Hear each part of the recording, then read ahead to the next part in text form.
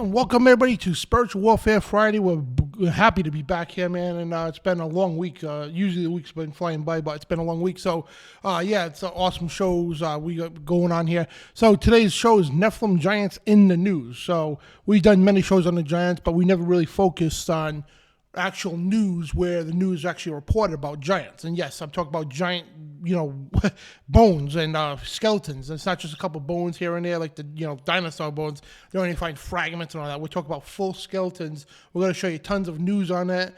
We're going to show you some stuff about ancient cultures talking about it, and we're going to go down a different route than we usually do when we talk about the giants and everything else. We've got so much to talk about. So we've got Jason Bidondi in the studio, my co-host here, Brian Reece. What's up, brother? What's happening, Dan? Here we are on Spiritual Warfare Friday, and I'm very thankful to be here. Yeah. Yeah, absolutely. And so this is going to be an exciting show. It really is. I'm looking forward to it because we've got so much to talk about. So, again, Nephilim Giants in the News, and thank you, ShakeAndWakeRadio.com, for carrying the show on the awesome network. It's an audio edition of the show. So ShakeAndWakeRadio.com and also BeforeIt'sNews.com as well. And tonight's show is brought to you by WatchLeather.com. It's where your custom leather project becomes a reality. All the links are in the description, guys. So before we get going, I just want to show you a couple of slides here. This is one here. It's Fort Collins, Colorado. So it looks like giant toes made out of stone. So I just wanted to throw that out there. It's a little ticer to the show. And a couple of pictures here is where Brian, which is place here you took this of? It's in Kentucky. It's going to be me and Joshua is working on a big thing for the future, and this particular place is it's a forest in Kentucky, and it's burning. Uh-oh. You froze up. Brian's frozen in time. Look at him. He's like, I'm not place or anything or put it down. Oh, but there it's you just, are. You were frozen for a minute. Spirit did. Hope they did. Dan? Yep. Hello? Okay. Good.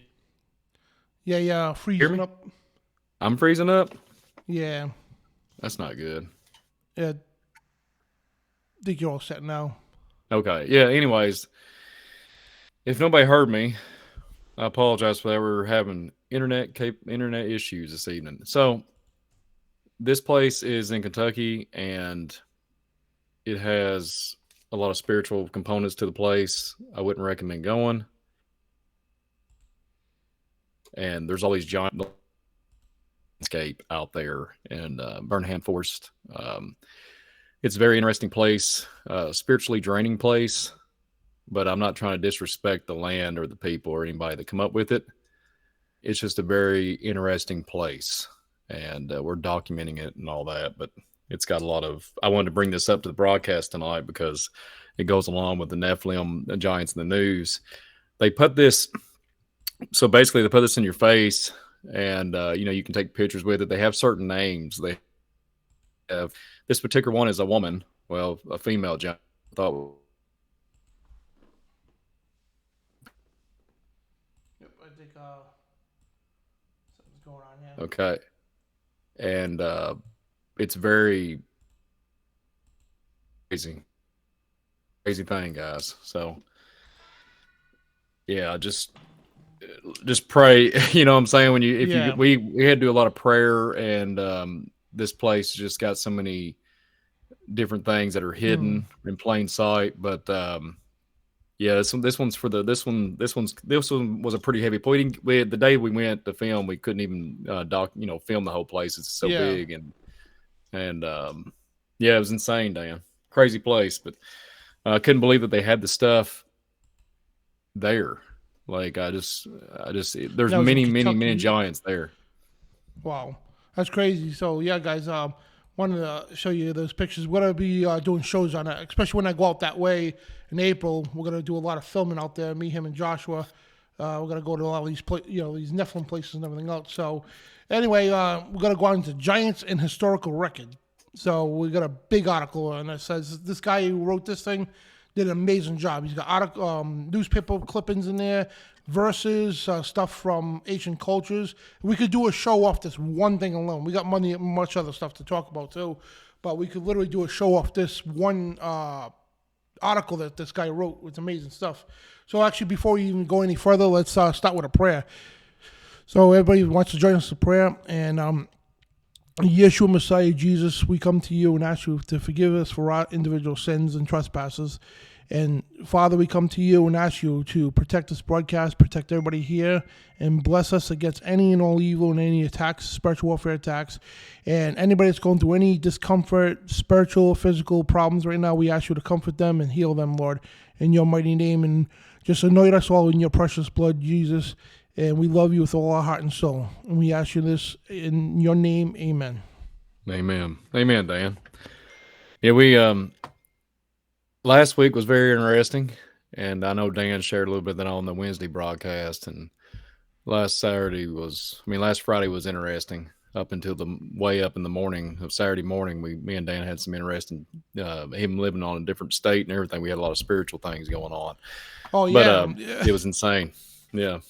Yeah, man, like in that Armando and Sister Ray, thank you guys for the prayers and everything else. Now, also Valerie and Uncle Obvious, thank you guys for moderating the chat. And Jason's also moderating. He's over here, too. So it was weird. Last week, we got into the broadcast, right? Went home, went to sleep, right? And I'm not even joking, right? Something was tugging at my foot. I woke up. I'm like, what the heck's going on? And there's nobody else in the room. And it started tugging again. I'm like, this is crazy. You know what I mean? And I rebuked it. Then I text Brian to tell him. He goes, dude, I'm all freaked out because somebody he knows that was watching the show, you got a lot of banging on his windows and everything else. The same thing happened in his house. Woke up his daughters and everything else. And then my brother, not too soon after, he was saying that something woke him up in the room. You know, that it was banging going on in the room to wake him up. You know, it's like all this happened within like almost the same time. You know, it was crazy. So what we said last week with the time travel show, whatever, well, we must have said something like really bad to tick off these spiritual beings. That's for sure. Well, I just want to point out, too, whenever I was trying to talk about the slides that we had up there with the two giants, it seems like what was so baffling, I couldn't get it out, and the internet started failing, right? So I don't know if anybody even caught that on the broadcast, but at the beginning we had some internet issues, but I hope y'all forgive us for that, but it's just kind of out of our control. But those two giants, that whole facility, that whole park was just a phenomenal place. Very interesting. Kentucky alone is phenomenal. I got a few things I'm gonna be popping up on my show, on my YouTube channel here soon. That's gonna blow your mind. I have I actually have some footage, so we're gonna be doing some really wild stuff here soon, and on my Visual Disturbance channel. Well, speaking of wild, man. So guys, you know how Brian likes to sing, right? He debuted his brand new song, Broken Down Milkman. So, and for you, those of you new joining the show, Brian, our host, yeah, it's a long story. So, but the people who watch the show normally, you got to get it. It's kind of funny. But if you're just tuning in the show, you're tuning in about Giants, and I'm going to show you this quick song. You're like, wait a minute. That just has something to do with Giants. But it's just an inside joke that everybody that knows Brian knows what to talk about. So this is Brian's new song. It's Broken Down Milkman. So let's hear it. It was that one day that changed my life. I fell off a truck, from then I wasn't right. I hit my head and now I can't see. That stupid old devil's after me. I worked hard on that route. Come to find out that milk was crap. Broken down milkman. Broken down milkman. Broken down milkman, headed that way. If you see a man of dirt, I'll stop and say hey. This old boy's here to stay. Thank you, Father, for staying after me. Broken down milkman. Broken down milkman. Broken down milkman, headed that way. If I see a man of dirt, I'll stop and say hey. Now I see with spiritual eyes. Come to find out the world is a lie. Broken down milkman, broken down milkman, broken down milkman, headed that way. If I see a man of dirt, I'll stop and say hey. I can't see like I should. But if you see this old milkman, you could help me dig up some dirt. Broken down milkman. Broken down milkman. Broken down milkman, headed that way. If I see a mound of dirt, I'll stop and say, hey. Broken down milkman. Broken down milkman. That's all I got today, guys. Broken down milkman, headed that way. If I see a mound of dirt, I'll stop and say, hey. So it's Brian's new hit song, and if you buy his album right now for $9.99, it comes with My Little Teacup. Man, you're crazy, man. I didn't think he's gonna do it tonight, but there you go. We're gonna make an album. We're gonna get all the songs from Brian crates. You know what I mean? Put an album together, sell it. $9.99. Get the Milkman Goes on Tour version. What was so bad? I'll tell you real quick. What was so bad? The whole story behind it. I was doing that mount hunting video.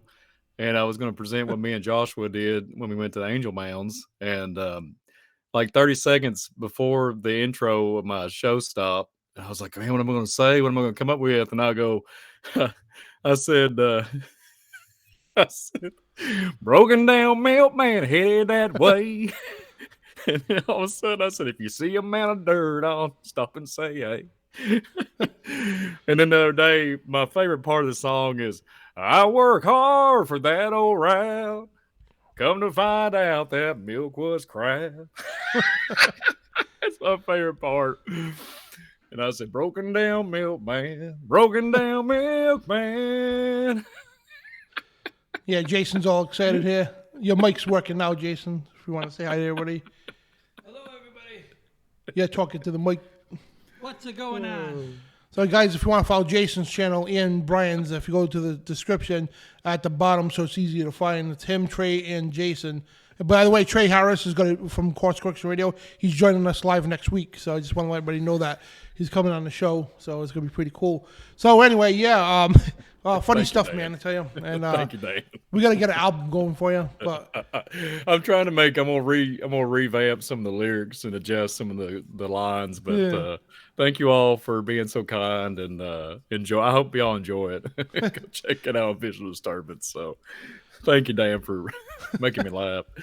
no problem. So like we talked about Nephilim giants in the news. So what is a Nephilim giant for us? If you're new to this stuff, long story short, and back in before the flood, there were giants on earth in those days, as said in Genesis. And if you don't believe in the Bible, guess what? All ancient cultures say the same thing. Every single one of them, even the Native Americans, talk about the ancient giants. And even after the flood, and they also recognize the flood as well. So no matter which way you go about it, you can't get out of the way. You know, you can't dismiss the flood and the giants. That's something the entire world can all agree on. Every ancient religion, every ancient culture, all can agree with the Bible on this, that there was a giant, there was a flood and also giants on the earth. And even up until like recent centuries, there were giants in the earth. And there was actually a parade in China, Japan, I believe it was. China or Japan, one of those two countries, and they actually had a giant marching in the parade. I'm going to try to find out later. But anyway, the newspapers here in America, New York Times, all the major publications, they recorded this stuff all the time. And there was headline news and everything else. And up into the 1940s, 1950s, mysteriously, the media was told to shut up about it. Literally. It's not a conspiracy, it's the truth. They just stopped covering it. They stopped writing articles about it, and they just left it alone. And I'm not saying this for the local small newspapers. I'm sure a lot of them still did, but now these days you won't even hear a word about it.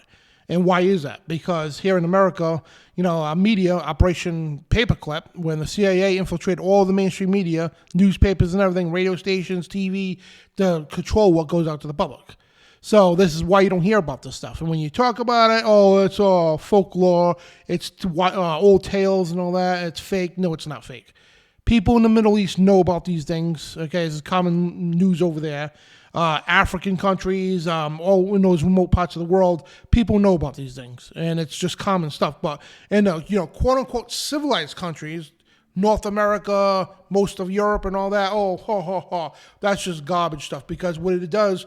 The thing is, if this stuff was to leak out to the public today, it would dismiss the entire evolution doctrine. It would just destroy it.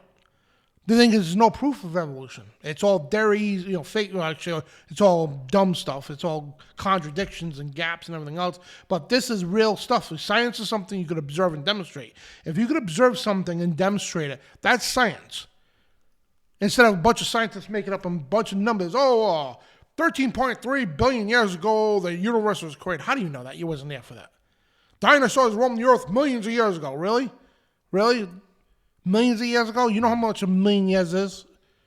You know what I mean? And they were destroyed by a meteor that hit the earth. No meteor hit the earth that destroyed the dinosaurs. They were destroyed by the thing called the Great Flood. That's how they got underground. Common sense. That science could prove that. If you find bones underground, hundreds of feet under the ground, that's not from a meteor. That's from a flood. You stand on the ocean floor, right? When the tide comes in, if you could stand there without moving, you'll get buried in the sand. That's just common sense. You know what I mean? That's what science is. You know what I mean? That's what real science is. Now, today, science is like nobody knows what real science is because it's all discombobulated. You got a bunch of goofs on TV, a bunch of paid scientists. Even though the thing is, here's the thing, right? Real scientists would agree with this stuff, right? But you'll never hear from them because they got paid off scientists or their own version of scientists, right? To go on TV to push the evolutionary doctrine. And so if you go into the media, guys, and here's some... We'll start off with this if you want, Brian, that first article. So this article, this guy wrote, Giants Historical Record. We could do the whole show just off this. I mean, I was reading through this last night and today. This is amazing. The work this guy's done. We could do a whole show just off this article. This whole thing, right? He gets to the ancient cultures and everything else. And this guy named John Jensen Jr. I would love to find this guy and try to get him on the show. That would be awesome. And so if you look at some of the newspaper articles, yes, these are real newspaper articles. And if you want, go to the New York Times and they have, I guess you got to pay for it to look at the archives. Or if you're going to go down to the building, if you live in New York, go to the archives, right? You can literally look these articles up. These are not fake. They're not put together. These are real articles. And here in Rhode Island, the Providence Journal is one of the oldest newspapers in the country. They recorded the stuff we're going to get to later on, too. They recorded finding giant bones. And again, there's not a couple of bones and all that here. These are massive skulls. Some of these things have 6 fingers on each hand, 6 toes on each foot. And they recorded this stuff in there, because what happens when the United States was starting to expand, the population and all that, especially with the invention of air conditioning. You know what I mean? They started going out west, and they started building lots of houses and everything else, excavating the land. So when they're excavating the land, they're coming across graves, caves full of these things, 11, 12 feet tall. Sounds ridiculous and stupid because of today's society. It's all dumbed down. You know what I mean? But these things are recorded, and we're going to get into the stuff with the newspapers and all that. But before I get to the newspaper stuff, you want to throw anything on that? It's kind of interesting. No joke, Dan. I have a story. Today, I had a really good experience going to my daughter's appointment. The woman that came and got me, everything was good, and no issues. The lady has a good head on their shoulders, and she was telling me her story. Literally, it fits right along with her shoulder. Now you can't make this stuff up. She went to Ohio, and she ran into a place 9 miles from the Serpent Mound, and there was this little building. It was like a little gift shop, and she just happened to, caught her eye, but she showed me pictures of it. It looked really kind of run down. It looked like an old building that had been added on like multiple times through probably the last 100 years.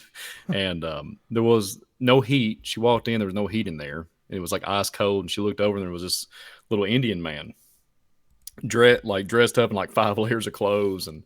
And she was looking around, just kind of, admiring what they had there, all these arrowheads, etc. and stuff. And she said that it blew her mind is the first conversation. Like she said, hey, he goes, hello. And then all of a sudden he goes, hey, my people, because literally this gentleman was like 80 plus years old, almost late 80s. And he said, my people come from the Serpent Mound area, but we was not originated from there. I thought it was just really cool. She doesn't know much about this stuff, but she was letting me know because I know her for a while, and she was telling me about it. She said, I've only ever heard anybody else speak about giants, and it was you. So he was speaking and talking about all kinds of random stories and said, yeah, we was told to go there, and then they just spin the narrative. But he said they used to have these events, the last few years, last 20 years or so, it's kind of depleted. They used to meet with all of his brothers and sisters from all over the United States that have these events with the culture, and now they're not doing it. And he was saying they was all dying off and everything, but he was really adamant about the giants. He's like, look, there's giants over there that was found in the Serpent Mound. You can go prove, we can actually go prove that the whole serpent, there's all kinds of data on that narrative.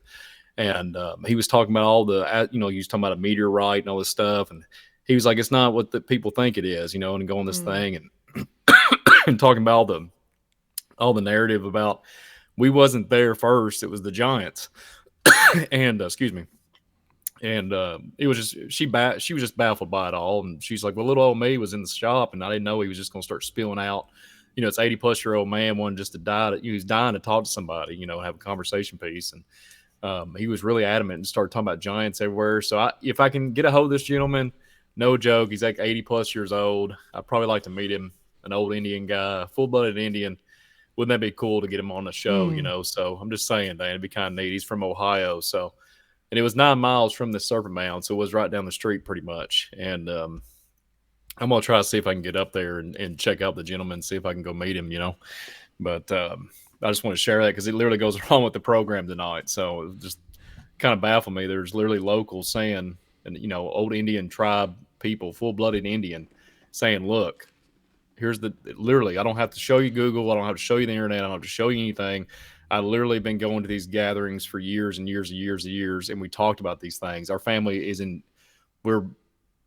we have all this knowledge and data, and, and he just was dying to talk to somebody about it. I just thought it was all wild stuff, man. It is. Yeah. And Tim Morgan in the chat room. Was it Tim Morgan? Yeah, no, I'm sorry, Matt Finn. Matt Finn in the chat room. He pointed out the book, Giants on Record. I actually got that. I was actually just going to plug that. I actually got this book, me and Brian both. It's Giants on Record. So we're going to bring some stuff up in the book later on, too. And it's by Jim Vera and Hugh Newman.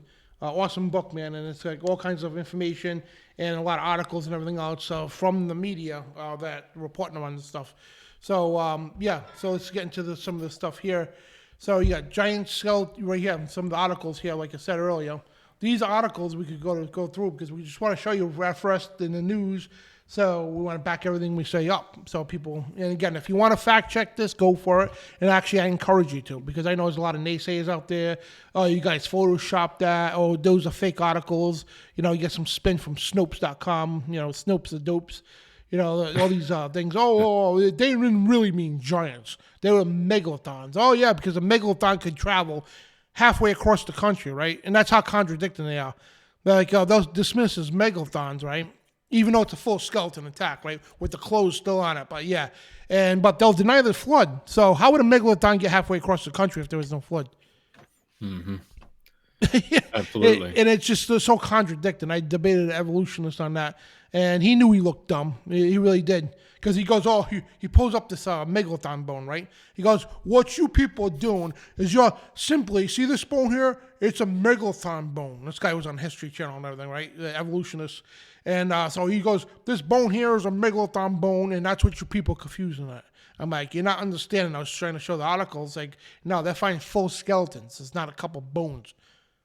So there's no mistake in these bones, like a grave, right? You dig it up, it's got clothes on it that are deteriorate and everything else.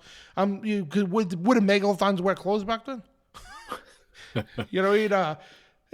Anyway, I'm sorry, guys. It's just real quick. I just for just a few seconds because I know you want to keep talking. No, we got so much. We got so much that we could spend here 7 hours on this. Yeah. This whole everything we got to load into the show tonight. It's just interesting that they used to preach this, the pulpits. Y'all have heard me talk about this many times. And I see the same thing today. There's nothing under the sun, a military application. And it's hard to grind through all the programming, really get through all the programming and false narratives and stuff that's been taught to us since we've been a child. And when you see what's going on then and today, this is just going to be random, but this is kind of off the subject, but they're telling us to look at the skies. They're telling us to watch for little balloons with satellite dishes that can move. They're telling us the Pentagon's getting on and saying, look, Alaska, we shot something down. It looked like a DeLorean. I'm being sarcastic. They said it was small as a car. It's always a narrative.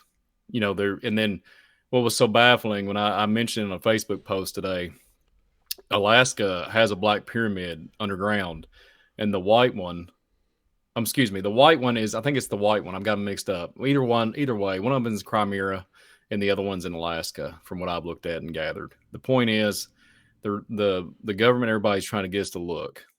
Back in the day, they told us not to look. There was no such thing.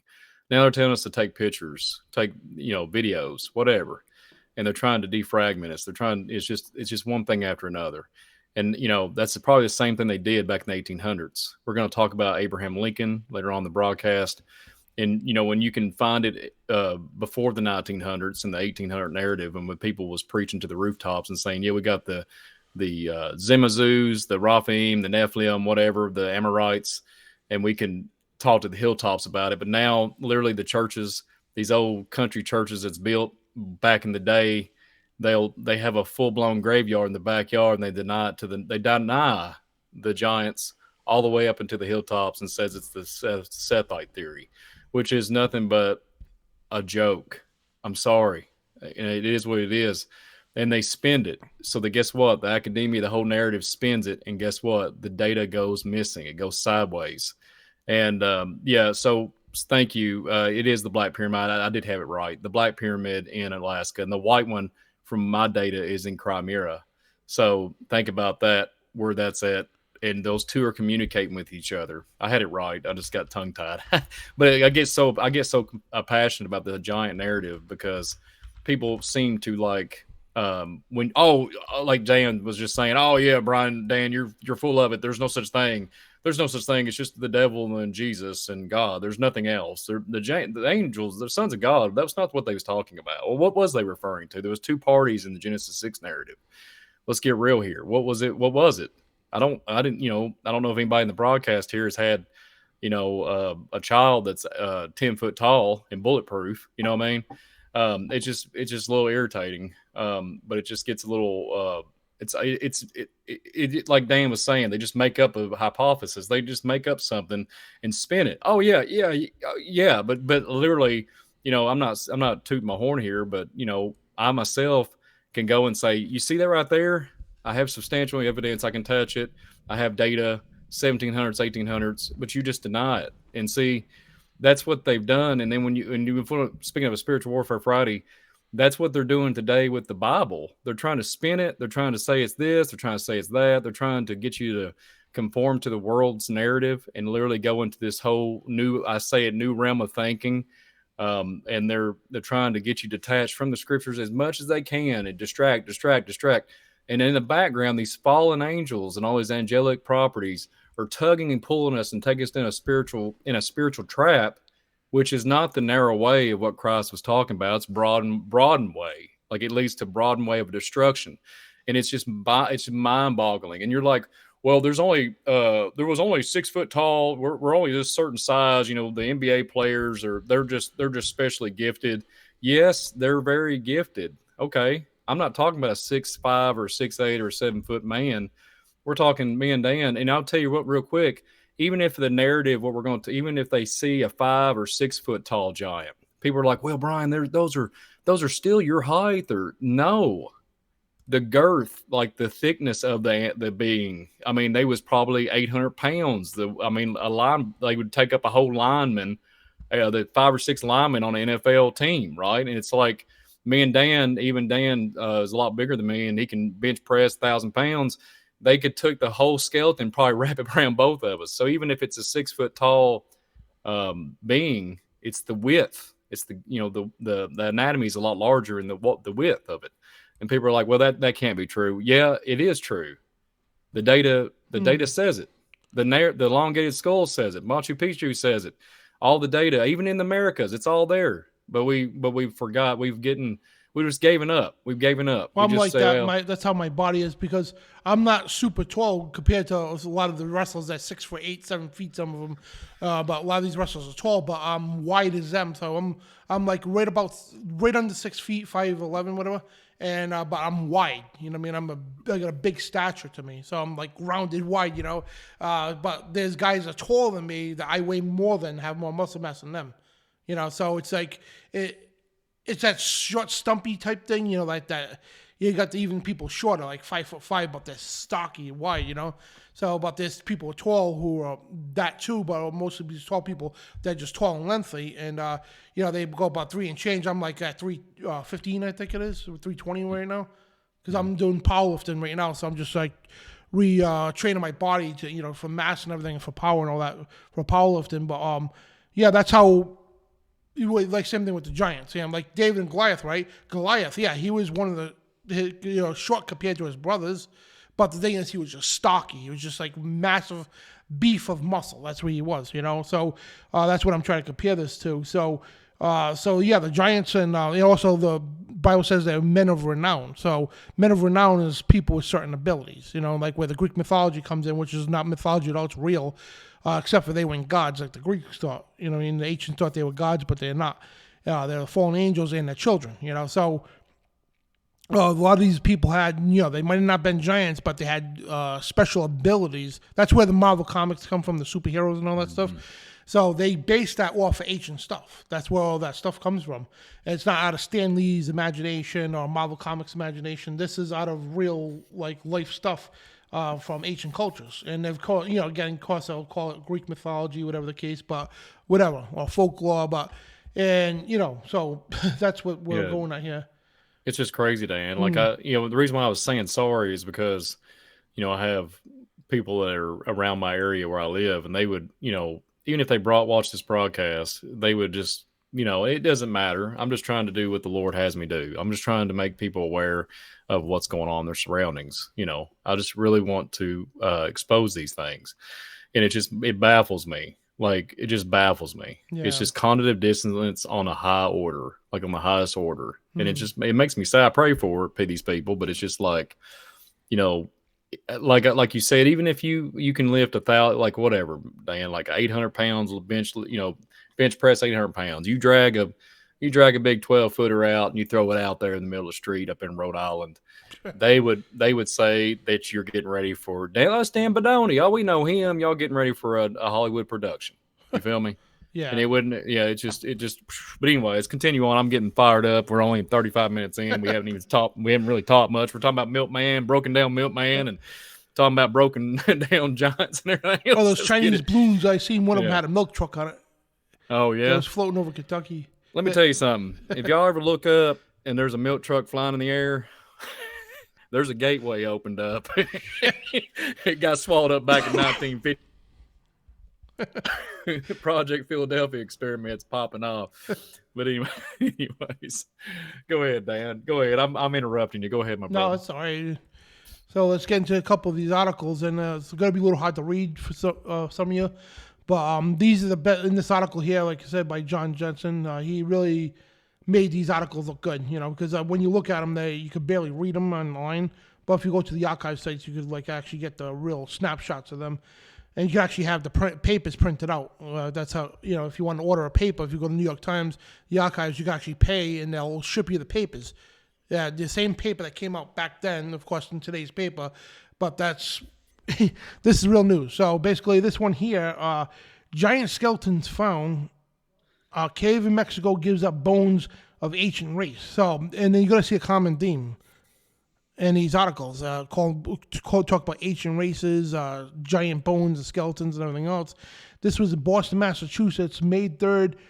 So Charles Clapp, who was recently returned from Mexico, where he has been in charge of Thomas W. Luton's mining investment. So I guess this guy opened up a mine and they started digging a mine. So anyway, he found in Mexico a cave containing some 200 skeletons of men above 8 feet tall in height. So what this is saying, you got 200, just a couple, 200 full skeletons at least 8 feet tall in Mexico. And the cave was evidently a burial place of a race of giants who was I'm trying to read that here. Associated, I can't, it's hard to read that, guys, I apologize. So if Brian, if you're reading it better, please jump in. But the total length of one of them was 8 foot and 11 inches. So basically 9 feet, this one giant was. And this one here was published May 4th, 1908 from the New York Times.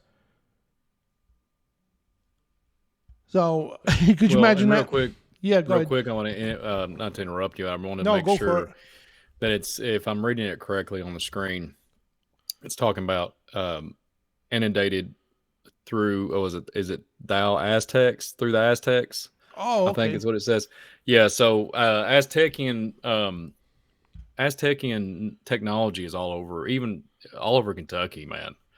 And people just don't understand. I'm just an average guy, okay? In some cases, I can barely speak the English language. But I can sing a Milkman song, right?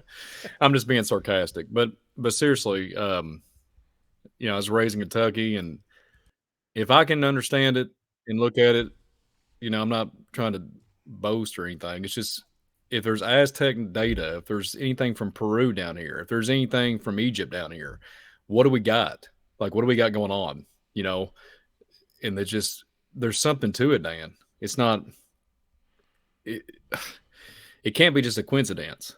And this, I just want to throw it out there. And these beings, when they're all gathered into one place, right? This is what blows my mind. So how many was it again in this certain article? 200. 200. That's correct. Some 200. So basically over 200. A little above, something like that. Yeah. So I'm gonna do a show on the Stonish giants. That whole narrative. Whenever they went to war, something they talked about the master of the world. They was talking about the creator, but they wouldn't say of Jesus or God. But they said that these things miraculously appeared, and just miraculously, and they was able to defeat them because they all appeared in one place. And that's what blows my mind. It's almost like you're talking about a Mexico cave here containing some 200 skeletons, and it blows my mind when sometimes when you look at gateways and portals, et cetera, et cetera. And I'm wondering if there's something to it. You know what I mean? Could it be something? Could it be something? And then why is it? It's always a cave. A lot of cave narrative. You'll hear about, oh yeah, there's 5 or 6 here, and then you'll look down this other 10. Like maybe approximately a few yards, or even in the other tunnel system, not too far, maybe just a mile, and you'll still have a ton of giants in that area. It's just wild, man. I don't know, Dan. Well, if you look at the old catacombs too, and a lot of the older cities, that's how they buried, like in like France and Italy and all that. The catacombs is basically a tunnel system under a building or something, and that's where they buried the dead. They put them in the wall, put them on a slab on the wall, and just let it, the body rot, whatever the case. But that's how they, I guess that's from an ancient thing. Instead of just like what we do today, we bury somebody 6 feet under, whatever. I don't know why they do 6 feet. It's kind of weird, but back then they would put them in the tomb and just stuff the bodies in the tomb, and of course people got buried, but most of the time, especially royalty, they got buried in some kind of a tomb or a catacomb or something like that. And in this case, 200. So it must have been some actual race that lived there, like a tribe or something of whatever they were that lived there, and they ended up all dying off, and over the years they buried their bodies in there. Well, some of them know what's so baffling. Some of them are not even in the position of some of them are like in the fetal position. I have seen some in like Wisconsin where they're like in a fetal position, like either starvation or something to that effect, and it's baffling. I remember one in Wisconsin had like the mother, the father, and the 2 children, and the children was like 7.5 feet. Wow. Then the father and mother I think was like 10, 12 foot tall. And what was so baffling about it is they was all in a fetal position. So I just thought that was weird. I don't know if it's like a cataclysm, some kind of bad weather, if it was like Arctic death, like negative 75 or something like that. I don't know. You know what I mean? To cause them, or it could have been, they could have starved. I have heard narratives and stories where the natives would literally block off the caves back in the day, somehow, shape, or form, figure out how to drive them back into the caves. I have heard that, like where they would try to isolate them and basically keep them away because they was, trying to take out their flock. So it's baffling, man. It's baffling. Oh, it is. It really is. But it's like, imagine discovering that. Like, just say we're out in a adventure or something, and we come across this cave, and go in there to see that stuff, man. And I'm sure like the feds would scoop that stuff up right away. And I want to tell you guys there's a common thread because I've been to a lot of debates and everything else and talked to people, and so of course they call it playing devil's advocate. So basically they'll hit you with this. All right, well if this is true, where's all the bones then? Where are they? I mean, show me the proof where they are. Well, you ain't gonna get none of those because none of that proof. Because here's what happened: the Smithsonian, and they were actually under fire for this. The Smithsonian and historical societies of each state and whatever the case, basically the federal government would step in. And the Providence Journal even talked about this too. We're going to show you that later on, that this federal government step in, like a Smithsonian or Historical Society, they confiscate the bones, the remains, right? Then when somebody files a FOIA request, say, hey, we want to examine those bones, we want to see them, take pictures, whatever, mysteriously, and this is a common thread, mysteriously, every single time, Ellie Mazzulli, I'd like to get him on the show too, but he ran into this when he started uncovering this stuff too. Every single time the excuse comes up, they were lost, stolen, or damaged. Yeah, every single time. So, and that's the, if you went to the Smithsonian to demand to see the stuff, or even with a FOIA request granted, right? And they'll come up with a cockamamie excuse. Somebody stole them, or they got lost or got destroyed in the fire or something like that, Just like all those egg farms too, right? Yeah. Anyway, that's their excuse. And that's a common thread you see all over, because people say, well, if that's the truth, where are they? Where are the bones? Show me the bones and I'll believe it, right? I can't show you the bones. Maybe if we dug up some of those mounds, which, by the way, were they under protective order or something like that? Well, this old good boy here, Trey, I know you're watching. I just called myself what I call you. I'm never going to call you that again, my friend. I'm giving you a shout out. I'm going to call myself that. Anyways, real quick, Dan, I think it's over a protective. Some of them are okay. So, an archaeology dig standpoint, some of them have not been deemed an archaeology site to dig. So it's like, okay, or if there's any kind of like well, here's the thing: they've been 400 or 500 year generation, 400 or 500 years owned by families, and they protect them, right? And there's just something about it that it's covered in that way, and they plant trees up, and it's just hidden. These mounds are hidden, and then they just keep the traditions going on, and it's just it's a cover up. It's a cover up. But then, and I think as they die off, the family, they go on, the descendants and the ancestors and stuff didn't really tell them much. And they continue to lose the knowledge. And they're like, well, Papa was telling me this or whatever. And then they just go on about their merry way. They don't ever get into it. And then, the younger generation gets a hold of it and they just think it's valuable land. And they forget. Or, it just gets lost. But the sad part is it's all there. It just nobody wants to pick up the bones, pick up the dust and clean. I really do think in some of the data I looked at, I really do think there's some that have never been touched. And if that's the case, and we're going to be talking about Abraham Lincoln, what he was talking about with the mounds and the giants, Niagara Falls. Yeah, when you're going to pop it up later. In the data that I have from the 1900s, early 1900s, I have partial excavation sites, and then I have some that are not even been recorded. And if they are recorded, I have they've never been touched because the family said you're not allowed on my property. So I wonder. And I pray the Father allows me one of these days to be able to access some of these properties and actually, these people's hearts get softened so we can actually try to see if we can figure something out. Because wouldn't that be something, Dan? I mean, go out and literally find a 12-foot, 15-footer and be like, look, here it is. What are you going to, what are we doing? But see, you said the Smithsonian and stuff that, so there's sarcophaguses from Egypt here. When there's stuff from Peru here in the caves, close to Mammoth Cave in Glasgow, Kentucky, when there's Peru embalming procedures, when there's civilizations of Aztecian, we can go on. We can go on to Tartarian or Tartars, the Tartarians civilization. When you have all that data, and what is it then, Dan? So, and people will say, well, it's 800 years old that this giant's been in this mound, or it's 500 years, or they'll say it's 2,000, 3,000. So their carbon dating is never accurate and all this stuff. But there's just something to it that that baffles my mind. I'm not 100% sure what's really going on, because it's more of a spiritual thing, because somebody ought to know something. If you got a 200-year, so if you keep this documented, I think, like you said, Smithsonian comes in, sweeps it in, takes all the data, knowledge, the bones, and everything. But the point is, what if they haven't searched everything? And another thing, what if they're so conditioned and programmed in what they actually believe, what they've been taught in the schools? What if it takes somebody that is not in that type, just an amateur person that can literally see with spiritual eyes, and see it differently. Everybody's different.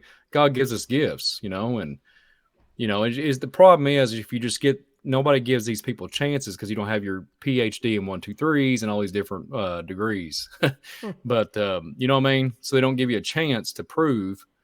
But what if you do get that opportunity? But that's just I'm going on a rant. But go ahead, Dan. Yeah, and the Smithsonian was established in 1846, and it was tasked with the mission of organizing the anthropology history of the United States of America. So they're the police, so to speak, of this stuff. So at any time, because they're a government entity, they could step in and use that government power to confiscate evidence and everything else. So there was also the Smithsonian, and they buried this in the media big time because it was all over the place. So even the History Channel talked about it too, about the Smithsonian was under fire for hiding this evidence or destroying them, whatever the case. But even this Gaia news publication, it's the New Agey one, but still, they even say the conspiracy claims that the Smithsonian giants destroyed skeletons. Destroyed giant skeletons, I'm sorry. So there's it was a New York Times, Globe, and Scientific America published articles. So, and I remember these because when these came up, we actually talked about them on my news show. Mm-hmm. The New York Times, the London Globe, the Scientific American, all published articles purporting the discovery of gigantic human bones, concluding the remains were sent to the Smithsonian for further study, but the fact that the evidence was never seen again, reported. And some of these old articles says the same thing in the articles, and we got one from the Brighteon Channel that says the same exact thing, or the Historical Society, which is connected to them. And the question is whether the Smithsonian destroyed the skeletons. We know they didn't destroy them. Of course they didn't destroy them. They'll come up with some cockamamie excuse. Then you get some like Politico. Oh, it's a conspiracy theory. Oh, and Political Fact, which is, they claim to be fact checkers, but these people lie to you every day. So, and they say the Smithsonian didn't admit to destroying giant skeletons. They'll go in there and try to dismiss the whole thing. You know what I mean? And that's how they are. Because these people are paid opposition to paid disinformation units, CIA stuff. That's what it is. And NSA. They want to purposely, they put stuff out to say it's a fact when it's not. And this Washington Post talks about that too. Human bones stolen, Smithsonian tackles its problems. So at one time, all the major newspapers talked about it. I remember seeing the articles my own self, read them on the air. That was just like 5 years ago, I think it was. But the Smithsonian was under fire for denying people to see these bones because they said they got destroyed or whatever the case. But anyway, it's a massive cover-up. And the thing is, again, why do they do this for? Because they want to bury all the information they want to bury God. That's what they're trying to do. Because the thing is, if they reveal these things are true, right, guess what? The question's raised, oh, wait a minute, I thought we came from monkeys. The question's raised, oh, how is this possible? It would destroy the entire evolutionary theory. That's what it would do. That's a main number one reason why. And they want to, and the thing is, the biggest reason why is because they want to deny the creator. Because now if you get into giant bones, then, oh, wait a minute, hold on. I remember reading that in the Bible, so guess what? The Bible must be true. So that goes down that road, then all of a sudden the creation of the earth, then it just goes on and on and on, and it completely unravels and destroys the entire worldview of cosmology and the entire worldview with the whole evolution doctrine. So they don't want that. So they want to keep your head buried in their books to think you're smart when you're not. And it's such a mind job, really. It's a psychological warfare, and they're doing that. And they hijack the media, and there's nothing new with this, guys. Back in the 1700s, the German Union, when the Illuminati was established, right? Well, officially, they were around since the 1500s. But when they were established officially in 1776, May 1st, by Adam Weishaupt, he was a professor in canon law. So he established the Bavarian Order of the Illuminati, right? So when they got powerful, right, they created a thing called the German Union. The German Union was a group of people They were publicists. They wrote books and everything else, authors and all that stuff. So at the time, the only form of media would be at a library, right?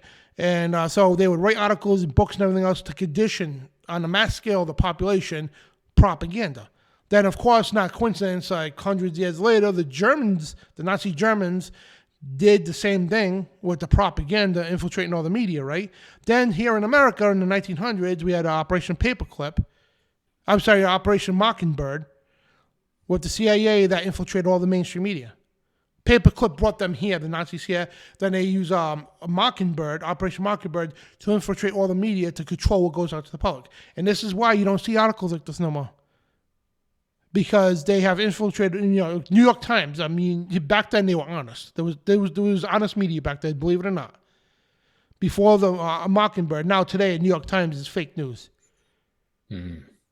You know what I mean? And plain and simple, they just complete liberal bias. That's all. Back then, there wasn't about political parties. It was just a bunch of reporters. And I talked to a lot of reporters too. It's like they want to become a reporter because they want to report the truth. And of course, a lot of them are just there just for a paycheck, whatever the case. But yeah, back then it was honest media. And now today, forget it. You won't even get a lick of this. And look at this one here. It's February 11th, 1742, I think that is. The living colossus of wonderful and, forgive me, guys, here. It was from Sweden, I guess. I'm trying to read this article here. Could you read that, Brian? The giant one? I'm trying to look at it real quick. Forgive me, Dan. Now I'm asking you, and he's what the visual disturbance. Yeah, I'm having trouble myself. Yeah. I'm so sorry, Dan. No, be sorry. It's hard to read. Yeah. Welcome to Spiritual Warfare Friday, and welcome to Visual Disturbance. Oh man. Trying to get a little glimpse of anything of this. All right, You so have to guys, forgive me, apologize. Can't read this one. Just skip on to the next one. It's just, I can barely see that. But, yeah, you got a set of New York Times articles, right? February 7th, 1976, March 5th, 1894. Let's see if there's a way to zoom up on this stuff here. Could you get a glimpse of that, those New York Times ones? I'm almost, I've lost my place, Dan. Oh, it's in that, the first article. If you scroll down to the articles. I see it now. You see giant skeletons found and giant. I got it now. The New York Times one, correct? Yep. February 7th, 1876. Whew. All right then. Get the magnifying glass out. Yeah, has anybody ever watched Minority Report with the Tom Cruise in it? Does anybody have any new pair of eyes laying around? You do a little swap for Brian Reece. Oh, I can't read it, Dan, man. I'm sorry. It's not there. I can't read it. What I'll do here, this is what I'll do, right? I got the link, so I'm going to put the link in the chat room, guys. Sure, yeah. So I will read the next. Oops, I will go on and read the next one, though. Sure. I will go on and read the Giant's Bones in the Mound. So this one is, this is also reported in the New York Times. Okay, everybody, I'm going to get real serious now. I'm 56 minutes into the show, and I've been goofy the whole entire time, off and on, but Dan had me cracking up when he had to premiere the song, so I've not recovered since that happened. So, bless you, my friend. So, Giant Bones in the Mound. So, it says it's the next one down. Yeah, there you go. I'm on the right side. I can't really read the left one, and forgive me, you all. I can read the left one, but go ahead. Okay. So scientists unearthed relics of Indians who lived 700 years ago. So this according to this was published in July the 14th, 1916. So this is what cracks me up. So I want to put this in here before I read it. They did military reconnaissance missions in the early 1900s in America. And me and Dan's always said it on this channel, and I've said it on my channel. Why do they have to have a military application to go just look at Indian mounds and old relics, old artifacts and, archaeology dig sites? What are you really doing? To me, this blends in with the whole narrative with the so-called cryptic creatures and gates, UFO phenomenon, and people just see that's what I'm saying when they send a whole task force and a whole black ops operatives to a location. Why are you going to a place that's been buried for hundreds and thousands of years? But anyways, let's move on here. So I think I'm reading it right. Is it Binghamton? Yeah. Okay. July 13th, Professor A.B. Skinner of American Indian Museum, Professor W.K. Moorhead of Phillips Andover Academy, and Dr. George Duno. I'm having trouble reading it myself. Donahue. Pennsylvania. Yeah, it's really blurry. I'm so sorry, Dan. Pennsylvania. I'm trying the best I can, guys. Pennsylvania. Yeah, seriously, visual disturbance. Pennsylvania state historian who have been conducting researches along the valley of the, what is it? Two different words. I'm gonna skip that. Have uncovered an Indian mound at the toggle point. It's so small.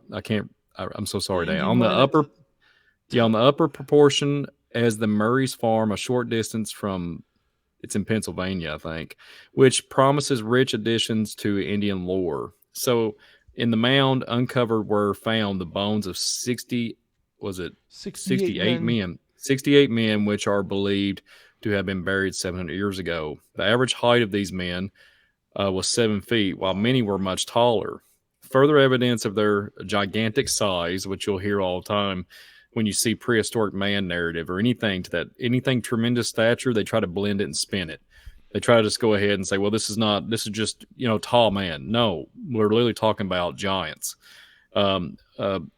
Gigantic size was found in large celts or axes hewed from stone and buried in the grave. On some of the skulls, 2 inches above the perfect form forehead, were protuberances of bones. Members of the expedition say that it is the first discovery of its kind on record and a valuable contribution of the history of the early races. The skull had a few bones found in the grave were sent to American Indian Museum. Wow. So they always spin it. Sorry, it took everybody. I know I keep saying sorry, but I really do. I was having trouble reading it with my visual I think everybody is too. I am. Yeah, yeah. It's not your fault. It's I was grinding through it, Dan. Grinding through it, but we're just two dudes that God has put together to do a broadcast every night, and we're very thankful to do it. So just hang in there. Well, did you hear that though? 68 of these things, right? And the smallest one is 7 feet. They said 7 feet and up. So that's crazy. That proves to me that it might have been a child, because when I looked at my data, the children would be smaller and the daddies and mommies would be 10 to 12 foot. I've seen this, like I mentioned earlier, in Wisconsin, all over the west side of America, and that's what it's probably. The 68 people there, they're probably obviously different ages, but people just don't it just doesn't register, Dan. But yeah, go ahead, man. Read the next one on the left there. And this one here is one on the left here. And the skeleton's 7 feet long. This is Centerburg, Ohio, May 4th. And it doesn't say what year here. But it says Licking County has been for years a favorite field of students of Indian history. I'm sorry. So it's a favorite field for Indian history. There have been 2 old forts and across from the mounds. As you see, these mounds, scores of mounds, right? 2 old forts and scores of mounds, many mounds. Last week, a small mound near the Homer was opened up by some schoolboys, and who found a skeleton. And today, further, what does that say? I'm just trying to read the print, guys. Yeah, they're saying it's several feet below the surface of the earth, and a large vault they found with some stone floor. So I guess they uncovered a large vault in this mound with the stone floor. Wow, Dan! It says you said 2 old forts, right? So there's always fortifications. Star forts, yep. Yeah. So listen to this one real quick. I want to elaborate on this. So in my area, no joke, me and Josh was gonna go there here soon.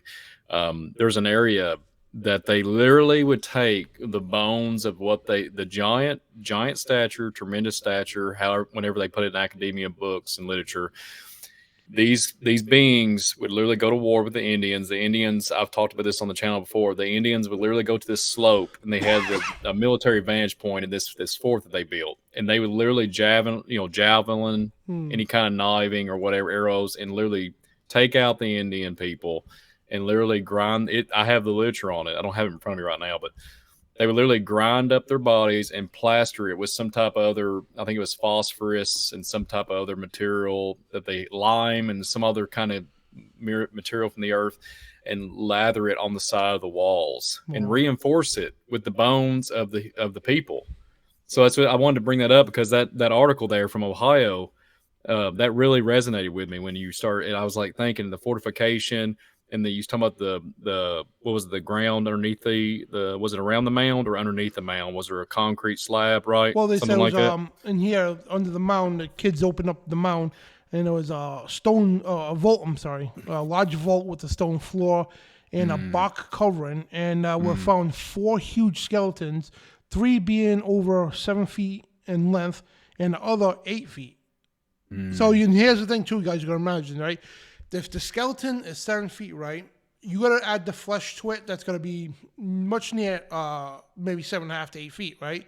So because our skeleton, you know what I mean, if you put the flesh on it and everything else, it's gonna be bigger. So keep that in mind. So the skeleton itself is at least 7 feet, yeah. And they're saying here over 7 feet in length, and the other one there they found was 8 feet. The skeletons lay with their feet to the east in a bed on the charcoal. That's weird. So the skeletons are laying with their feet to the east on a bed of charcoal. In which That's a ritual, Dan. Yeah. By the way, they from what I've read about that, they thought that he was harnessing that they worship the beings that they put in. They would worship them and honor them. They bury their dead around the base of the mound. It's really trippy stuff, man. Yes, Go ahead, man. They were laying on a bed of charcoal in which the numerous they were partially burned bones, and about the neck and the largest skeleton was a lot of stone beads, evidently a necklace in the life, I guess, whatever. And the grave contained about something like 30, I think is number 30 stone vessels and implements. Sorry, guys, it's hard to read this here. So the most striking being the curiosity wrought pipe, the bowl having series of carved figures upon it of birds, and it's only engraved stone pipe ever found. So it was a pipe, a smoking pipe, I guess, with engraved on it, stone on it, made of stone. And so the stone kettle boiling about a gallon.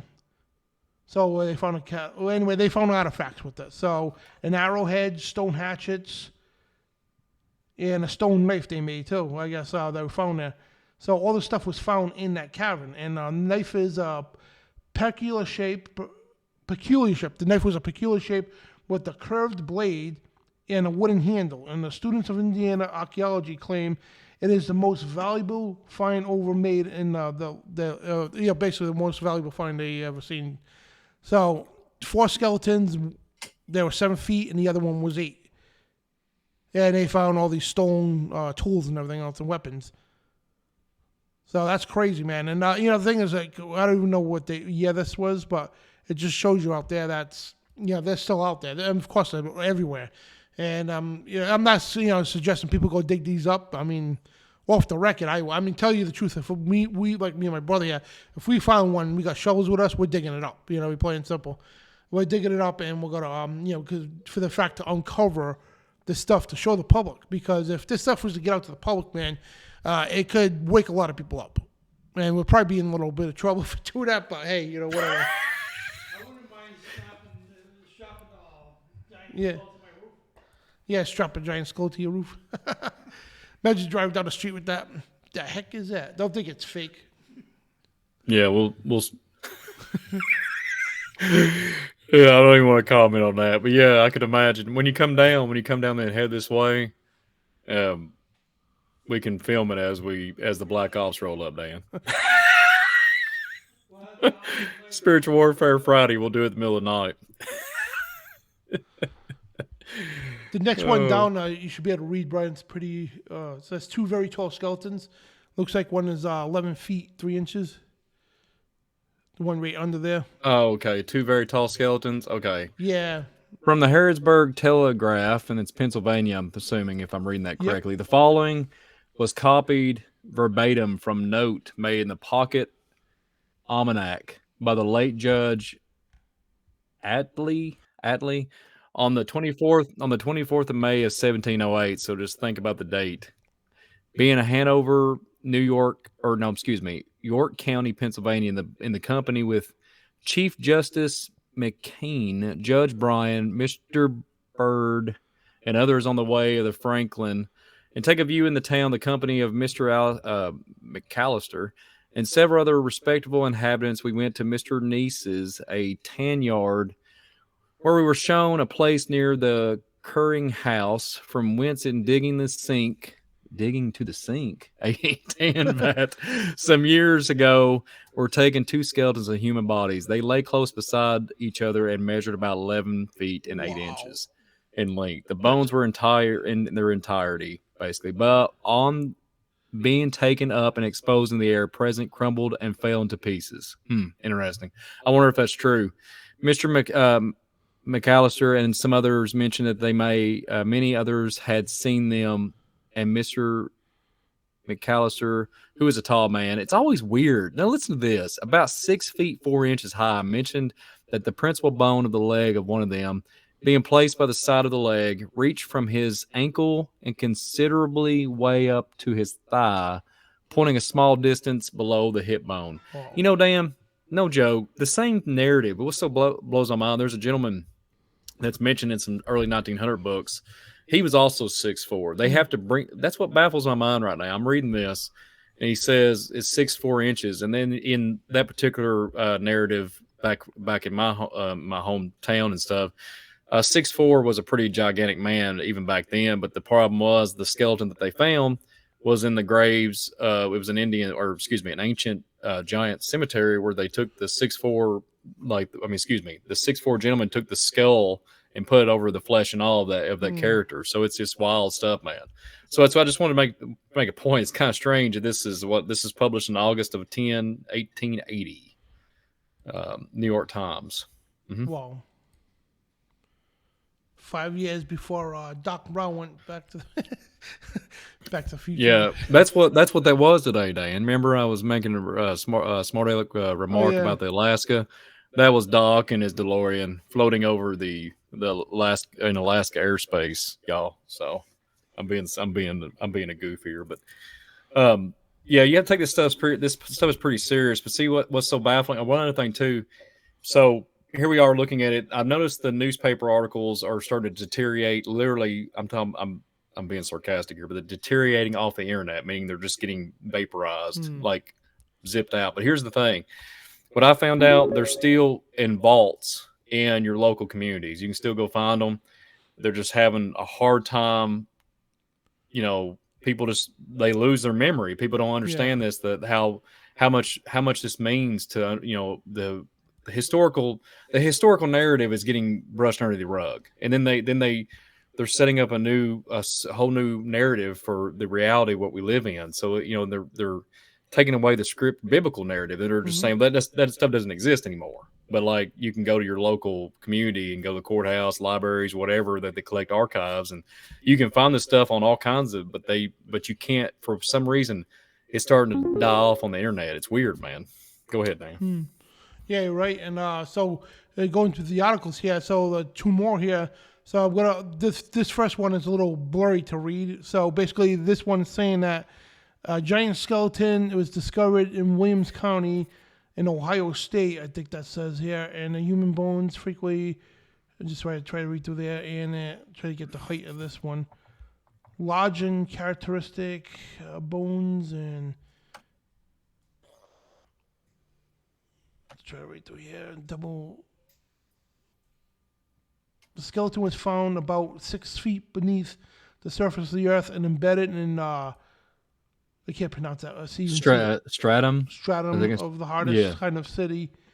And the bones are said to be a perfect state. So perfect, nobody even touched them. They're perfect. And the way... Preservation. Trying to read through this. I got it zoomed in. I've zoomed it in, like magnified tenfold on my end. That's why I'm having better luck. I'm sorry, Dan. I'm trying to help you out. The gentleman said... walked the earth was about 18 feet high, and they estimate with the flesh and everything must have weighed about 3,000 pounds. That's crazy, man. And 18 feet tall, about 3,000 pounds. And, I believe that. And the one next to it here, this is Prehistoric Men. It's a lot easier to read here. 11 feet high. And again, where it says what? The mounds of the south side of Crystal Lake and Montcalm County, Michigan, right? Mounds. So every time you see the mounds. And have been opened, and the prehistoric race unearthed one contained 5 skeletons and the other 3, so 8 skeletons total. And the first mound was unearthed on the tablet of 5 inches long, 4 wide. Let me see. What is it? What is it reading here? What tablet? Oh, where is this at? Michigan? Yep, Montcalm County, Michigan.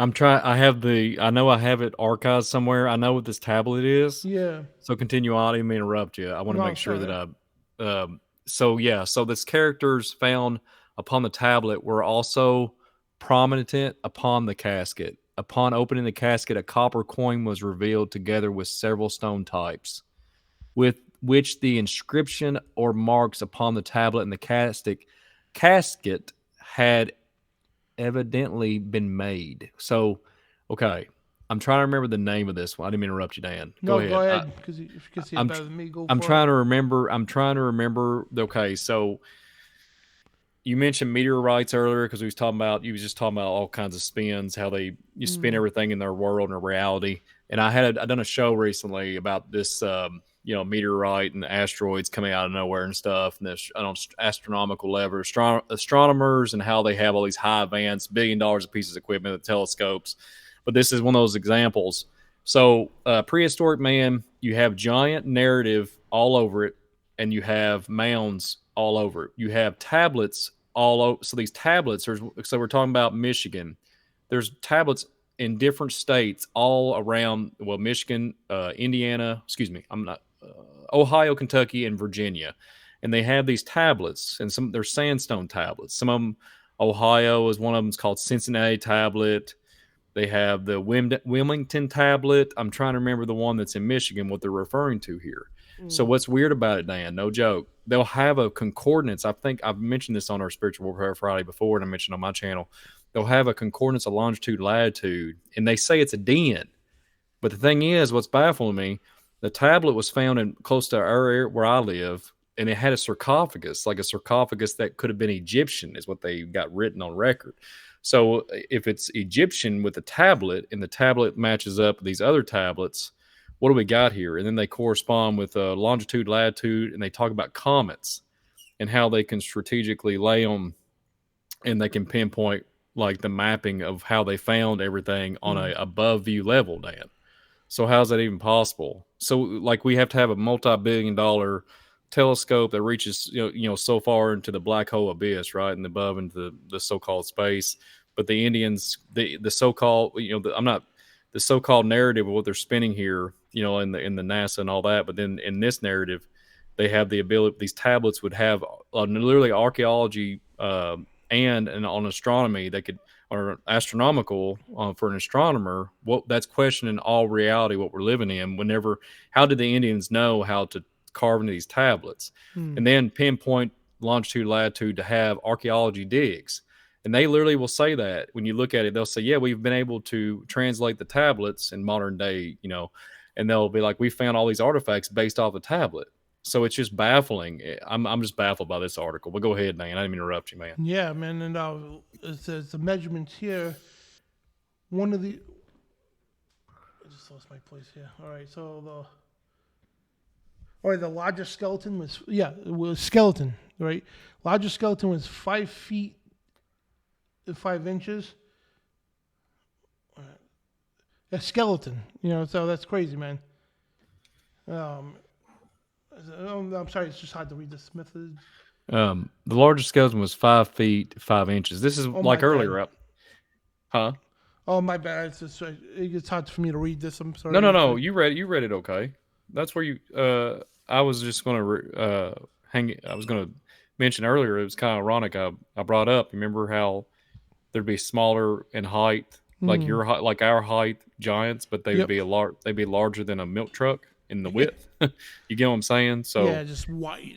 yeah, people don't. They look like more like a troll, like a narrative of a troll, like a giant. The whole fairy tale, stuff. Like big, big broad shoulders, etc., and be able to, 1,000-pound being, and it literally goes on to say, do you want me to completely? I got it zoomed in here. Do you want me to go ahead and keep reading it on this Yeah, if article? you can, I that'd be can, awesome. I can do that. So, you stopped at the. I've done lost my place too. And it says the lower jaw. Okay, so the lower jaw was impressive. An ordinary jawbone fits inside with ease. By the measuring of the distance at the top of the skull to the upper end of the thigh bone, the largest skeleton was 5 feet 5 inches. A doctor who was present stated that the man must have been at least. Okay, here we go, Dan. The man must have been at least 11 feet high. One of these mounds was partially covered by a pine stump. I'll get into that here in a second. 3 feet 6 inches in diameter, and the ground showed no signs of ever being disturbed. The digging had to be done among the roots, which had a large spread. Okay, so whoever these people was and these beings, they literally, you can go look this up. They would put they would grow trees around the mounds to conceal the mounds. No joke. And that's what whenever they found this at this particular time, and they're literally documenting it right here and saying, okay, among the roots with a large spread, and talking about the diameter of the stump, and it's pine, which that's a big one too. There's a lot of pine trees. I've noticed that, and a lot of different oak trees, etc. And it just blows my mind whenever they try to conceal it. And they done this when I found this out, I was in Peru. They did the same thing with pyramids and everything. They would try to conceal it from the public.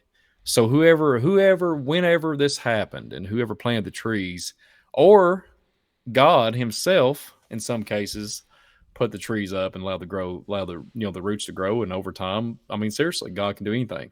So the trees might just, a miracle from God, and grew around them in some cases, but there is evidence of man-made factor, because they're aligned in circumference to, it's just the way and there's no trees growing on the mounds, which in some cases there is some trees growing on mounds here in my neck of the woods, but it's because of man's, after they excavated, they stuck trees on top of the mounds for whatever purpose. I have no clue.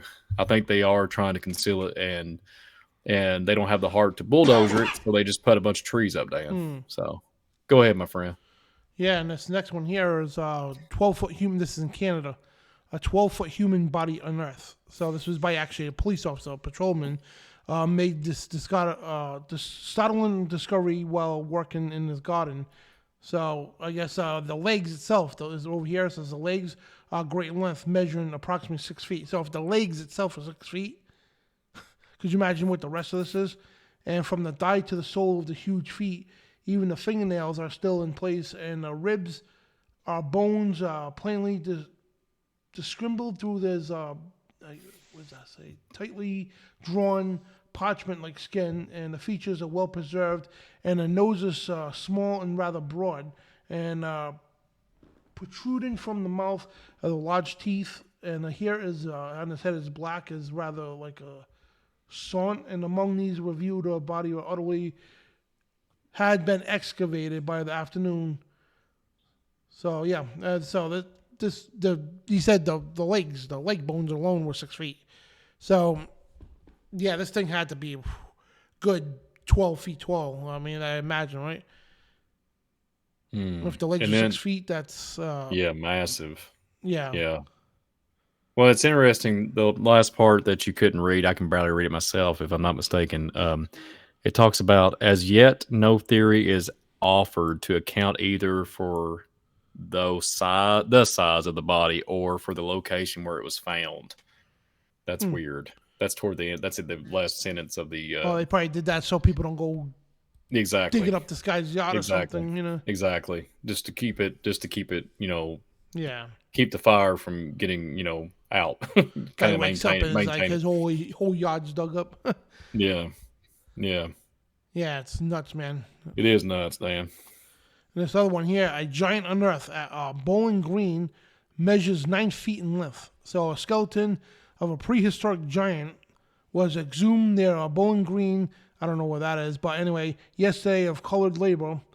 Yeah, that's crazy. There's a Bowling Green in Kentucky. I think it might be referring to that. If Okay, I'm not probably, mistaken. yeah. And the skeleton, when placed together, it was wasn't life measures nearly 9 feet in length. So the skull measures almost 12 inches. Yeah, so this is a big thing here. And it's one of a prehistoric skeleton. Prehistoric age being brought in the land of Noble, Indiana, I think that is. And the bones of the skeleton indicate that the person was fully 9 feet tall. The bones are unusually large. So I'm just going to skim through some of these here and just show you the... Yeah, right here, another 9-foot one found in Indiana. And over here, skeleton of an 8-foot man dug up in Everett, Minnesota, and sent to St. Louis scientists. And a huge, large skeleton was dug up on the farm of a county commissioner in the town of Everett, Minnesota last week, and some of the bones have crumbled to dust. It's funny how, remember the other one said the same thing? Yeah, and it's baffling my mind. If you look at the dates too, I want to bring everybody in the audience too. If you keep looking at the dates and refer back to the dates, just check them out. 1880, 1864, 1876, 1894. Just check it out. So Dan's going to present later on with Abraham Lincoln. And that's 1848. It's a baffling. After he said that speech, it seems like there was all out Indiana Jones adventure after that. You see what I'm saying? If you look at the dating, it just seems like it was an all-out, drive to get archaeology. Whoever was going to win the race, so to speak. It just seems like that's what it seems like to me, Dan. That's just what that's just my perspective. So, yeah, this is crazy. I like how they too. They'll I can barely read it, but the Providence Evening Press, Thursday, the one right below it, she was reading, well, I think it's in the same one. Thursday, September 13, 1883, it talks about must have been Goliath. So could you imagine back in 1883, people were like, what do you mean? Goliath in the Bible? You know what I'm saying? And people would really believe it because they would like, oh, yeah, we do know the Bible. And we know what Goliath is in the Bible. Now, if you bring that to it, what do you mean, Goliath? What? And they would think like Godzilla or something like that they've seen on a movie narrative or something like that. I mean, it's really kind of just tripping me out. But back in the day, they would all, oh, yeah, it must have been, that's the old biblical. Yeah, we know about the giants. Now, just don't worry about it. That doesn't exist anymore. You know what I mean? That stuff don't bother me. That never happened. God didn't make no giants. That's what you hear around here. Yep. That's what you hear. God didn't make no giants. He only made humans. And see, but then when you tell them about the narrative of the angels can't do that. They wouldn't do that. The government wouldn't do that. Smithsonian wouldn't do that. I mean, it's just always default. You'll go back to whatever they feel like that they try to rationalize it. They don't even not even ration. I don't even know what the perfect word to use on this, but they just try to go back to this default level of understanding. They're like, well, I don't understand it, so I'm just going to say that. Oh, that don't exist. This don't exist. And then, your ancestors was pulling them out left and right back in the 1800s and couldn't plow their land because they was going over finger bones. It was tearing up the tractors. This one was 12 feet too. Reading through the article, this one was 12 feet. The Providence Evening Press there. Sure. And the other one over here, unearthed skeleton of a giant, the one to the left here. And this was 9 feet in height, they say. So bones of a supposed mound, again, a mound, supposed mound on those man 8 or 9 feet tall. And the article ended up saying 9 feet, whatever. Well, yeah, it's crazy, man. And over here, skeleton found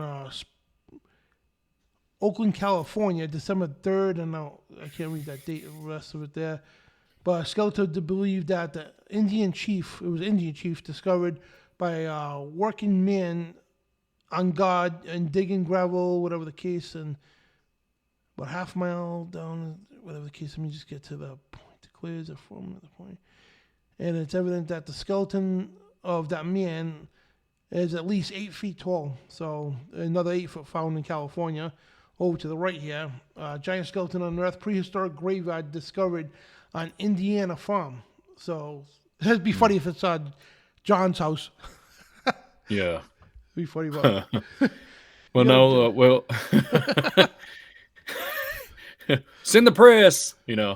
I'm just kidding. But no, it's real funny that article that on the left where it says skeleton giant found. Yep. So in my journeys, just traveling around, it's funny they'll call them the Indian chief. I just did I went to a site. Me and Joshua did the Great Chieftain, the Indian chieftain, but they do not disclose how big the Indian chief or whoever they was. Like they spin it and say it's a den, which I don't discredit that. It probably is, or whatever. But I don't want to ever put down the Indian culture. That's not the point. The Indians existed. All that existed. It's the point that the stuff prior that predates and even the Indians agree. They'll say this stuff was here before us. Yep. And what's baffling, I've been in Tennessee not too long ago. Random place. They said the exact same thing. They pulled a body in a coffin, like a sarcophagus, and it was an Indian chief. What was so baffling about it is the location. And then I started looking around. There was mounds and everything. And then same narrative, and that was in Tennessee. And I'm not really buying it because there was Indians. You talked about this on on the channel before I even come along. About the Indians with the 6 fingers. And they would be like, how? How? You get you get a little. I mean, if you had 5 or 6 fingers, you've been a bad day. You know what I'm saying? But it's just interesting if that's just a narrative that somebody spinned just to cover it up, or if that's legitly an 8-foot tall chieftain. I just want to point that out because I have noticed that, and they'll be set to a higher status. They'll be buried, but it's like a sarcophagus. It's weird, Dan. It's crazy, man. Because they're higher stature, social stature. It's just wild stuff, Dan. Yeah. And so the next one over here was found in more than 8 feet tall, the giant skeleton on Earth, 8 feet tall, and the find was made of a mound of 30 feet high. And when the 12 feet of the mound had been removed, the skeletons were exposed. So the jaws and teeth were very well preserved. Trinkets, ivory beads, and shields made bones were in the grave. So, yeah, crazy stuff. And another one here, giant in Greenland. There was Philadelphia, December 18th, doesn't say the year. Let's see. It was okay, I got it. Visit the Eskimos. Just talking about the race of remarkable giants. Yep. And I'm just trying to help you out, Dan, because I got it zoomed in really like 200%. Oh, wow. I'm sorry. There are people. Yeah, no. It's fine. I think it looks fine on your screen, but on mine, I'm always having to blow mine up. Okay, so it literally goes on. Features a resembling of the. See, here's what it says. Here's one to point out, everybody in the audience. 7-8 feet high, even 9 feet tall. Yeah, they said even okay. Then it goes in the features. They resemble the American Indians. See, in features, they resemble the American Indians. These strange people, said Captain Jensen, represent to the Eskimos a traditional, or almost legendary tribe of giants. Come on. Stories of which they have handed down to them until they regarded the race as mythical. They cannot speak the language of the Eskimos. That's what it says. And can only make known by signs that they have been driven from their homes and inferior by great storms and cold weather. You feel me? And earlier in the broadcast, I was talking about these giants and in the fetal position in some of these caves and stuff. And I wonder if they were froze to death in some cases. I think the Indians, literally from some of the stuff I read, that they would close the caves and burn them out. Like I've heard they would smoke. I read some documents where they would suffocate them out with smoke and everything because, they would literally take they was taking the flock of their family. It was crazy, man. So and I think this article is wild. It says these strange people, and then it says, it's kind of interesting. The features resembling the American Indians. It just baffles my mind, man. It baffles my mind. I can't wait. Do you want? Can I skip down to the petrified giant one? Oh, one to the left, real quick here. Yeah, this go was ahead. Walnut Grove, and I think this is Chicago. The Chicago Herald report, anyway. But they found a huge skull that was twice the size at least of a normal skull. Mm-hmm. And would you say the petrified giant? Go ahead. Yeah, the petrified giant. So this is kind of up my alley. I've done on my Visual Disturbance channel, and if you haven't subscribed to the Dan Bidondi Show, Spiritual Warfare Friday, please do. We appreciate it, and hit that like button. Mm-hmm.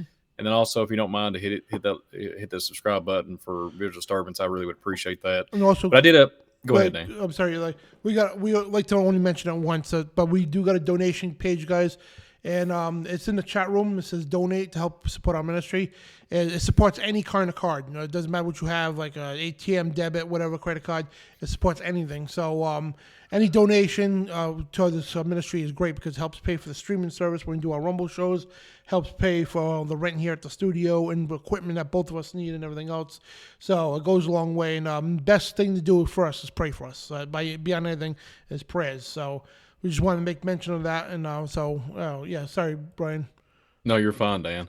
Yeah, just and then go check out Visual Disturbance because on my YouTube channel I have. Thank you, Dan. I have. I've talked about the Stonish, because you don't really hear about many women giants. Yeah. I did the Stonish woman. I did a 15-minute show on that. And this one was so interesting. I literally just the other day, Dan, no joke, I went to a location and I was baffled. I'm going to do a show on it here soon. I don't even have a title for it yet, but literally it's going to go along with this petrified giant news article here, this clipping. Okay, so petrified giant from the San Francisco Examiner. Victoria, British Columbia. August Canada. the 5th. What is it? In Canada, yeah. Yeah. Is it? Yeah. No, you're fine. August the 5th, the body of a petrified giant has been found by two farmers who were sinking a well. That's what it says. Who were sinking a well 10 miles from town. Its appearance closely resembles that of a human being. Here we go. The head has an appearance of having been scalped. There you go. The material is hard as flint, and the arms and legs are broken short off. I can get into that here in a minute.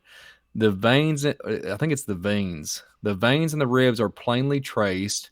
A party has gone out for the legs and arms and hands, which lie in a hole. The men, when alive, must have been about 13 feet in height.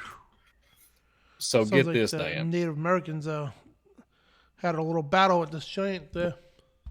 Here's one that baffles me. How do you petrify something, right, with a lot of heat? Like I've always asked, how do you petrify wood?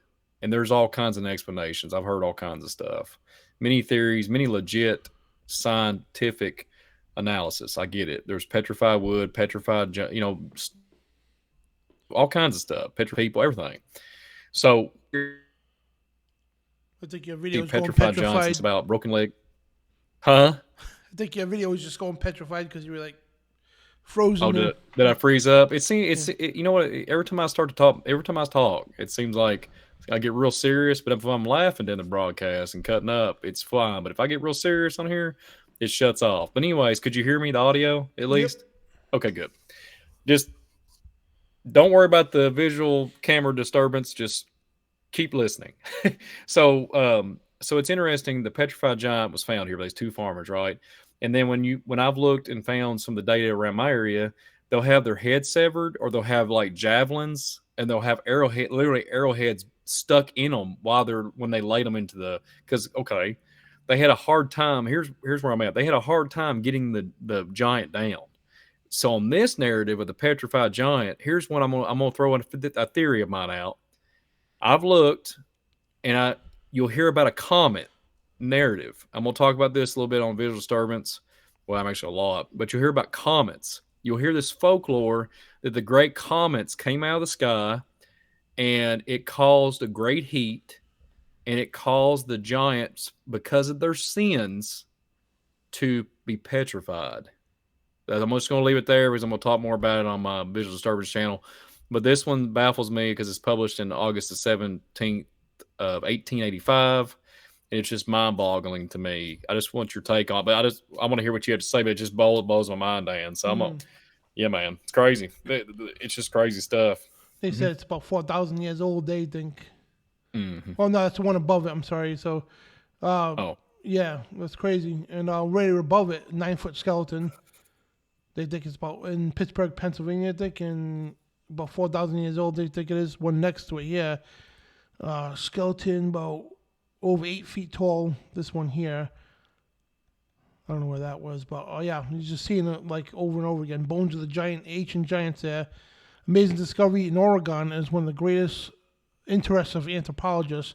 And discovery of bones of human giant in Ellensburg is one of the most interesting anthropological finds made in Northwest, according to L.L. Sharp, chief of the General Land Office. I just returned from Ellensburg, and he said, where I had opportunity to view the bones of an unearthed skull, jawbone, thigh, and other parts of the larger skeleton indicated. And the man in my mind said at least 8 feet tall, and the stature, massive frame, weighed about fully 300 pounds at least. So it's like it sounds like a stout type figure there. Then over here in London, April 3rd, this person was about 10 feet high, it says. The remains appeared, a person about 10 feet high, who's presumed to live in prehistoric ages. Right below 1876, there was an exhumed of the giants, and I think it was saying something Conoridge Valley. And let me see, the giant Indian stood, they're saying it's Indian, stood 9 foot high, and a shin bone 38 inches. The foot was 14 inches. I got a size 13, so that's 14, and it's like, especially back then, that'd be big, So, yeah, that's crazy, man. Right below that, giants of prehistoric France. So in a prehistoric cemetery recently uncovered in Montpellier, France, the workmen were excavating waterworks reservoir. Human skulls were found measuring 28, 31, and 32 inches in circumference. That's huge. And the bones were found with the skulls also of gigantic proportions. And these relic,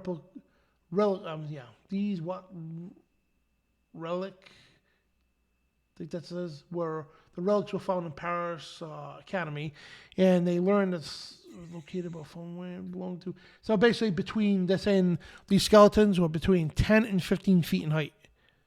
I guess they excavated the land to make a reservoir or something, and they dug up all these bodies, remains of bones, 10 to 15 feet in height. And this one in Los Angeles on February 10th, and what year is that? Let me see if it's a year. This was 1902. Archaeologists to send expedition to explore graveyards in New Mexico where bodies were unearthed. And it was about 200 miles southeast Las Vegas. I'm just trying to get to the point of the article, yeah.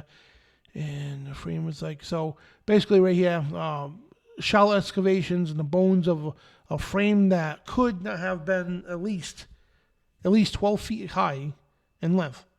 So the men open the grave and say that the forearm was 4 feet. Wow. So the 4 feet.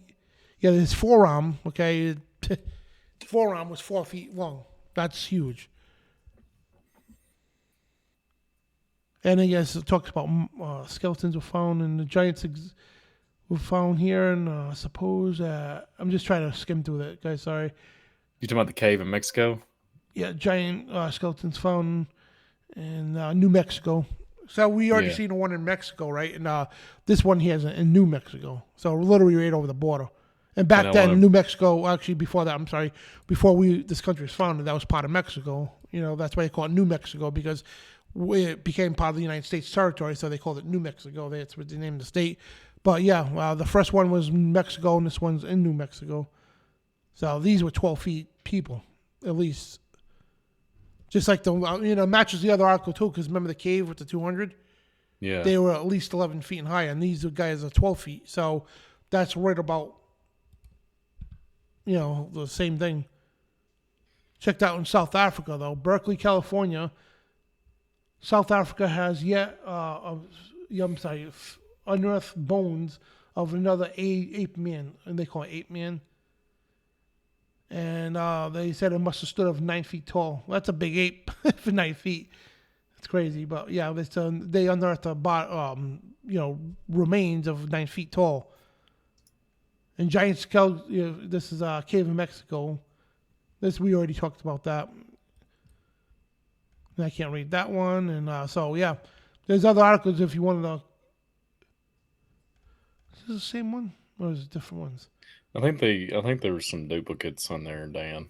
Yeah. Yep. The May 3rd. Yeah, that's a duplicate here. I mean, if you want to switch gears and go to like the Lincoln narrative with the Niagara Falls, I mean, it's whatever you would like to do. But yeah, everybody hang people on. Get the point, yeah, because I'm going to scroll through these real quick. Like, that's the articles. Yeah, and there's thousands and thousands and thousands of these articles all over the place. And before we get to that, I just want to go through quick. If you want to go through the other cultures, that talk about this. Let's get into the list of them here. Just give me a second here. So yeah, that Niagara Falls things, that's definitely a. Yeah, that one. Here we go. The Niagara Falls narrative alone. I know you got the slide, Dan, but I'll just give you my 2 cents on it. I really do think there's a correlation between from the Niagara Falls to somewhere in California, and it stretches across pretty much. I mean, that covers a big chunk of America. I've looked at the cave systems and everything, and looked at it trying to look at it from above ground or above view, the so-called satellite view, and I see it. It goes straight through the Michigan, the copper mines, which we mentioned Michigan in this broadcast in that one article. And it's something about, you hear about the Golden Gate Bridge and all that stuff, and there's this mystical. Go ahead, Dan. No, you made a slide and it's the article on the slide. So why don't you read that before you move on? Because I know you took the time to make the slide, so I might as well read it. Oh yeah. I apologize, I missed it here. It's a giant skeletons found in the cave, April 27th.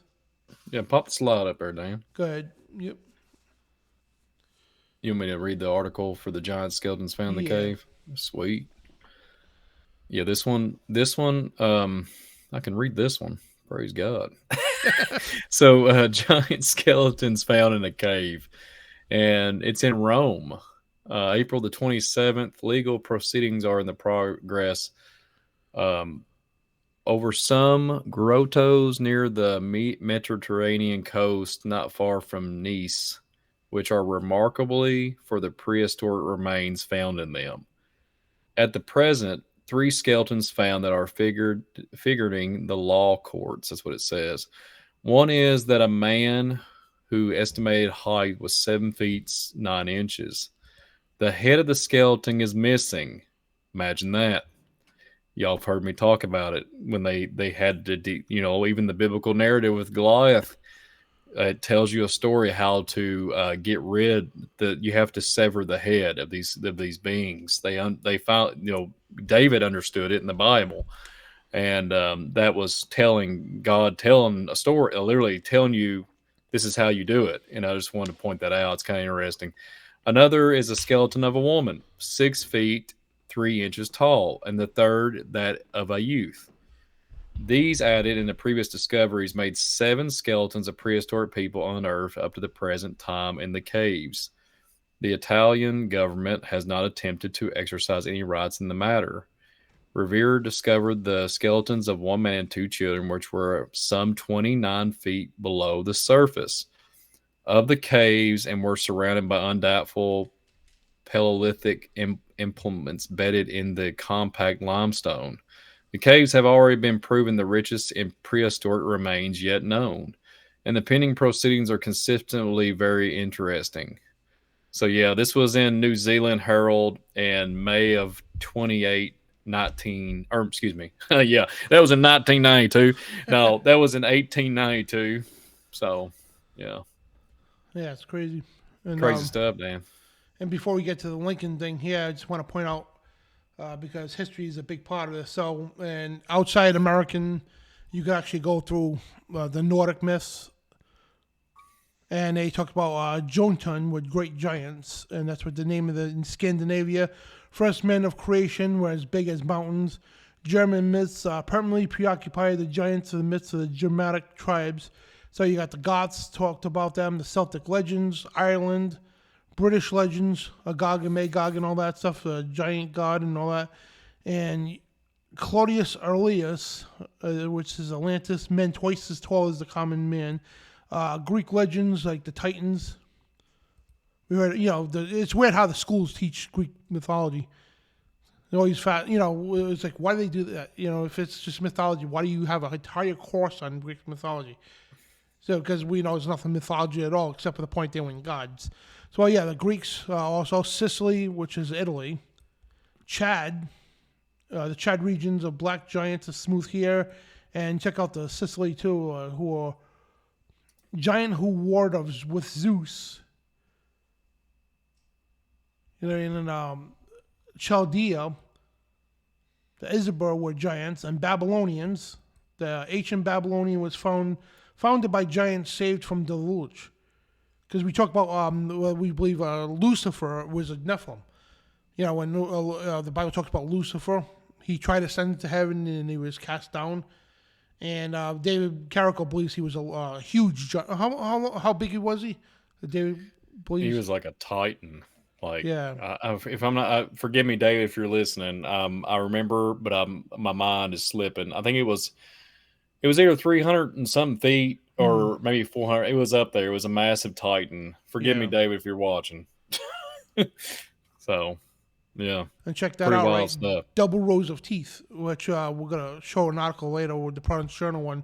But a lot of these had double rows of teeth. Both hands had 6 fingers on each hand, 6 toes on each foot. So that's a common thing too. But the Titans were said to be hundreds of feet tall, and it sounds ridiculous, but it's not.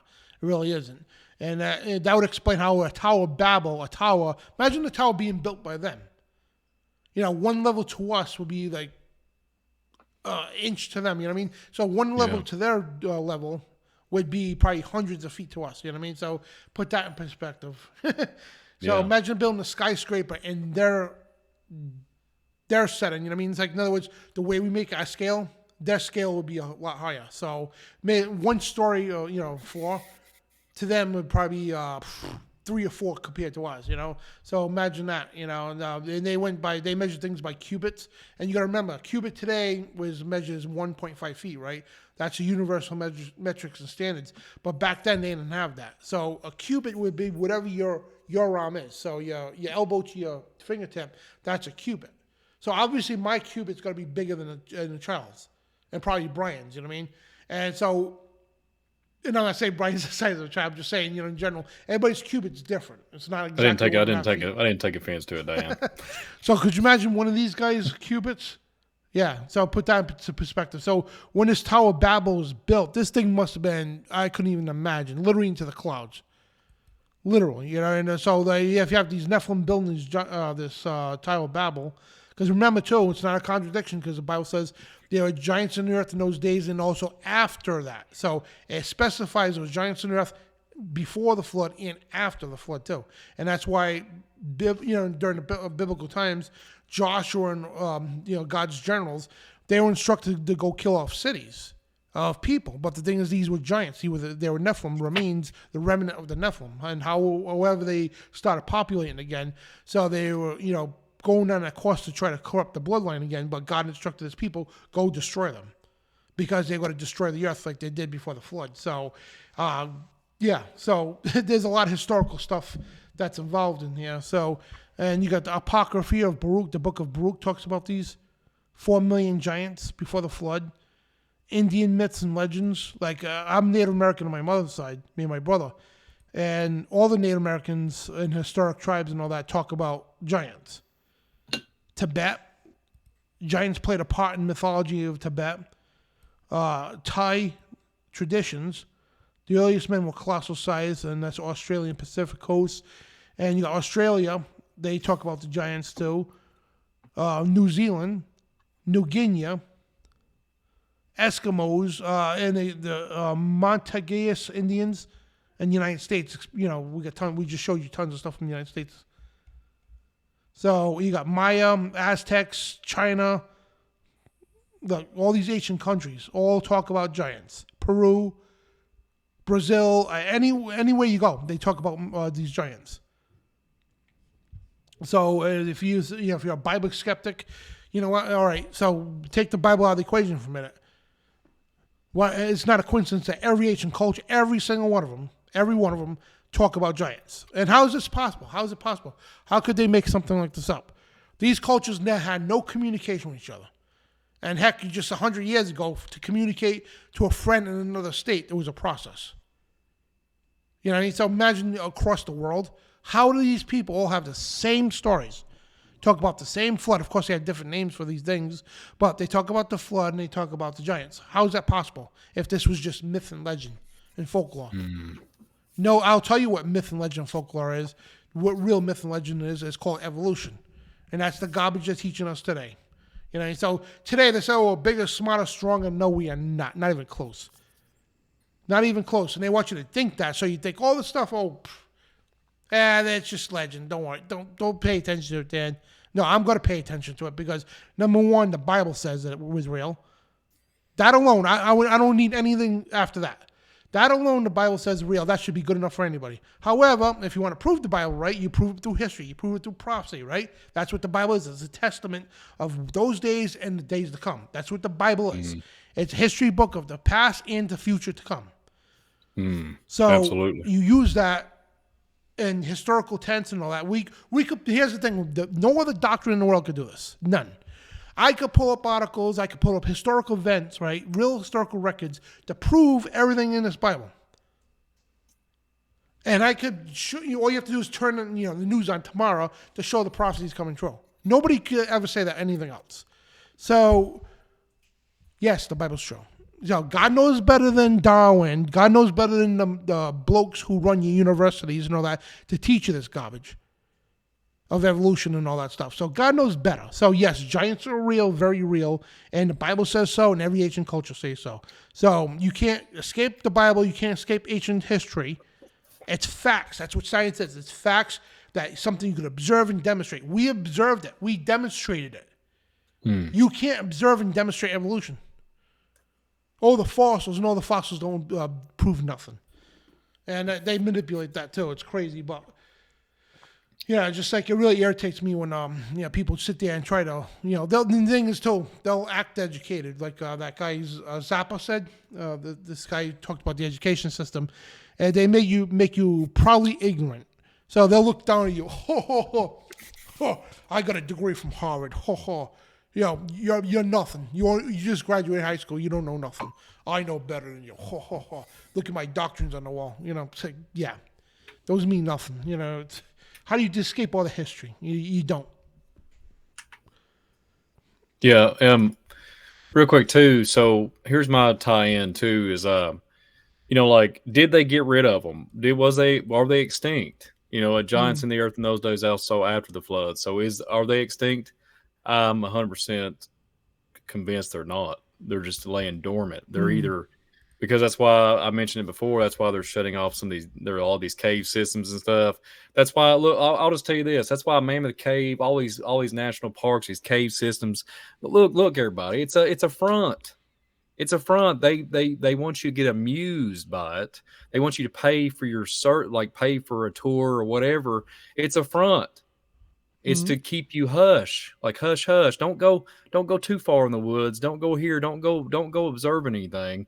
We need to keep this hush hush. Don't worry about it. So pay this tour person to teach you a little bit of folklore and fairy tales, and then before you know it, you believe everything that's being told to you, and you literally don't perceive the world like the Bible says it. You start perceiving how the world of like what man wants you to see it. Your perception is what man is telling you the way the world is.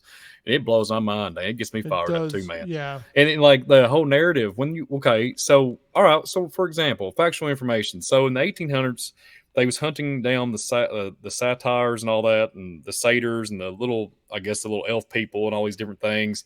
There's documents of giants being hunted down. I mean, what the heck happened? I mean, you got pterodactyls being shot down in the late 1800s, according to the ranchers in Wisconsin. I mean, what's going on here? So if you look and fast forward to the days of a 2023 narrative, and you see all the abduction narrative, all the Bigfoot, Sasquatch, people getting taken in the Colorado. I don't know if anybody knows about that, Dan. I remember mentioning on this broadcast, I think it was in March of 2021, there was people missing in a Colorado caves, and the military coming, tied it all down and made it literally nobody can trespass on this site. You're not authorized to be here because they said the narrative there's people going missing, all this stuff. I mean, come on. They said there was giant bears taking people. I don't buy it. It's all crazy. So people are in the chat are talking about the Kandahar giant. I did a show on the Kandahar giant. In my opinion, I think the Kandahar giant just appeared. I think it was literally a gate or something. Well, this talks about it too. Yeah, it says redhead giants, and they're like the shorter versions of the giants, the smaller known giants, and 6 fingers and 6 toes. And if you go down a little more here, where is it? I think past it. Yeah, the larger giants were 16 to 26 feet tall, and the super large giants up to 36 feet tall. So it sounds ridiculous, crazy. Well, none of it's ridiculous, crazy. This is real stuff. But the Kandahar giant, the redhead giant, which was a big giant, and they said it has 6 fingers and 6 toes on each foot and hand. So yeah, we talked about it on one of the giant shows we did too, the Kandahar giant, and I know you did a whole show on that. Yeah. Which was a giant found in the Middle East by the military, United States military. Yeah, that's what I'm saying. Like, I think they literally know and they're monitoring. I think NASA is literally monitoring these gateway portals, and I think they're just like literally collecting the data and waiting. And this what baffles me. The Indians knew how to do this, Dan. They knew how to go to these places and say, "Let's wait," and that's why you see all over the place. That's why you say all over the place. That's why you see all the we've talked about this on this channel. The petroglyphs, hieroglyphics. That's why they have the depictions of kids and like children and men and women are carving on the walls that there's giant people are taking people through a gate. Come on now. And it's just like, it baffles my mind. It's like, okay, so we just discredit that and say it doesn't matter anymore. And that's why they literally have infiltrated all the national parks and everything and locked everything down to a way to where you can't access certain parts because they know what's going to happen. And that's why you have these missing people going up. I mean, it's crazy, Dan. I don't know, man. It's just, you can prove it by data, but it is a theory of mine. But, it's a big rabbit hole to go down. But when it comes to the missing people stuff. Next one, I got that link from the third on the email. The third link says Lincoln at Niagara Falls. Oh, yeah. So I got that ready. And also, so you're on the same page, that ready. And also that slide. Yeah, pop the slide up there, man. Yeah, you can probably. I think the print is a little bit smaller, but I can pretty much talk about the Lincoln speech. But if you want to read it, and I can just Abraham Lincoln's chime in. 1848 speech at Niagara Falls. So basically, where it's going at. So it says Lincoln. He was campaigning for the Whig presidential candidate Zachary Taylor in Massachusetts. So I guess this was after Lincoln's time, and he was trying to help Zachary Taylor in Massachusetts. So I guess he endorsed him, whatever the case. But this is Lincoln at Niagara Falls. Let me blow this up a little bit. So in autumn of 1848, the Abraham Lincoln campaigned for Whig presidential candidate. That was the party, the Whig party. Presidential candidate Zachary Taylor in Massachusetts. On the way home to Illinois, he visited Niagara Falls and found a sight so impressive that he started writing about it. His unfinished meditation on the falls probably dates from the end of September there. So, this is what he says, right? And it calls up an indefinite past. When Columbus first saw this continent, when Christ suffered on the cross, it's kind of funny, they always leave that out. Every time you talk about the old founding fathers and all that, yeah, they, today's history, they just kindly delete anything to do with God. Yeah. It was all about God, So anyway, he says, when Christ suffered on the cross, when Moses led Israel through the Red Sea, nay, even when Adam first came from the hand of his maker, then as now, Niagara was roaring here. This is Niagara Falls he's talking about, right? There's a picture that was drawn from Niagara Falls, right? The eyes of that species of extinct giants, whose bones fill the mounds of America, the mounds, right, have gazed on Niagara as ours do now. And so temporary with the whole race of men, And older than the first man, Niagara is strong and fresh today as 10,000 years ago. The mammoth and mastodon, now so long dead, that fragments of their monstrous bones alone testify that they ever lived, have gazed upon Niagara. So I was talking about the megalodons and the monstrous bone, men too, mammoths, mastodon, I'm sorry, not megalodon, mammoth and mastodon and giants that once lived in this area. Absolutely, Dan. I gotta take a trip out there sometime. It's and he literally, and let me know. But the mysterious Niagara Falls, I did a show on this one too about the portal. But if there's a portal there, you see all kinds of stuff up the East Coast. You'll hear about all kinds of stories with the Indian narrative. They'll say there's these giant people come out of the water, the great waters. You talk about the Thunderbird narrative. You talk about the water panthers, the horned serpents. They talk about these spirals that come out of craziness. They say it's the signs that the great Thunderbird is communicating with them. And it's insane, Dan. Yeah. And and then the mysterious wonders of Niagara Falls. And that's the many wonders. It's the many wonders. It's a small, wondrous place compared to what this world is. I think that's what I'm kind of paraphrasing what Abraham Lincoln was saying. But it's kind of like one of those marvelous, mysterious of the world, but it's a small part of a big puzzle, so to speak. I'm just paraphrasing, but of the whole world. But Niagara Falls, for it to be in America, is a hot zone, in my opinion. And the Allegheny, I think it's called Allegheny River and all that. When they said there was great, large reptile people coming out of the water and then a large men coming out of the water, you just can't make this stuff up. Oh yeah, real nidbit, Dan, I hope you don't mind. FOJC Sunday Night Live, I'll be doing a David Carrico has been kind enough to allow me to go back on FOJC Sunday Night Live, and we're going to be doing a special. It's going to be Sunday night, 9 p.m. Eastern time, and I'm looking really forward to it. Snake Cult of the Hollow Earth. That's what the title's going to be. And we're going to be talking about reptilians and the Hopi prophecy and stuff. And I'm going to be tying in a lot of stuff with that. And it's going to be a really killer show. So, or killer program. Forgive me, Donna. I know you're probably watching. It's going to be a program. So, if y'all want to, I don't have a link or anything yet. We will have it tomorrow, but just check it out. I'm going to be on there with Brett Graham. So, That's really awesome.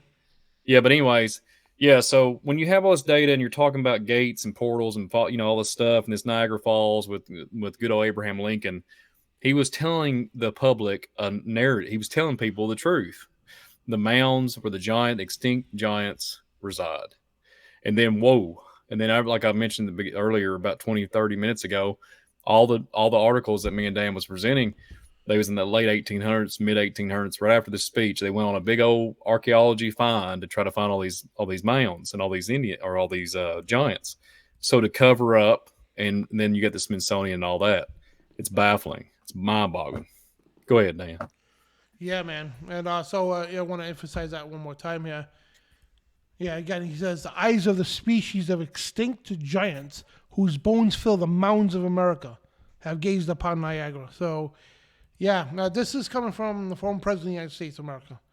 And it's kind of interesting. I like to do a lot of research and do a show on Abraham Lincoln because Abraham Lincoln was into a lot of crazy stuff, okay? Paranormal stuff and everything else. So the man was very awake on stuff. You know what I mean? And he was very awake on stuff, and he knew the Bible very well, knew about this stuff very well. And some people say he was into hunting vampires too. They made a movie on that too. I gotta find the truth of that, but I wouldn't. The vampire. Yeah. I remember that narrative. People in the chat. Jesus on me, Brian Gilbo. It's gonna be Sunday, the February 13th. Oh, cool. Yeah. Sorry, I didn't mention it when I wasn't specific. February the 13th this Sunday, 9 p.m. Eastern time. But anyways, yeah, Dan, the Vampire Slayer. I think that's what it's called. Abraham Lincoln, the Vampire Slayer. That's came out years ago. I mean, it's been a while. Yeah. And there was a big old thing about that.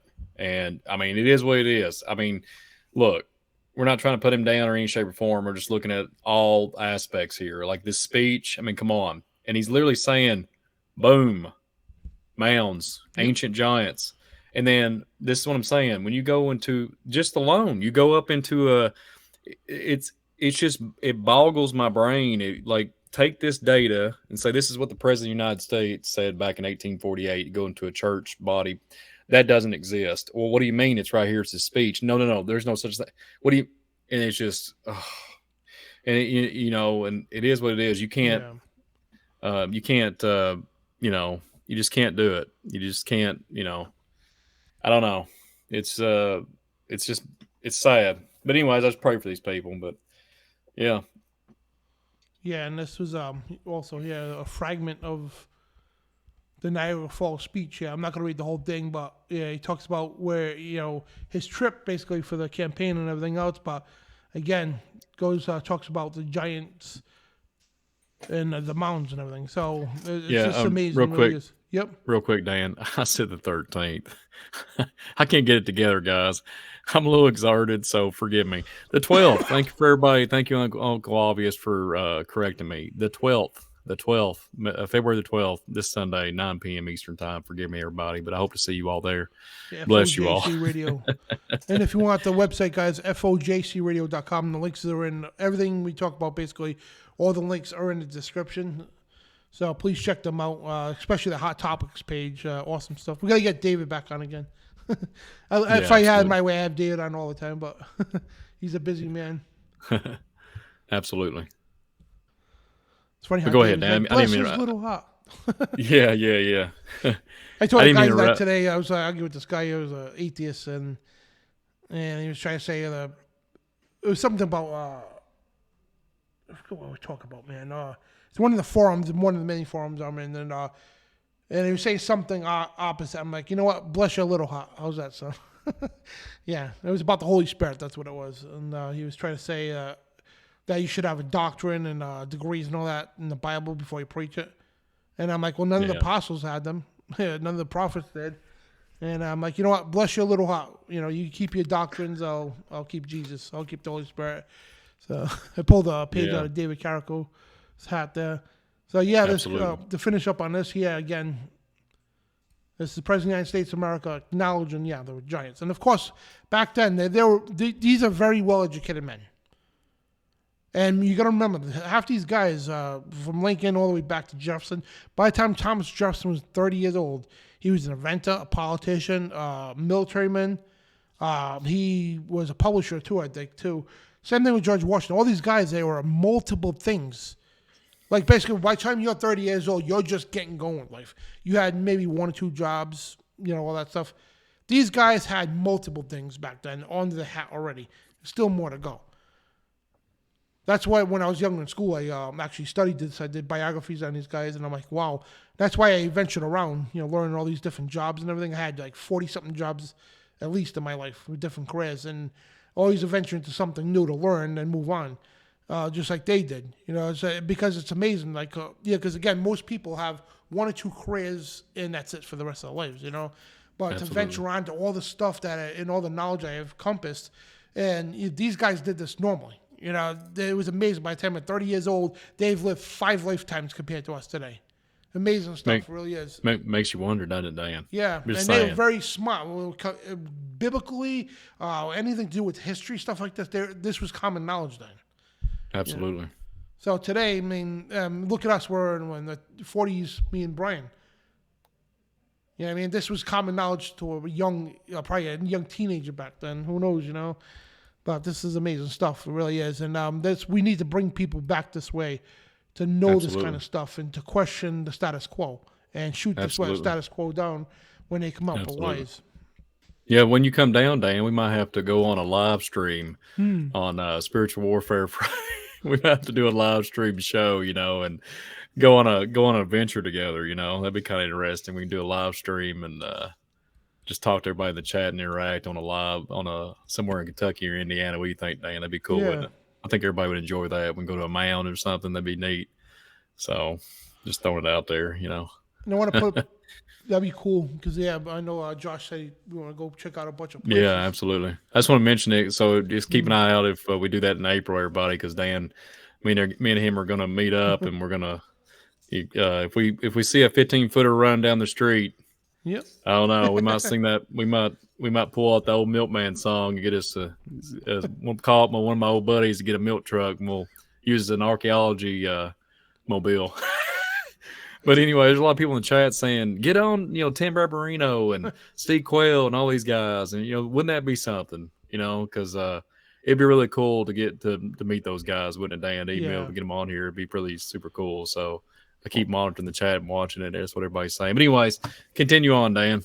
Yeah. Real quick. There's a lot of newcomers. I've noticed a lot of new names. Subscribe to the channel. We would really appreciate it. It's a blessing. No joke. Thank you all so very much. And then especially my Visual Disturbance channel. There's a lot of cool stuff over there if you want to check it out. But bless you all for being here. I noticed a lot of newcomers. So God bless all you all. And thank you all for showing up on this Nephilim Giants in the News. Hope y'all are enjoying it. And continue on, Dan. Right, so, we'll talk about Nephilim Giants in the news. So I'm going to bring up some modern day news now. Those are articles from back in the 1900s, 1800s, 1700s.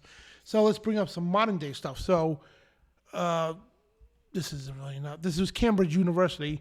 Talk about the 4,000-year-old Longsman giant discovered at Shanxi province in China. So this is a publication about that from Cambridge University.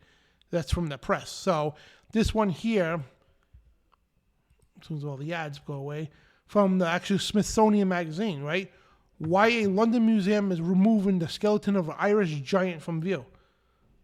So it was a huge giant, and I don't remember. 7'7" he was back in 1783. So let me see if I can. Yeah, there it is right there. You can see through all the ads there. That says skeleton that was in the museum. So they're just inquisiting why now London is moving this giant way. So, and RNZ News reports that concerns over secret search for a giant's bones near Huntley. And a secretive group excavating a cave they believe is full of a race of pre-Polynesian giants. Skeletons have an iwi and the archaeologists worried. You know why they're worried about that for? Because if these guys made international news finding these things, it's going to create a worm, it's going to open up Pandora's box. It's going to get this notarized again, and it's going to destroy the evolutionary doctrine. So these guys are tunneling into these caves to dig up this stuff. And this one here from Newsweek magazine, Tomb Savers 2, giants, so Tomb Savers, 2 giants found in ancient graveyard could have been bodyguards. So they're questioning what these giants were, but they said that more than 3,000 years ago, they could have been guardians of an ancient graveyard. They think it's from the Bronze Age. Giants were found over the necropolis of Mati Prama and Cambris, a small town of western parts of the island of Sardinia, dated between the 11th and 8th century BC, these giants. They had like human shape and everything else, so that's some of the discovery. So you got publications acknowledging the stuff. It's crazy, right? Then you got independent news media, right? It says skeletons of 5,000-year-old Chinese giants discovered by archaeologists. There's a picture over there. I know these ain't Photoshop, but we understand there are Photoshops absolutely of giant bones and people standing next to them, but this is from an actual mainstream publication, The Independent. This is a UK newspaper. And the people have sought unusually tall and strong. So these are huge giants.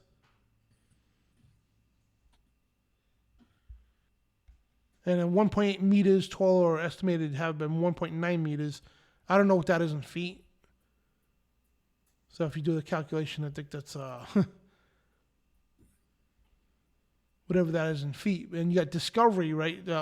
Israel 365 News. In the Israeli newspaper, it says discovery of biblical Nephilim remains opens questions over giants' roles in the end of days. Talk about these. I think that's the same discovery right there because it looks like the same grave site. So this is Israeli news talking about the same thing because it looks very similar, almost there. But regardless, they question, questions over giants' roles in the end of days. So we know the giants are coming back. That's what the scripture says and everything else. But they unearthed more than 200 graves, and it was in China. Yeah, it's the same here. Whoops. Yeah, one second. Yeah, it's the same here. It's the same discovery.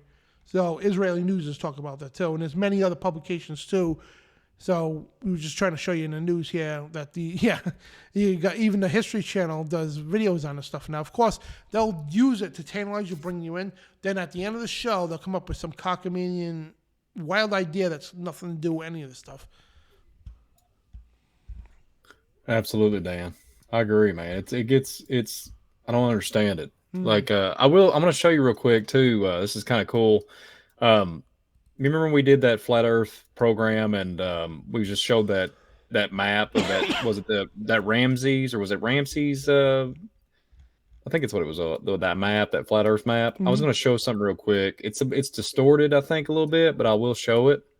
It goes along with the program. I'm trying to find it real quick. I'm trying to find Brazil, and I was going to share it. It's really okay. I'll share it real quick. Let me share my screen, Dan. This goes along with the program tonight, so I want to show. This map was, I think it was 1587, I think it's 1587, or 1597, somewhere in that late 1500s. I'm going to share the screen here, Dan, and sure. I'm going to show everybody here. So let me know if y'all can see it. Okay. So we got this map, and I've wrapped it around my Google Earth here, so you got to love the ball here. But anyways, so if you zoom in and we're going to go to Brazil. This is these characters here. Yes, it's stretched, and I apologize for that. That's the best it could do when it rendered it. It wraps around the Google Earth ball here. So, but the gigantic. These are literally illustrations and renderings of giants like being here. Okay, so we're looking at the the tip end of South America, right? Like Brazil and all that. So, and then you got Peru and everything like that. You got it's kind of always like this picture where it has the griffin carrying the elephant. But if you go into the transition here, it's all distorted, you all. So I can't do any better than that. So just forgive me for the illustrations. There's nothing I can do. But I wanted to bring it up for the sake of this program. If this is documented, you got sailors and people documenting this data. And there's renderings and illustrations. Our friend Adam, he's a good drawer. Okay, he's like excellent. If he's traveling, which he did come down to Kentucky and was baffled by what was here in Kentucky. If you see all this stuff, he loves to draw 24/7. He's just great at it. He's just been blessed by God with it. God's blessed him. My point is, if you have this on a map, and that's not that long ago, 500, 600 years ago, whatever, 1500s, and this is here, and they're saying that these things inhabit this land. Let's get back with me, because then this even the stuff, this kind of goes along.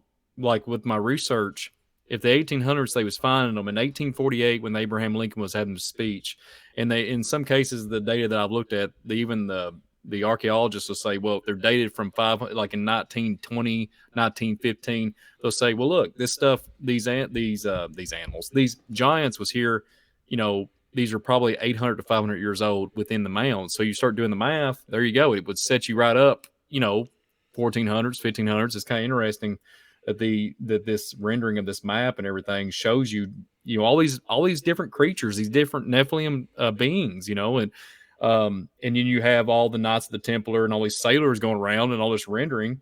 So if Adam time traveled, back into the past and did a little project, Pegasus narrative, I was kind of piggybacking off of her show on last Friday, but he would go back and say, there's the giants, I'm gonna start drawing them, and you make a map and literally illustrate it and draw it out. I mean, he would be able to do that. It just, it just baffles my mind that this stuff is here. I mean, you got all these creatures.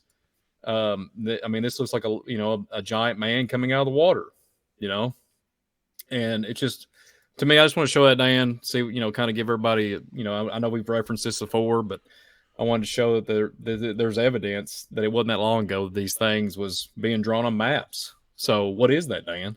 Come on. If you want this map, guys, I put the link in the chat room. You can actually go on the website. You can actually order the map and they ship it to your house. It's a big wall-sized map, but you can go on the website. You can zoom on the map. It's amazing, it really is. But I put the link in the chat room for that map. So if you guys want to check it out, actually save it in your phone or something, because it's a very good thing to check out. Yeah, so crazy stuff, man. And one more news piece I want to talk about before we move on here. So basically right in our home area where I was born, Providence, Rhode Island, Providence Journal, about where me and my brother used to live in Central Falls, with the town next to us was Cumberland, Rhode Island. So this was in the news too. So let me get to that. This was a Providence journal, right? This was dated January 20th of 1886. They did a couple of pieces on this. But anyway, they talked about a strange incident occurred in relation to the Nine Men's Misery Grave, which is this here. It's a memorial in Cumberland, Rhode Island. It's a Cumberland Monastery area. It's a memorial to 9 men that were slaughtered by the natives.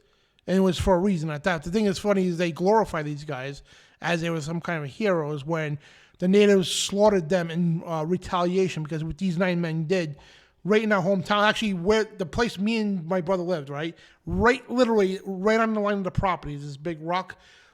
These men at the time went and killed innocent women and children out there in Central Falls. So basically out of retaliation, the warrior men went and tracked these guys down.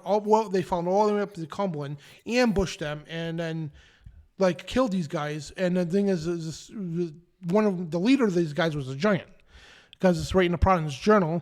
So this place in Cumberland, Rhode Island, was talking about, right? There's 9 men that were killed. They call it 9 Men's Misery. That's the name of it. So a strange incident occurred in relation to the 9 Men's Misery grave. It was either during or shortly after the Revolutionary War. Some Providence gentlemen led, it said, by the Dr. Bone that went up to this place and dug up the grave. And they had already stretched 3 of the skeletons upon the ground that were discovered. And when the Cumberland people found out what was going on, a huge cry was being raised, and the farmers assembling from all around the region, cessation of the robbery was compelled. Anyway, so they were just disturbed that they were digging up the grave. So that's what they're saying. Mm. And so basically, long story short, goes on to say that one of the bodies they found, right? And one of the men was identified who was buried, and the skeletons were dug up was extraordinary size, right? And the fact that it's having a double set of teeth was recognized as the leader, Benjamin Buckland of Rehoboth, Massachusetts. And now that was the King Philip War. That was pre-revolutionary. So it was before the revolution, because King Philip War was the first war in America. It's basically when the settlers came here in America, and the natives gave them pieces of land. So the crown wanted to institute gun control, literally. The gun control said, we don't want the natives having guns. So imagine that. You're the natives, right, with American Indians. We gave these people land, gave it to them, right, helped them, how to grow crops and everything else, helped them live. So that king from England says, oh, well, no, you can't have guns. They're like, yeah, who the hell are you to tell me I can't have guns? This is our land. You ain't got to tell us what to do. So our ancestor, me and Jason there, he was known as Sachem Menacomet. It was Grand Chief of the Wampanoag tribe. There's many chiefs, and he had the Grand Chief, was like the governor, And so his name was Sachem Menacomet, and the British called him King Philip. So basically that's why they called it the King Philip's War. So he grabbed the surrounding tribes, which was the Pequot, Wampanoag there, Pequots, Narragansetts, and Mohegans. So for these 4 tribes band together to try to overthrow the British. Get the hell out of here. We're done with you people. We gave you land, tried to help you out. Now you want to take our guns. You're going to try to tax us and tell us what to do on our own land? Yeah, right there, So they band together, said, get the hell out of here. So what happened was, the reason why the British won for it, because the Mohegan tribe ended up selling out. They turned their own people. They got bought out by the British, and they taught the British how to hunt in the woods, and, kill people in the woods and everything else, and how to survive in that kind of combat warfare. Because remember, these guys, all they did was stood in the middle of the field in battles. The English, all through history, they didn't know jungle warfare. They was head on, that's it. This is in the middle of the woods, man. So they were getting their butts slaughtered big time. So the Mohegans end up selling their own Indian people out. So that's how the British end up winning. And they just kept sending men over and over again, whatever. But that's what the King Philip War was. And that's definitely way pre-revolution. But anyway, one of the leaders of the tribe, we talk about, Benjamin Buckland. This is what his name is. And he was massive size. And the remarkable skull of Benjamin Buckland was given to the Rhode Island. Check this out, right?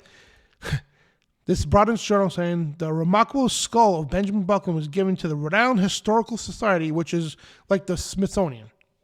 It was pre-Smithsonian, actually, during the 19th century for preservation.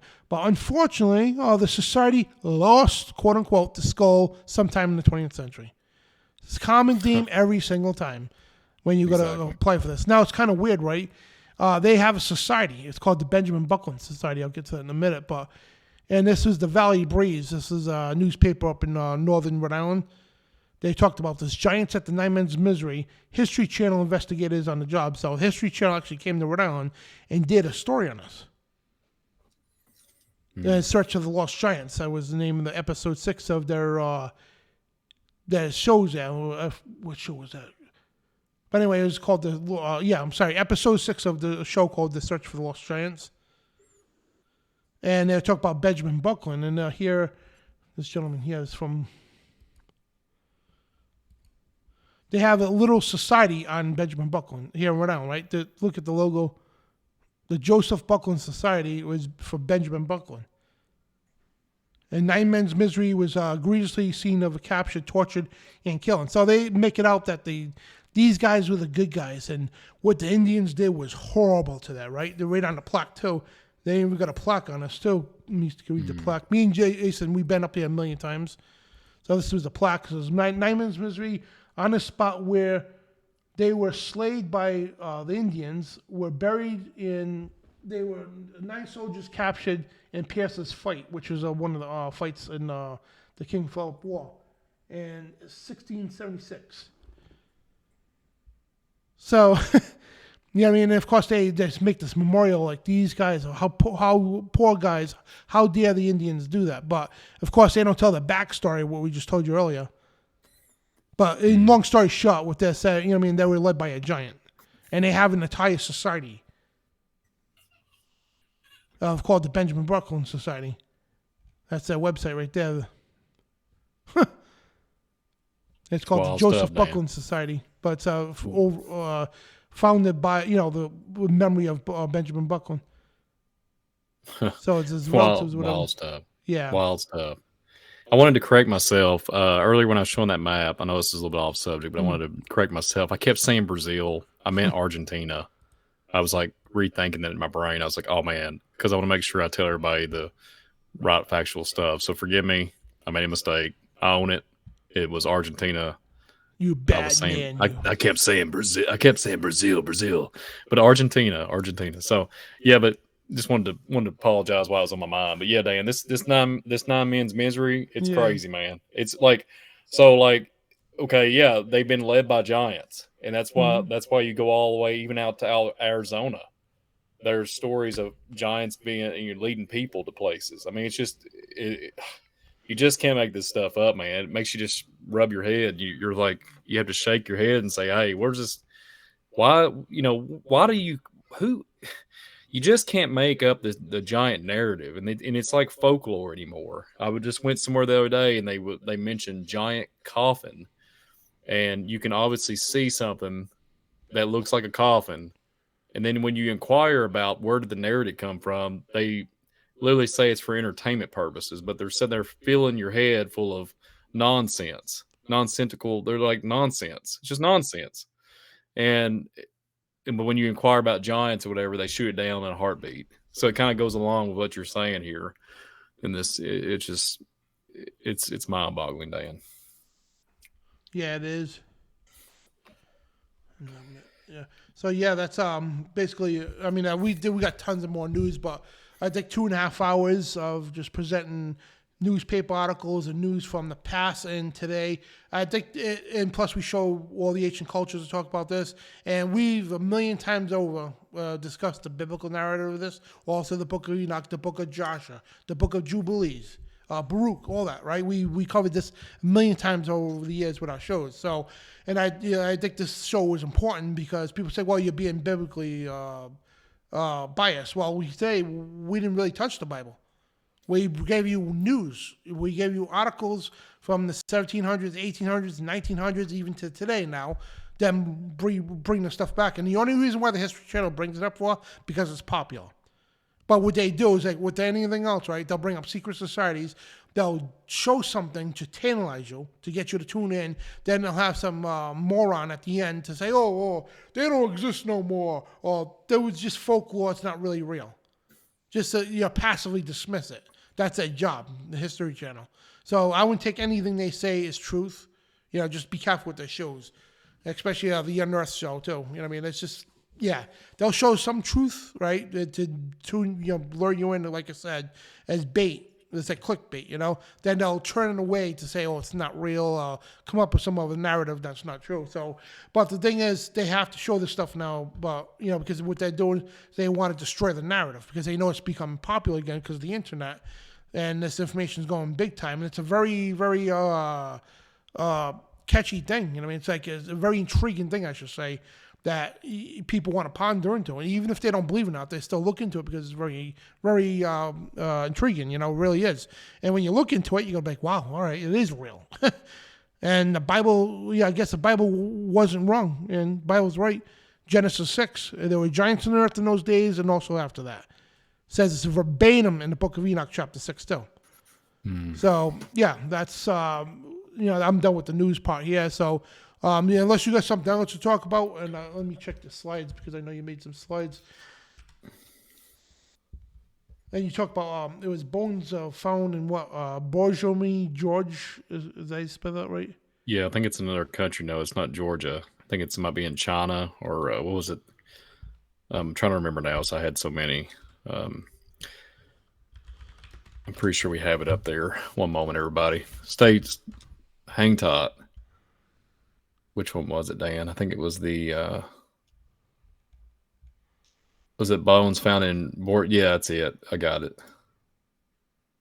Real quick, everybody, too. Well, hang on. It's not coming up. Yeah, I was just talking about the 2.53 meters. The legend of the giants highlighted in the Borjamor Gorge was passed from down to generation. Lost shepherds and hunters claim that the ancestors told about super strong giants who lived long ago in these mountains. A group of 15 people, archaeologists, paleontologists, and historians left the hunting lodge and went on an expedition high mountains.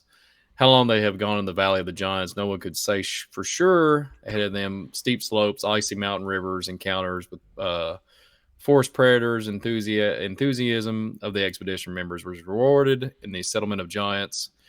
And it literally just talks about them going down into this gorge place. It's just really interesting.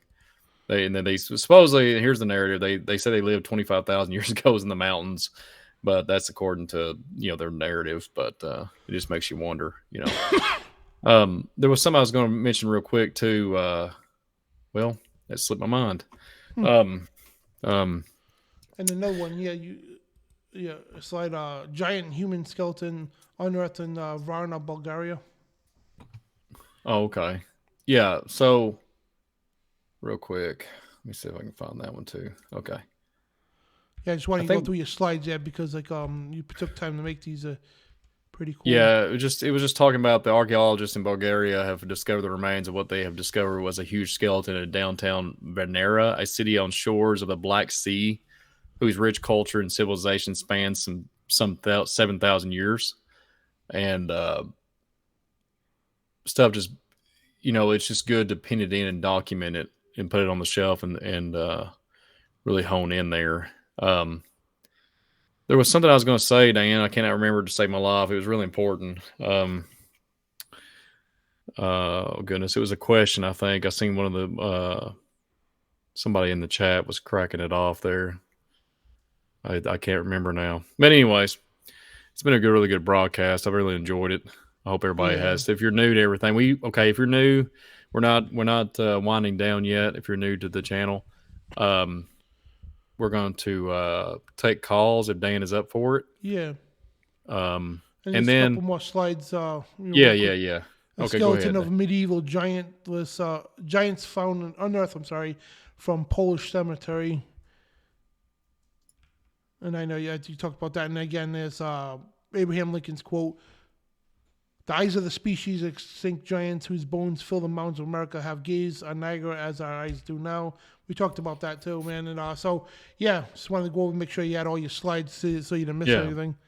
Yeah, thank you, Dan. I think it was something to do with that, but I can't remember now. It'll come back to me eventually. But we still have so much. We could sit and talk about this until midday. So many other links and everything too. Yeah. So we're not going to torture you guys today. So I think we got the point across. That's the main narrative here, is to get the point across that yes, these things are real. Yeah. And it just it baffles me. It just baffles me that this stuff is there, and it's like we just avoid it or something. Like you saying, this stuff's coming around. The data is out. Everybody's looking into it, interest in it now. Are they? And see, here's what they do. They're spinning it, and this is what blows my mind. I get really aggravated with the word UAP. So if you look at the UAP narrative, it used to be UFO. They keep spinning it. They want you to concentrate on this, but then there's a historical past that screams biblical narrative, and the biblical narrative is coming to life right before our eyes, and it has been coming to life for all these years, and we're really deep into it now. But in my opinion, we could be far into Revelation more than we know. But what I'm getting at, it seems like the UAP narrative, which I do not like. I don't even like it. I don't know why they're just spinning it. They're not talking like if it's a craft anymore. They're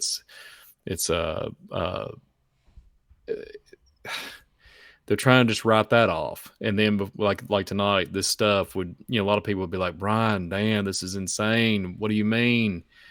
Well, the only thing that we haven't done tonight is, literally got the big milk truck, backed it up, beep, beep, beep, and had the big skull wrapped out of the back, get a dolly and haul it in to either my place or where Dan is right now and roll it up and put it behind us. You know what I'm saying? But then they say they got styrofoam. That's a prop, from a movie set. But it's just interesting. It's interesting to say the least. And I'm glad for everybody to be here. That's what it was, Dan. This is really important. So biblical narrative. I didn't make a slide, Dan. I have an old slide of Genesis 6. Genesis 6. They took the sons of God took daughters as they chose, and they bore giants. Yes, once you understand what the giant narrative is, you can.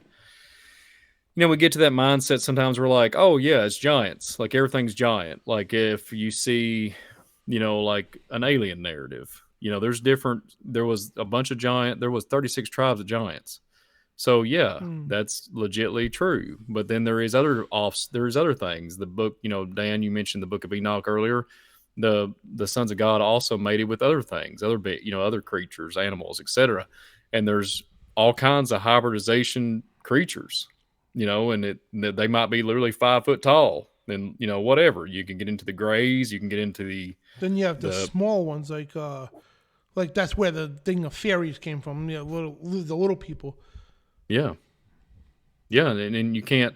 So we can't we think giants, but then there's all kinds of other things that's being manipulated through too. So there's all kinds of offsets of. That's when you get into the whole narrative when they keep finding species of different, so-called alien creatures.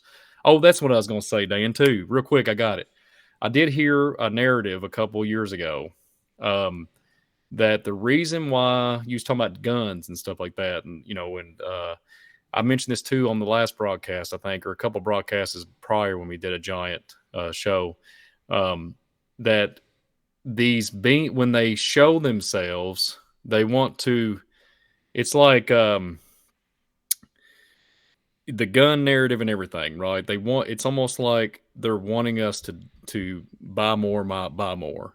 But the thing that I heard was some type of thing with like a CIA narrative or something, and it was weird that they was trying to get rid of all that because these things was going to come up upon the earth. So they was tying it in with biblical narrative. When they're talking about fearing the thing, men's hearts will fail them for looking after the things come upon the earth. And this gentleman was talking about, they was trying to take away the guns because these beings, these giants, etc., was going to come out of the earth, and that was going to be, the way that we defend ourselves. And these things is going to have like a buffet, basically. That's that, and it was kind of weird. It was a very interesting narrative, but I just want to throw it in the broadcast here. It makes you wonder. It makes you wonder really what's going on with that. And that was like 2 or 3 years. Like 2 years ago, I think that was, I heard that, and I thought it was just interesting to bring up in the broadcast. But yeah, anyways, Dan, I'm ready, man. If you want to pop off some calls, man. Before we do that, I want to point out, too, because to lay this out here. All right. So we talked about the education system, right? Why don't we hear this in the schools? How come we don't talk about this in college? Well, here's why. Well, this gentleman here, he was born in 1940. He died in 93, but Frank Vincent Zappa, he was a very famous musician. So if you knew anything about music, you know who Frank Zappa is, right?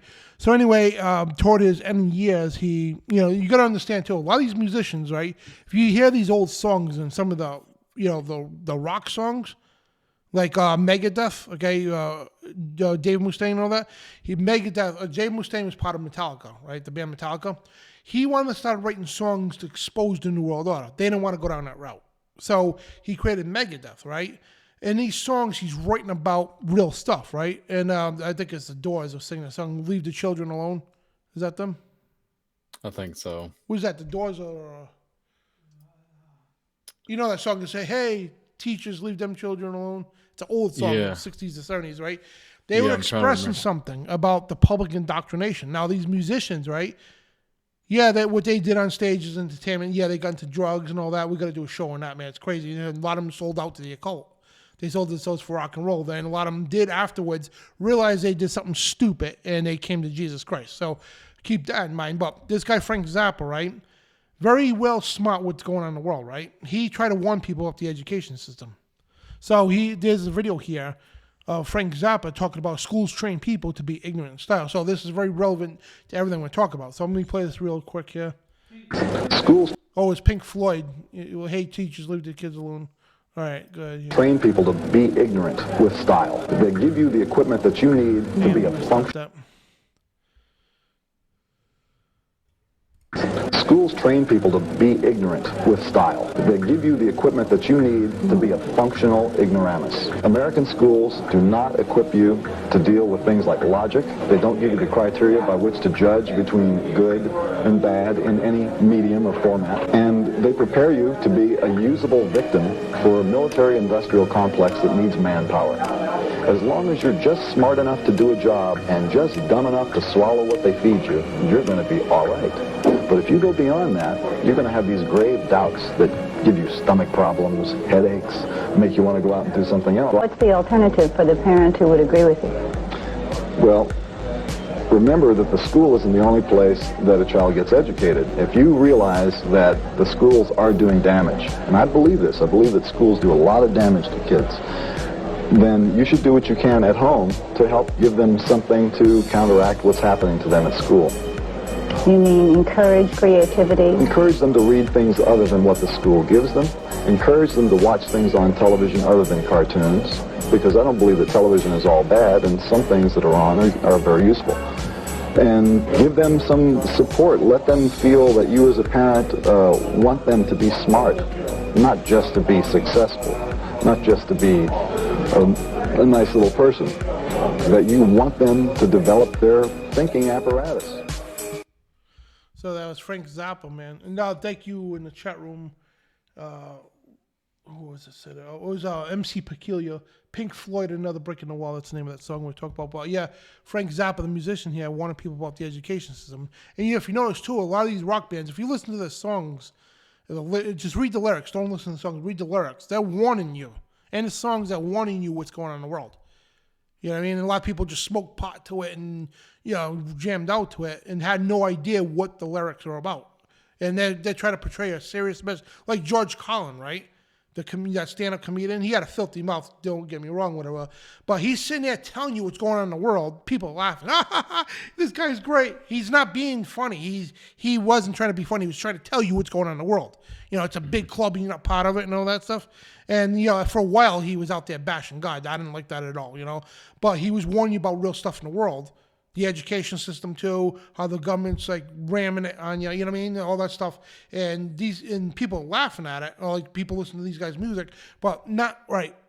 Let's look at the lyrics. Let's look what he's really saying. They were given warnings ahead of time. They were whistleblowing through the media, you know what I mean? The music and all that stuff. And if you listen to the interviews with these musicians, right? They said, literally, not a joke. I sold my soul to the devil. I did. And that's how I became famous. I mean, we're going to do a show on that. I sold my soul for rock and roll. I can't wait to do that again. about there's a lot of people who died at the age of 26. It's kind of weird. All these musicians, Jimi Hendrix and all that stuff. I think it's 26 or 29, whatever it was. But yeah, they all have the same story. They couldn't play in a bar room without getting kicked out.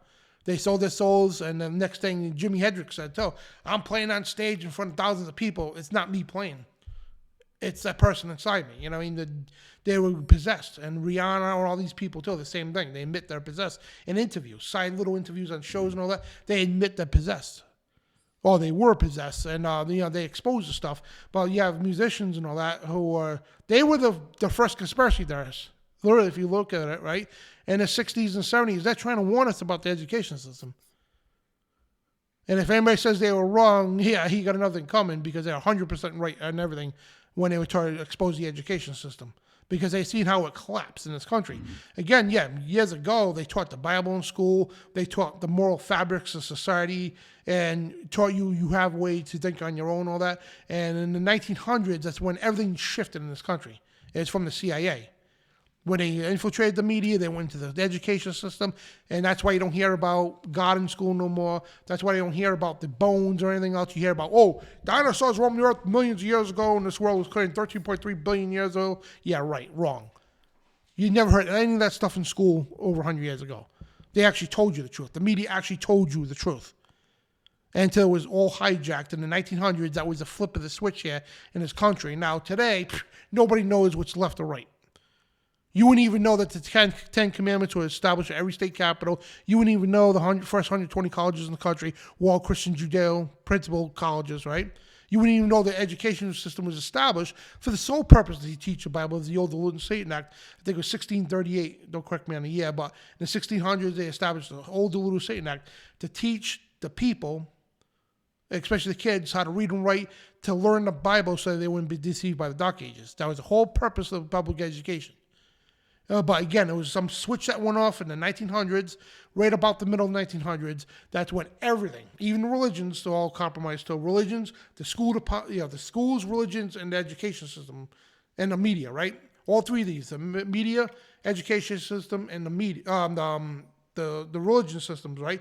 All three things that were fabrics of society back then. They told you the truth, right? They compromised all three of those. And now today, nobody knows what excuse the language, asses from the elbows. And I'm being blunt, you know what I mean? So that's why everything's all haywire. That's why you don't hear about giants in schools or in the media no more, because it's all been compromised.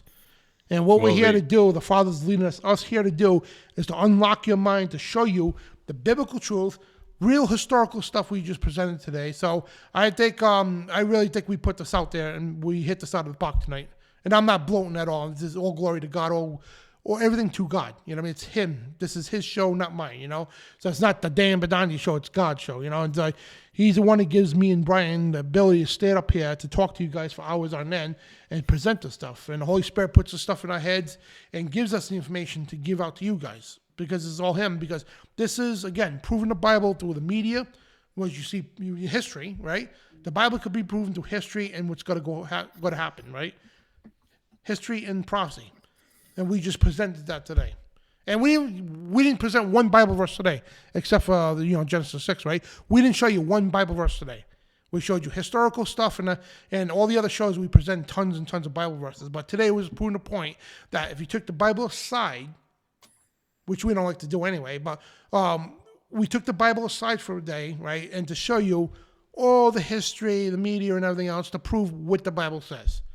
So I hope and pray that people actually now understand, yes, there were giants in the earth in those days and also after that. So I'm done here. So if you want to throw anything else, Brian, we'll go to phone calls. Well, I just want to throw in too, you was talking about the musicians. Yeah, magicians. Musicians, talking about they sold their soul and everything. I mean, just think about the giants that passed away, their embodied spirits. Just think about it. There's another component here. We have a passenger that's taken over the driver's seat in all these cases. So these people are literally admitting it. And that's what, and that's why they're talking about there's another person in them and all this stuff. It's literally the giants have embodied these people, right? It's insane, right, Dan? I mean, it's wild stuff. So yeah, I just want to chime in there. Yeah, it's been a blessing. Hit that like button, subscribe to the Dan Bidondi Show, and then subscribe to Visual Disturbance. We appreciate all you all. And Dan, the favorite part of the night, because I know there's a ton of people in here that want to call. We got newcomers. Chime in, call the Dan Bidondi Show tonight, and Dan's going to throw up the phone number here in a minute. And we're very blessed. Me and Dan's very blessed to have you all call in. So, absolutely. So, guys, just little rules here for us, right? Call in. Don't talk about elections. Don't talk about jabs. Just leave that stuff out of it, right? Just try to stick to the subject, but if you want to talk about something else too, spiritual warfare stuff, absolutely throw it out there. You got a testimony, even has nothing to do with this, talk about it. You want to ask questions about this, do that. And do me a favor, please, all right? Please pay attention to this because some people don't.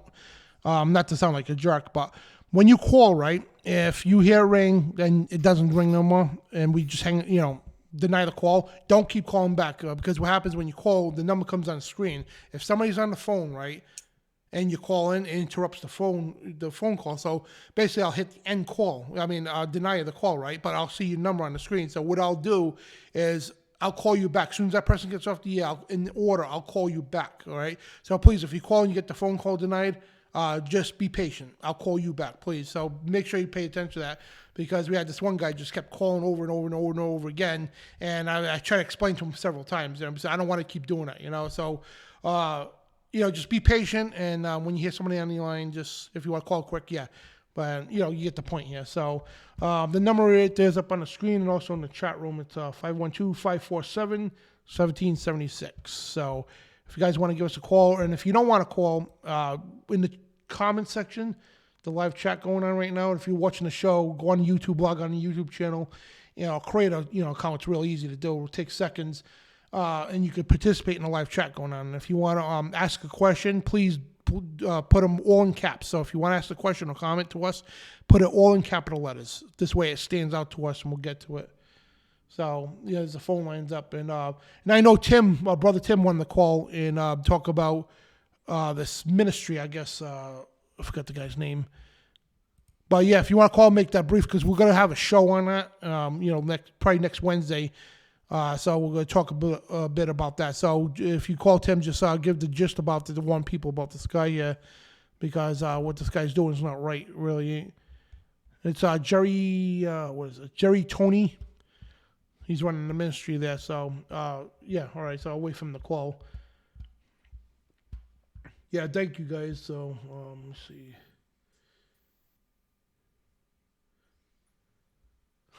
Tactical Billy, keep calling and calling. That's funny. I think it was a fun show tonight. Huh? Yeah, it was a good show. Yeah. I enjoy it. Yeah. I enjoyed it. Yeah, I enjoyed it. Yeah. We could have kept going. We have so much more links and articles. And Kent Hovind, he's a creationist, right? He used to be evolutionist creationist. But before the internet, right, he went around gathering newspaper clippings from all over the world because he went all over the world. And newspaper clippings from all over the world. He's got tons of boxes full of newspaper clippings of these, the stuff we showed you tonight. The actual newspapers and everything else. So it's crazy. And I want to try to get him on the air. He doesn't believe in biblical cosmology, but still. It's Brother Tim. Woo! Woo!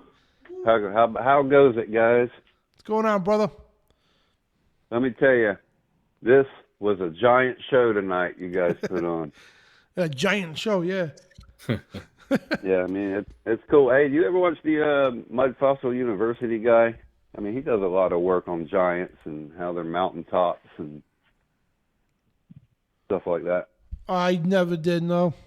I've seen it. It's a lot of interesting stuff. He can look, and show you the rocks where what the dried blood looks like, and veins and capillaries and lungs. It's all like right there. Wow. It's pretty much undeniable. But what did Jesus say?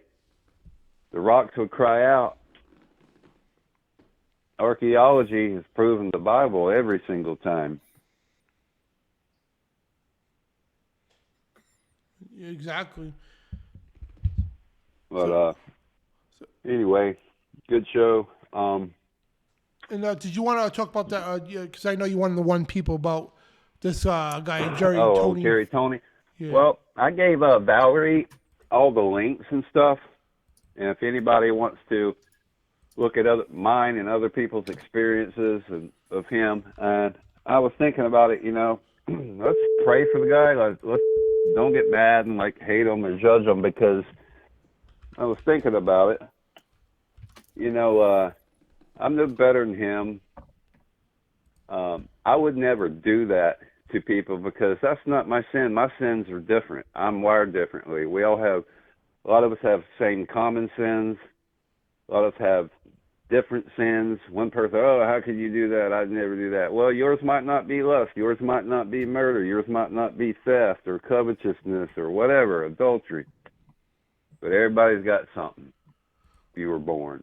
Well, here's the thing, too. I know you try to be like a, you know, just like pacifist on it, and you know, I mean, you just don't want to avoid, you don't want to avoid yeah, I can't even talk tonight. No, I want to save victims. I want to warn people about them, you know, because no one deserves to be treated like that, what he's doing to the body of Christ, you know, under the guise of helping people. But combative, that's it. So I know you don't want to be combative and all that, and but yeah, the thing is, our job is to expose people like this, expose the deeds of evil, because and here's the thing too, this guy's page is over here, right? He calls himself a prophet of the last days. Anybody who exalts himself as a prophet or apostle or disciple, something like that, I got a question right off the bat. Right off the bat, I got to question you, challenge you, because I would never in the world, I don't care if I knew the Bible better than anybody else, never in the world would I ever remotely tell people that I'm a prophet or some kind of a disciple or apostle or something of that nature. So for him to say he's a prophet for the end days, that alone should raise a red flag in your head. You know what I mean? And well, Dan, he worked up to that. Now, like someone showed, in his first video, he said, "No, I'm not a pastor.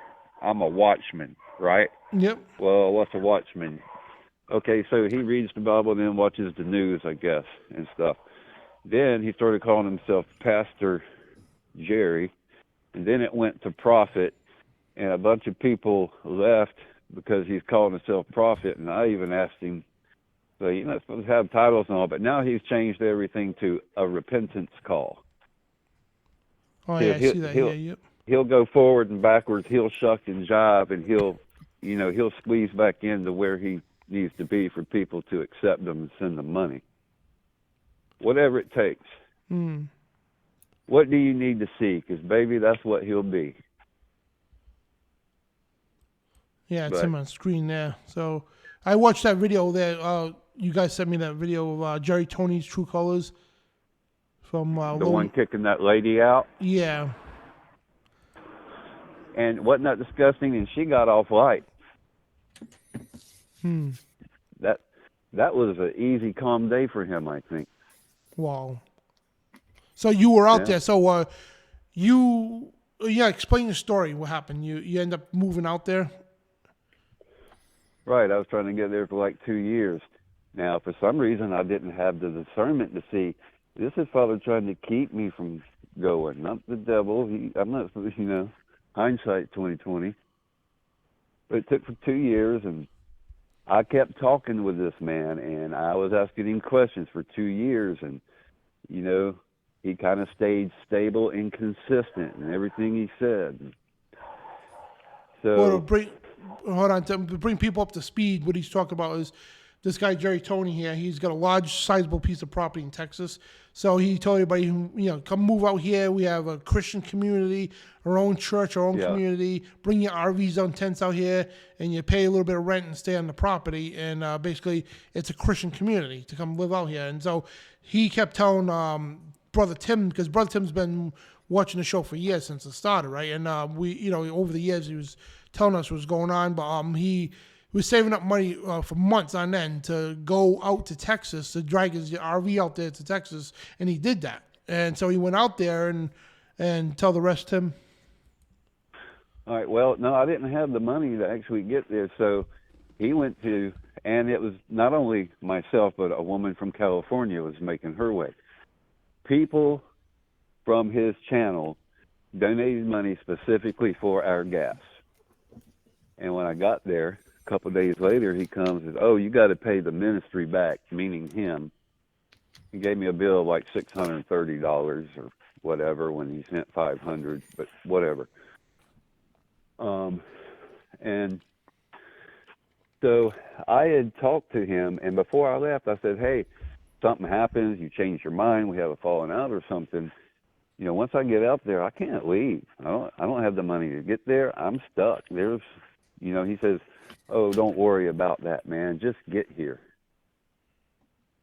So I get there, and the deal was I would work around there for my rent till I got a job.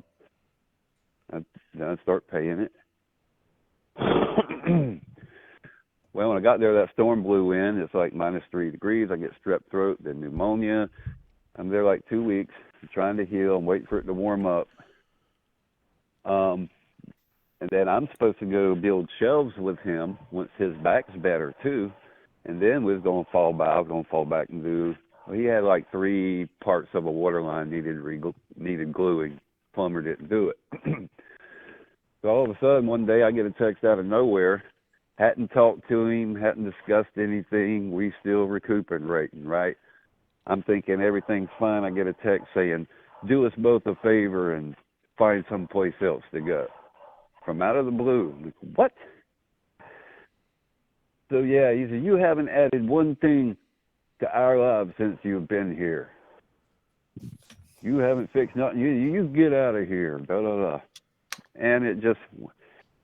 And so, okay, I'll start working on it. Now, apparently my rent was paid by somebody on that channel, and so was the lady from California's first month. Well, I still had 2 weeks left. He's kicking me out. So, of course, I'm broke, so I'm trying to get I'm begging and borrowing, trying to get money wired to me to get back. Plus, I have a bent axle, and I'm having to buy 5 tires on the way back. Which luckily I got them for like $25, $50 at a Mexican used tire places. But anyway, yeah, he told me to go F myself and threatened to shoot me in my face, spitting, bumping me with his chest, just trying to get me to do something. But the thing I didn't get to mention last time, Brian and Dan, is even in the middle of him doing all that, because he'll be like a chihuahua in your face and on your ankles. And bah, bah, bah, bah, bah, bah. See, his tactic is to threaten you, yell, do not give you not 1 second's peace until you fully conform with what he wants right then and there. He's a narcissistic bully. Wow. But anyhow. Unreal, man. Yeah, when we do a show on Expose Him, we'll have you call in and give more details. Because the calls are lining up, so. Yeah, and this is just the icebreaker. I didn't mean to take this long. No, that's all right. But that's just a general rundown. Yeah. I'll let somebody else get on here and talk. And one more thing is, do not forget. Woo! Woo! All right, guys. Take care, brother. Night. God bless you. Great you show. You too. Thank you. All right. Bye. Bye. So, yeah, guys, one more final one before we get to this other caller here. This guy here, so, and, yeah, I guess he changes his name over the time. So, we'll take Sister Max's call. How you doing, sister? Oops, what happened? Oh, we'll get to her in a minute, but 330 number, we're calling you back. So, with a show that calls you back.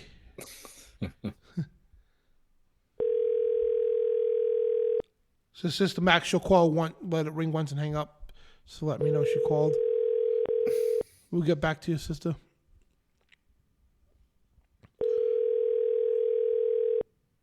Just a stage fright. Move on to the next one. They're probably, why are they calling me back? Hey, sister, what's going on? Sister Max. What's up? Not much. How y'all doing? Oh, pretty good. How's it going? Oh, it's going and going and going and going. Going. Yeah. Is Brian there? I can't hear. I'm trying to put my ear to the phone. I'm trying to see if it's working or not. I'm here. I was just gonna let you talk. I didn't want to interrupt you. Dang it! I can't hear you for crap. Yeah, he said go ahead because he heard you. Yeah, big show. Y'all had a lot of articles and stuff. I like how you mentioned that Politico was a piece of crap. A lot of people don't know that. Politico is a piece of crap. Yeah. Yeah. But did y'all know that there were giant skeletons in the Philippines? Yeah. Mm-hmm. Yep. I don't know if y'all went over that or not. I was in and out, but Yeah, right. like all over the world, these things are found. Exactly. And my mom, she's there's a city called Davao where they found 17-foot skeletons. And my mom's from Philippines. She's 4'9", 5 foot.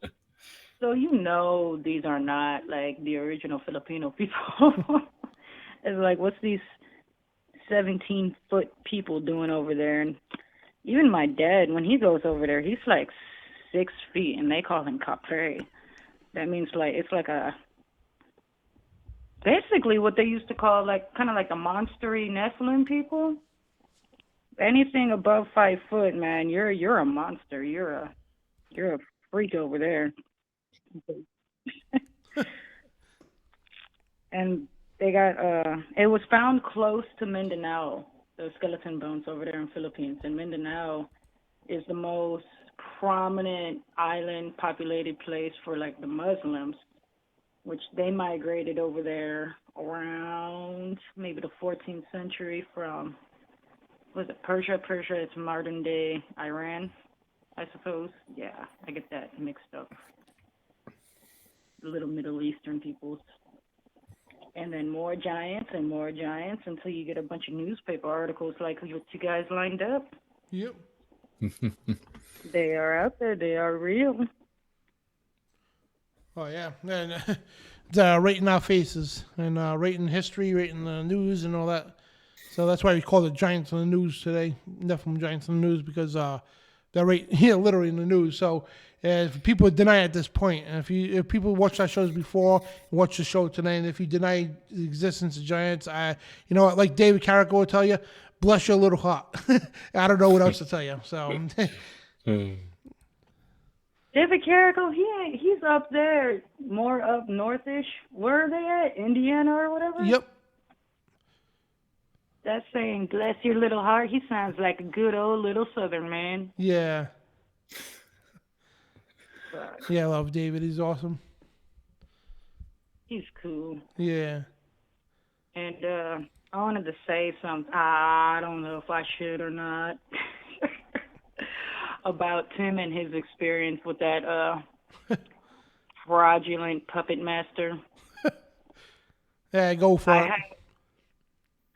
I'm not going to tell him what to do, but I'll say my experience, and I could see why he chose B, which is good, the bigger, better person.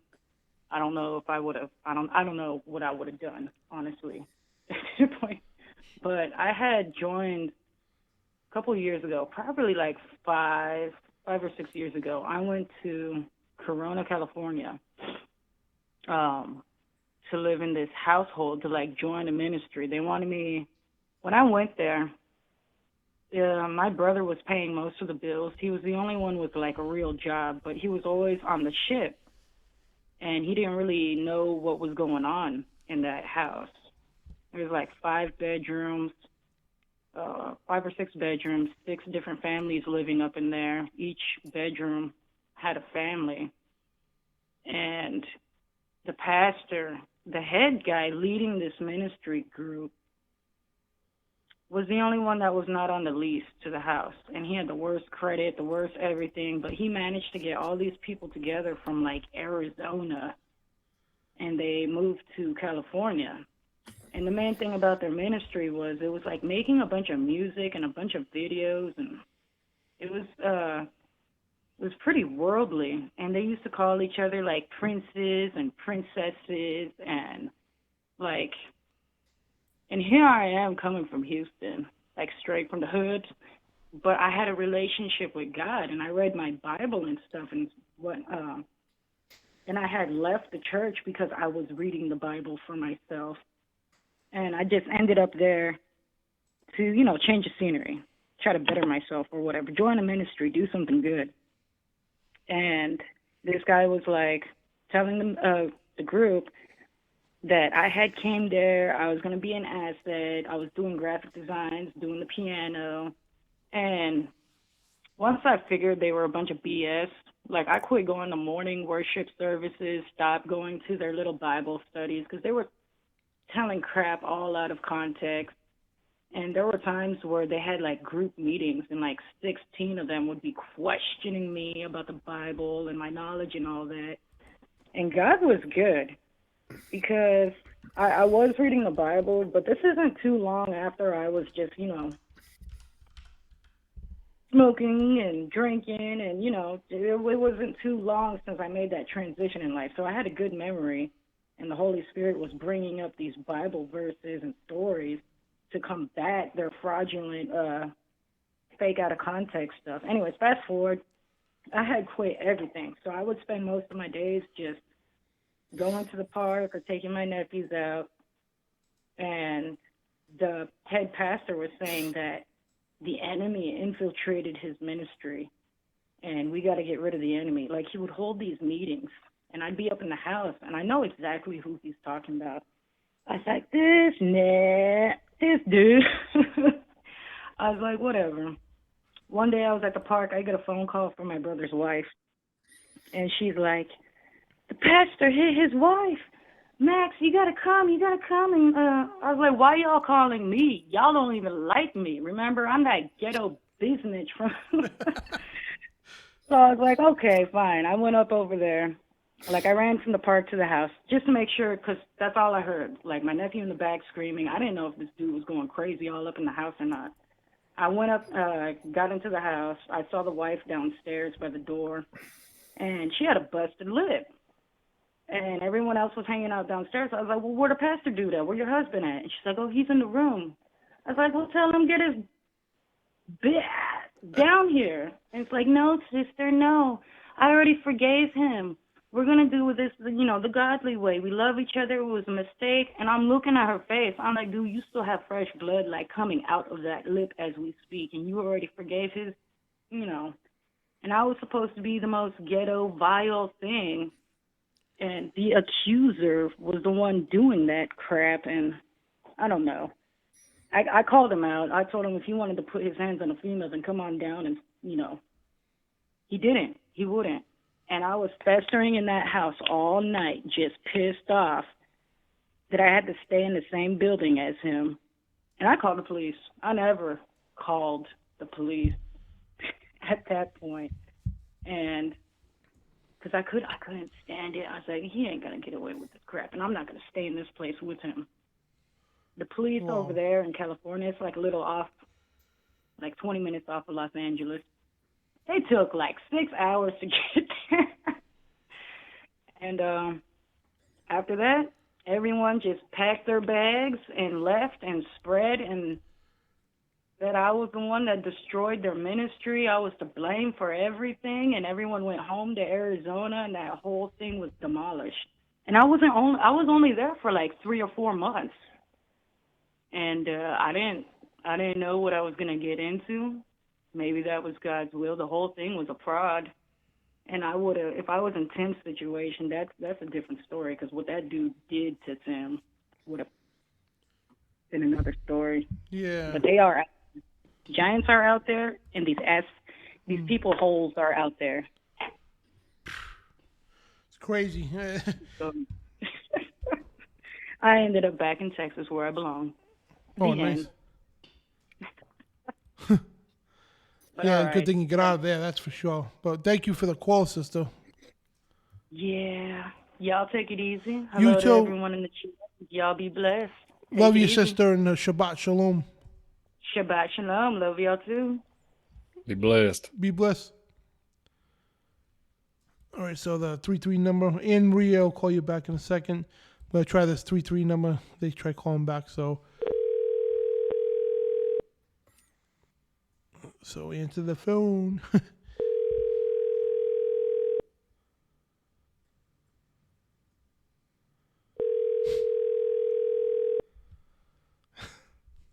It's funny, they just called 3 times and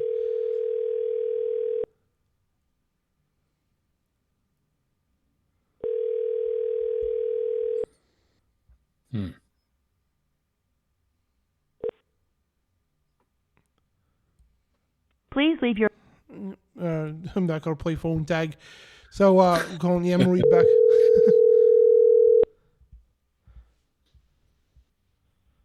Sister Anne Marie. YOLO, what can I do for you, Dan Bidondi? You are live. Don't throw no BDMM at me, broken down milkman. Don't throw nothing at me, boy. That's your new crib number. BDMM, broken down milkman. Can you hear me? You can? What is it? And throwing heaters out the windows again. Right. Can you hear me now? Yep, we can hear you. Okay. Jason wanted to know if you were throwing heaters around again. But No, Jason throws heaters at me. He's Jason the Heater Man.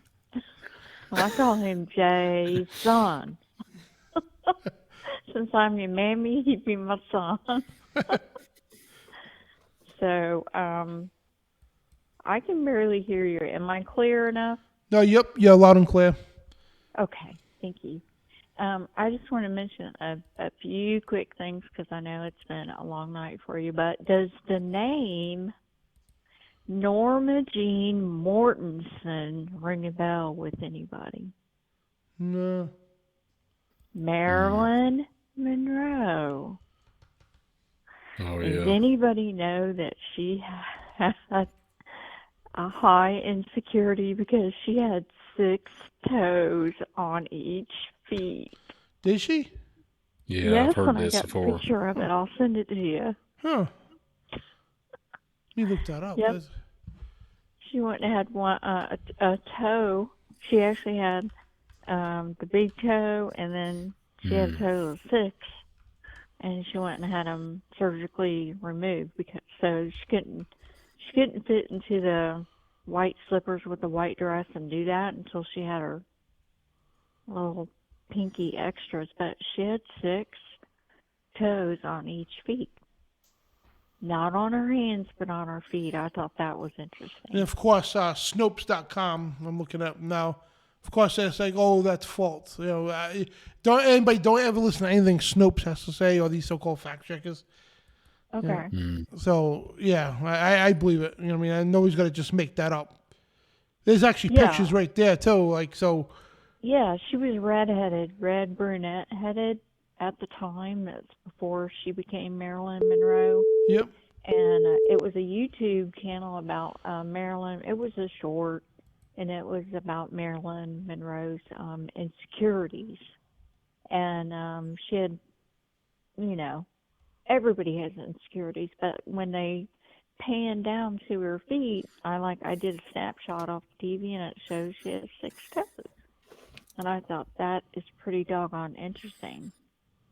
So whether it's real or not, I don't know. I mean, I wasn't there, but I thought that was pretty interesting. That is I don't interesting. know. Why would somebody do that anyways? Yeah, as I'm looking at thing, weird facts on famous people, and it shows 6 toes right there. Yeah. She's brunette, and I think in a bikini. I mean, a really cute, like the cute 1950 bikinis. I mean, they're a lot more modest. Yeah. You're not wearing a, you know, never mind. Oh yeah, her right there is a picture right here, and like Yeah, you're not wearing dental floss up your butt. yeah, it shows a picture of her. Like it looks like regular shorts and a regular top. And you know, back then that was revealing, but today that covers more than most girls wear on the beach. Oh gosh, yeah. Oh gosh. Yeah. So I thought that was interesting. Yeah.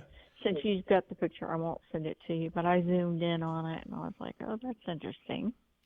So maybe she had a little Nephilim going on in her. I don't know. Not real sure about that.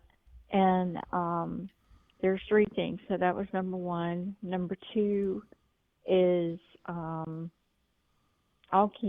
keep this one short, and then we'll go into a ministry that's a false ministry. that you can look up real quick and that you can do on your show if you choose to, because it's they got me about 3 years ago, and I got back out. But the praise report is my spiritual daughter called me last night crying, weeping, called me again today, and I said, I'm at work, I can't call you. She goes, I need you to call me. Pray for my puppy, my dog, Kokomo, a little Chihuahua. He's 14 years old. She goes, I have him on my chest, and he's dying. And they didn't have enough money to take him to the vet, and her husband came in and said he's gone. And she says, I've had him since she was a young girl, and she says, I didn't want to let him go. And she said, would you pray with me? And I said, sure. And we prayed over him, and about an hour later, she called me back, and she goes, he's alive. She goes, he's alive. And I go, is his tongue pink? She goes, yeah, he's standing up, and he's eating and drinking. She goes, he just woke up. He goes, he was pale. He wasn't breathing. He was dead. She says, I didn't want to let him go. I had him in a little blanket, and I just kept praying over him, saying, Jesus, you can do anything. And this young lady has such faith that her husband got angry with her and said, you're crazy. And she said, Jesus can do anything. And so she called me back, and she says, he's alive. He's alive. He's alive. He's alive. And I said, are you kidding me? And I said, make sure he's hydrated, get him some Pedialyte mixed with Gatorade, and just watch him and everything. And he barked over the phone on me. And so that's a praise report, because she said he was just not breathing, and they didn't know what to do, and she was freaking out. And then I'm like, well, he is 14, so in dog years, that's a pretty old dog. But she said he came back to life. So I thought that's fascinating. I thought, wow. I thought that's a wonderful praise report. Can I share it tonight? And she said, sure. So then there's that, but there's this church I would like for you to look up if you don't mind. It's called Truth and Love Ministries, Nashville, Tennessee. Gina Guy Warren, Warren, and the WAR is capitalized. Truth and Love Ministries, Nashville. Oh, nice. So we can expose them. You can see that she says she's a prophetess, and she's the pastor. I'm sorry, what was that website again? Truth and Love Ministries in Nashville, Tennessee. It's under Gina, Gina, Guy, Guy, Warren, capital WAR, lowercase REN. Truth in, not in love, but in the letter N, Truth in Love Ministries. Oh, it says Truth and Love Ministries, spreading God's love in our online world. Right. Now, she says she's a prophetess, and she's a seer. Oh, God. And she takes the lead, and Mario Murillo gave her mantle. Well, I rebuked Mario Murillo long time ago. And I didn't realize that he supposedly gave her his mantle. First of all, that's out of order. That's out of God's order. Women are to remain silent and then go ask their husbands if they have a question. And then he is a very babe in Christ. And they are Seven Mountains Dominionists. And she hid that from me for a long time, but I did some deep digging on her. And you said it's Gina what? I'm sorry? They're Seven Mountain Dominionists. Tell me, Gina what? What her name? Gina Guy, like a guy, Guy. Okay, all right. Truthandloveministries.org, because it's a truthandloveministries.com. It's somebody else, so it's the .org website. Right. They may have several. They have one in Brentwood. They have one in Nashville, and they're like. Is it Guy Warren? I'm sorry. Mm-hmm. Yeah. And Brian Warren, Gina. Yep, and, that's him. That's him right there. Yep. Right. And she wrote a book, The Way of the Warrior, and where are all the warriors? And I bought the book, and I bought it for a couple of friends of mine. And there's some good information there about nutrition, but it's all jacked up. And I tore it up and I burned it. And I called my two friends that I bought them for, and I repented, and I told them that I was sorry and don't read it. And because at the end of it, they're trying to sell a product. They're trying to sell Azija, which is a health product, a health drink, to get you to come in, and they're training, and they say, we'll kick ass in Jesus' name, and we'll fly to you, and we'll train you and get you fit just for a small fee of $600. And I'm like, Small really? fee? Oh. Yeah, really? Yeah, per person. Wow. And this is before 2019. So I'm like, really? And it's just a mess. But they're Seven Mountain Dominionists, and I went down her line, and she lied to me. And she messaged me. I'm not on Messenger, Brian, but I'm going to load it up one time just to get your information and then dump it again because it takes up too much room on my phone. But anyways, watch out for these people, because she says that she prays in the Holy Ghost all the time, but there's no interpreter. And it's the same language like John Ramirez every single time. And she always ends with Messiah. She always has that, I hate to say it, but it's almost like a snake sound, demonic Messiah, you know, and they do these live cams in their car, and they go, the church has gone crazy. Well, yeah, because you're teaching another Jesus, and you're teaching Kundalini, and you're teaching and they're saying Jesus should come back anytime. No, he can't. Certain things in protocol has to fall into line. He's in order. And their Facebook page is horrible. You talk about provocative and things that should be shared between a husband and wife. I don't want to see your drawers down where they should be down, sir. And I don't want to see you in a bikini showing off how fit you are and your husband taking you underneath a waterfall. I hope a Sasquatch comes out and scares you straight because you off the wall. Seriously, Miss Camila Max, we could go get them. We could go gangster them now. We could, but pray for them. But they're seriously, because they seem like genuine, sweet people. Yeah. I don't know how that I don't know how that they got wrapped up into this. And I got friends. God bless you, Dan. I got friendly with her, but we weren't friends. It was more like an acquaintance. But she was like, he's a car salesman. And I was like, oh, that's kind of hanky. You're a pastor and a car salesman. So, pray, we can't make rent.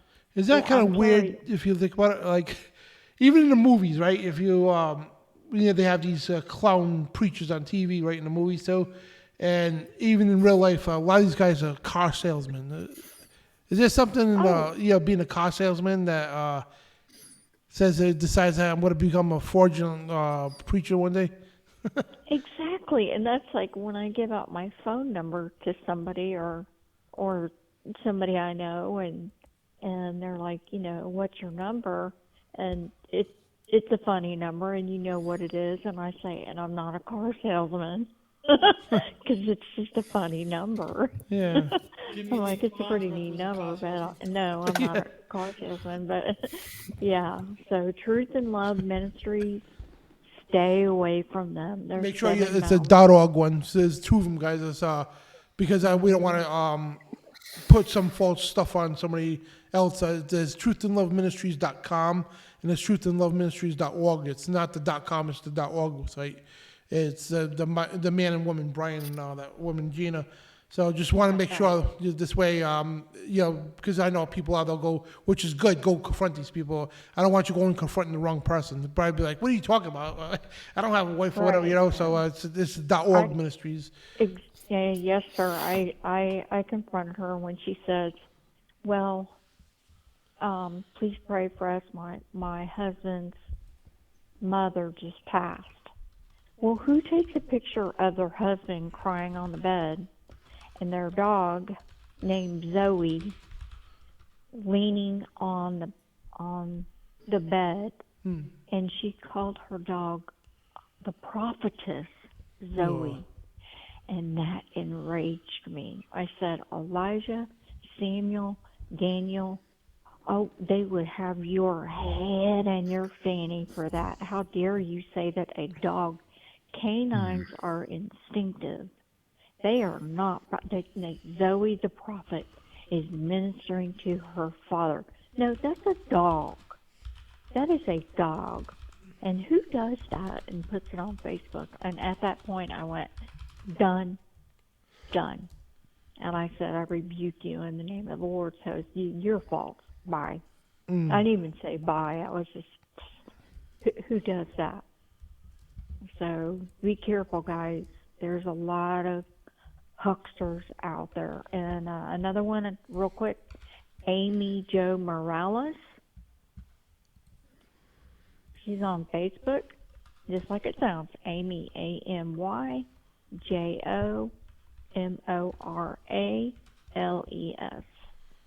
She's just on Facebook. Y'all, do not go near her. She is a wicked witch. She's the one that sent me the anointing oil with the gold in it and said she blessed me, and then all these paranormal things started happening in my home. Don't go near her. And she has about 3,000 aliases. She's wanted by the do.gov. Yeah. So stay away from her. Yeah. So there's a lot of them. Got to use a lot of discernment out there, guys. Yeah. A lot of discernment out there, but. Well, anyways, one day we're I'll going to let just you show go, on but I thought false it was prophets. interesting about Marilyn Monroe. We're going to do a show on false Right. prophets one day. So, yeah, we should do that. That'd be cool. You should. And Peter Popoff, he's still doing his thing. Yeah. Peter Popoff's still doing his thing, and man, they're just all out there, and it's just like, one question, where did Jesse Duplantis go? I don't see him anymore. I don't know. At all. He's just like, I don't know whether he's in a dumb or anything like that. He's just gone. Yeah. He's just gone. But anyways, great show, and thank you for doing Luke. Comprehensive. I'm keeping up with that. And tell Jason I said great job on his YouTube channel. I'm keeping up with him. And thank you, Visual Disturbance, for making me crack up so hard. I had to do it this morning, not last night, because I knew it was going to be hilarious. It was really good. So, love you guys. I'll let you go. Love you too, sister. Yeah, Okay, shalom. talk to you later. Shalom. Okay. Yeah, so the 33 number. So if you listen 330, I'm going to call you back. This will be the last time. So we try to call you back twice already, and I know you try to call back. So I don't want to keep playing phone tag. So we're trying to call you back, and this is strike three. Sorry, I just don't want to take up the show calling people back and they don't answer.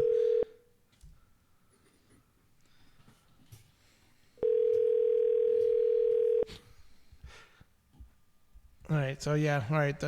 Unless he calls back in the next couple of minutes. I'm going to interject here. When you're, as soon as you call somebody else and they answer, they directly call you back if you haven't noticed. And they try to interrupt. Mm-hmm. Yeah. Yeah, so guys, I don't know if I mentioned it. We got a donation page, so the link's in the chat room if you want to donate towards this ministry. It helps out a lot, a great deal. So there's a 330 number. So 330, you're on here. What's your name? Hi, my name is Mike. Hey, Mike, what's up, man? Okay. Yep, you're on. Yeah, how's it going? Good. How are you? Hey, I'm sorry about that. Jeez. No, that's all. No worries, man. I really liked your show tonight. I listened to it, and I wanted to say hi, Dan, hi, Jason, and hi, Brian. Hello. And that Shalom. was interesting about the Giants.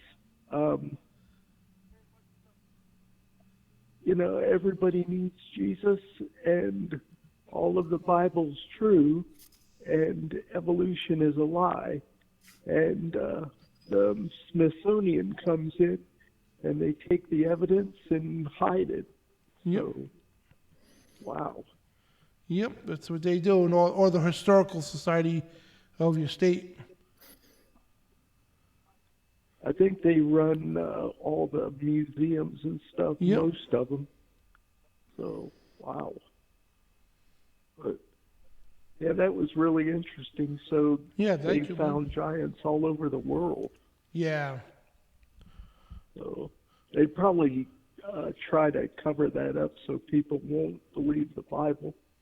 I remember Kent Hovind long before the internet, and when we had the old VHS tapes. Kent Hovind, was going on broadcast and all that to try to tell people that, thousands of clippings from actual newspapers of giants from all over the world, and long before the internet, he's trying to warn people about that. And now today, because of the internet, you can find this stuff. You can go to the newspaper archives, the newspaper companies, and look it up for yourself. But yeah, they try their best so much to cover it up. Then they'll come out with disinformation shows like on History Channel. Oh, the lost giants, and just to get you to tune in, then they'll try to finagle it. So in the end of the show, you think, all right, it's just a rumor. It's not real. And, they'll leave you a question. That's it.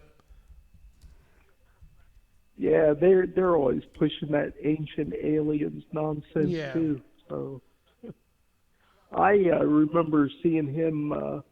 I've been watching him for a couple of years, Ken Hovind. Yep. And my cousin, he was at Kent State University, and she was out there sitting at his table, and none of the professors would debate him.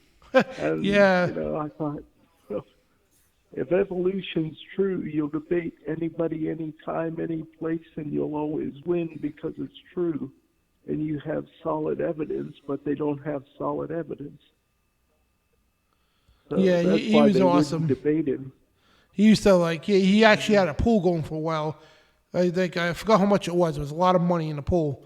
That if somebody could out debate him, proving evolution, he would give him the reward money. And every time he went to a debate, most of the time he was scheduled for a debate. He went to the debate, so the professor in the end would end up having the students debate him instead of him because they were afraid to confront him. And Ken Hovind, he was just ripped these evolutionists apart. Yeah, hide behind your students. That's a real brave professor. Yeah. So, Well, that's why the college, they know they teach lies, and the thing is they'll use these big, long scientific words that I couldn't even pronounce to save my life. They'll use that as a disguise of, I'm more educated than you. Well, you're more educated because you could pronounce a word that's 26 characters long. That doesn't mean nothing. And that's just made up projection. That's all it is. So talk to him. He was an archaeologist, Absolutely. and he was doing the Bible ain't true bit, and I kind of backed off. I didn't really. And now that I think about it, I thought, look, dude, if you stand on the Bible, you can debate anybody anytime, and you'll always win.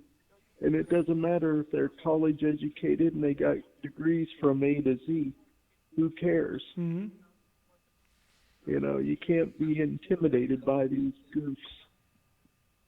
Educated idiots. Yeah. Exactly.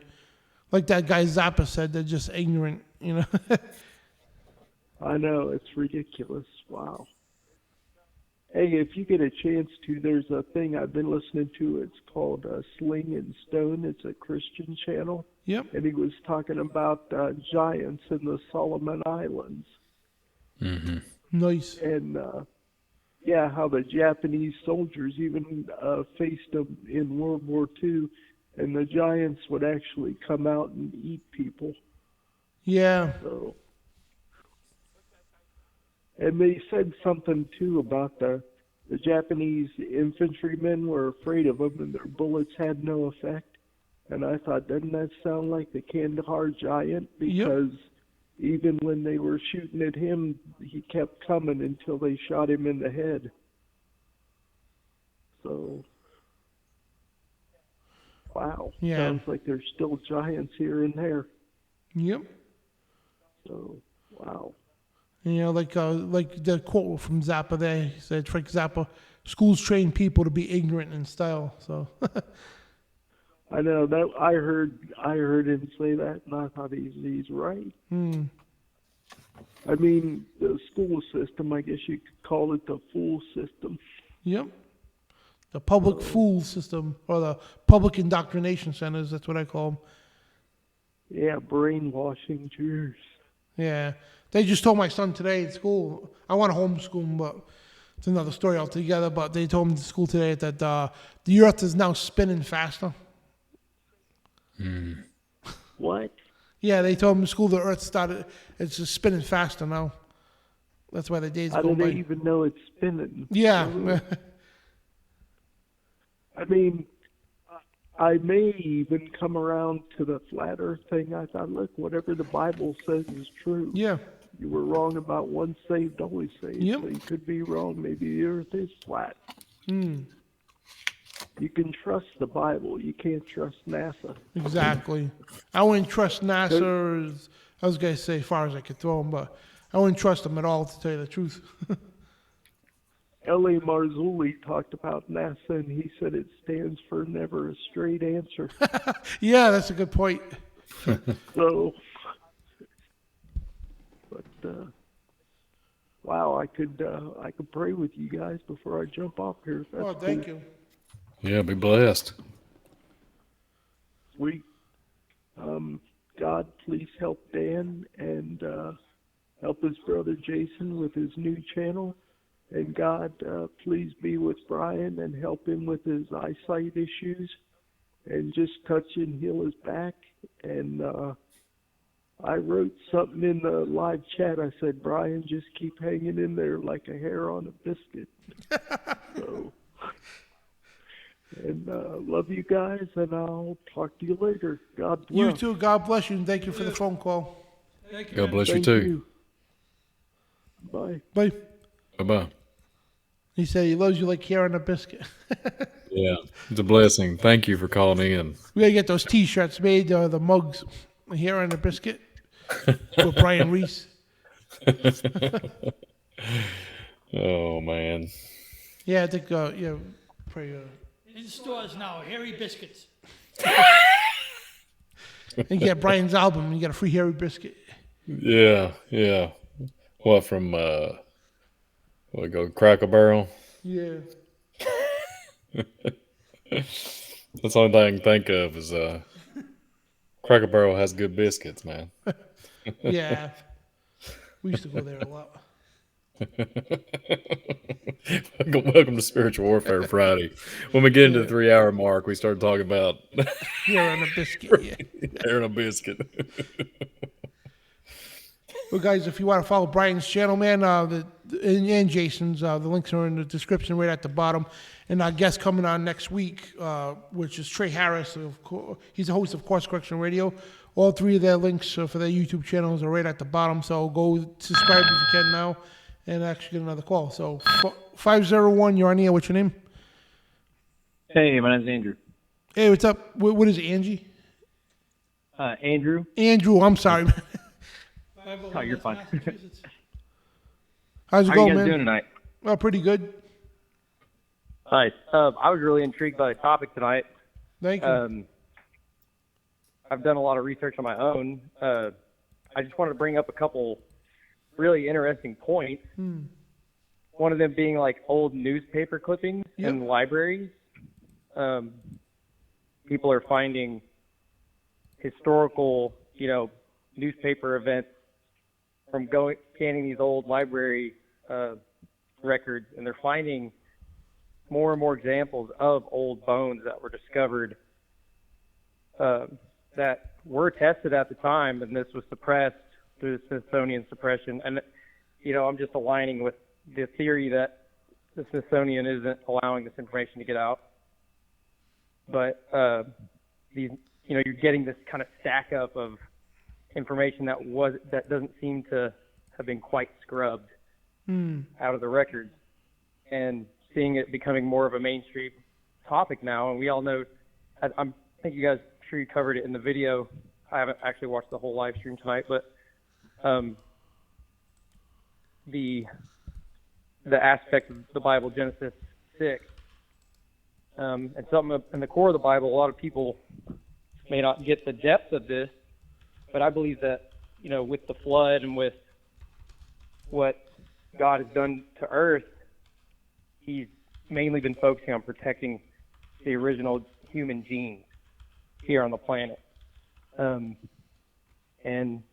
you can kind of see when we turn to the ways of the earth, when we join in with this modernization, increased quality of life, and we really get absorbed by it, you're starting to see the world's developing that Antichrist mind, starting to portray those characteristics. So I just find it interesting, considering how being raised in the church through the 90s, I never heard a single peep about the Nephilim or the giants, and my older age, kind of researching the Dead Sea Scrolls and seeing it's not just skepticism, it's a faith-based belief in the canon, versus now we have some other books that are showing up. We're not going to, put any faith in those.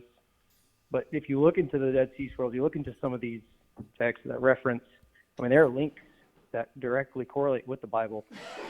The story of David's fight with Goliath, why Goliath was so weak, because God had changed the conditions of the planet to allow him to win that battle.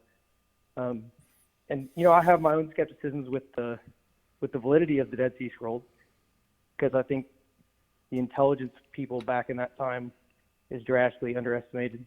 So you could have had a plagiarist type author who emulated that, but I think it's literally spiritual to me in nature, how those books were preserved through the time. The atmospheric conditions created by the Dead Sea, evaporating salt into the air, and allowing those scrolls to be preserved. And there's a copy of the Book of Esther that is 99, I think it's like very close to 100% accurate to the copies of the Book of Esther we have now. So it gave validity to the Bible. As a Christian, you could kind of flex that. Well, we just found another book confirming Esther's 100% accurate. And you have these other books. It's like a link, some verses in the Bible where it says, we'll be given, knowledge is going to expand drastically. I'm screwing those words up, but I start to consider maybe we are meant to get these texts at the time that we've been given them. But anyway, I'll let you guys talk. I've been talking. That's what I believe about the Book of Enoch. The Book of Enoch was, it's meant to be revealed at a certain time, because it's a book of, as it explains more details about creation, and it gives great details about the end times when Jesus returns and everything. So I think there's certain books are unveiled for certain purposes at certain times, and I can say that with the Book of Enoch. But the other books, though, the Dead Sea Scrolls, I really haven't had time to really dive into them, But I got mixed feelings about them myself. So, but the thing is, we have the scripture to go to, and all the history proves, history and prophecy both prove the Bible to be true. Then when you look at these other books, like the extra books and all that stuff, the ancient books of Joshua, Jubilees, Enoch, and all that correlate exactly what the Bible says. It's like, wow, it's fascinating. Yeah, that's a really great insight, and I think I've, just with the culture around me and the people that I have to engage with around this, I'm getting more of feedback that, that's not canon, be careful, right? You know, when I look deeper into culture right now, and I'm seeing viral ideology like the law of one, which is an obvious reversal of the truth that's in the gospel. It's, you know, it's clearly been hijacked. I wonder, why would I not use the discernment of the, you know, the words I know are reliable that gives me this platform, use that discernment to see if these books are real. And having read them, it's only increased my faith, and, you know, I still hold them with a grain of salt. But I mean, in these end times, it's getting almost more and more apparent how valid it is. Absolutely. With some of the crazy discoveries being made right now, like these ancient megaliths, they clearly were made. I mean, not just with an incredible ability of masonry, but some sort of unique technology that. And I don't really buy into the alien label on it. I believe most of this technology our government is finally admitting to is fallen angel tech, and they've purposely manipulated themselves, gotten into our intelligence agencies, and we're seeing the mindset that would come from a demonic possession of our intelligence communities. It's, you know, I don't know how to explain that very well, but yeah, that's what we believe too, because like we know what the Bible says, these so-called aliens are fallen angels and Nephilim, you know what I mean? So they're unclean spirits. So yeah, I exactly agree 100%, and that's where the technology is. It's ancient technology that's handed down to us, and you know, it's nothing compared to what they have. You know, I tell people too, like the phones we have, right, the touch screen and all that. You know, that's not out of somebody's imagination. This is technology that was from them. You know, they're the ones who gave us this technology, and it's old to them, new to us, of course. But this is nothing but ancient technology. Yeah, I think that is on the money. And you consider the impact that Lucifer can have in the context we're told that will happen in the end of the days. You know, the Antichrist is going to know more about us than we know about ourselves. And I believe that. And a lot of people have said this. You know, I'm definitely not the first person to ever bring this up, but that vast amount of information derived from machine learning and the systems we're already seeing in the world, that's going to allow the Antichrist to understand the population at a level to, you know, there's people right now from the in the globalist movement that say that we're hackable creatures. You connect those dots and you start to see a world where a leader with access to all these resources really could hack the majority of the population, really could convince them with, you know, make them choose without really forcing them. It's it would be an unconscious passive choice to pursue what they already enjoy. Well, it's funny you And said it's really creepy to imagine. Information and all that, right? How he's got all this information, because a lot of people don't understand that Satan doesn't have magical powers and all that stuff. So we utilize in technology.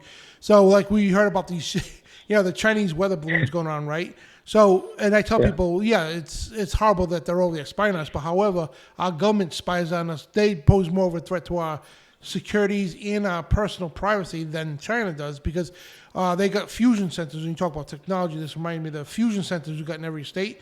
They have detailed files on every single person that lives in that state, and they have all the details. They know when you went to Stop and Shop or, you know, one of the supermarkets, how many ounces of potato salad you bought and everything else, and all your social media things and everything.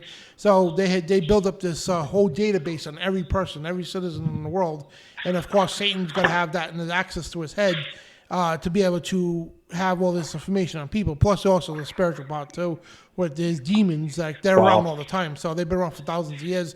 That's why they can masquerade as your grandmother or something, and the familiar spirits.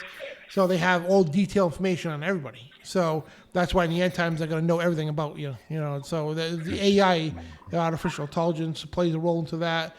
Social media platforms designed not to keep us connected, but to keep us monitored. That's what they were designed for, and they're funded by groups like the NSA and everything else. Absolutely. Yep. And man, I deep dive. You know, I've been a big fan of Elon Musk and his middle ground. You know, the big move on taking Twitter and exposing the corruption in that system. But you know, I keep researching. I keep going deeper and deeper, and I stumbled into some information about Elon Musk's past that I think is really important for everybody to maybe process a little bit.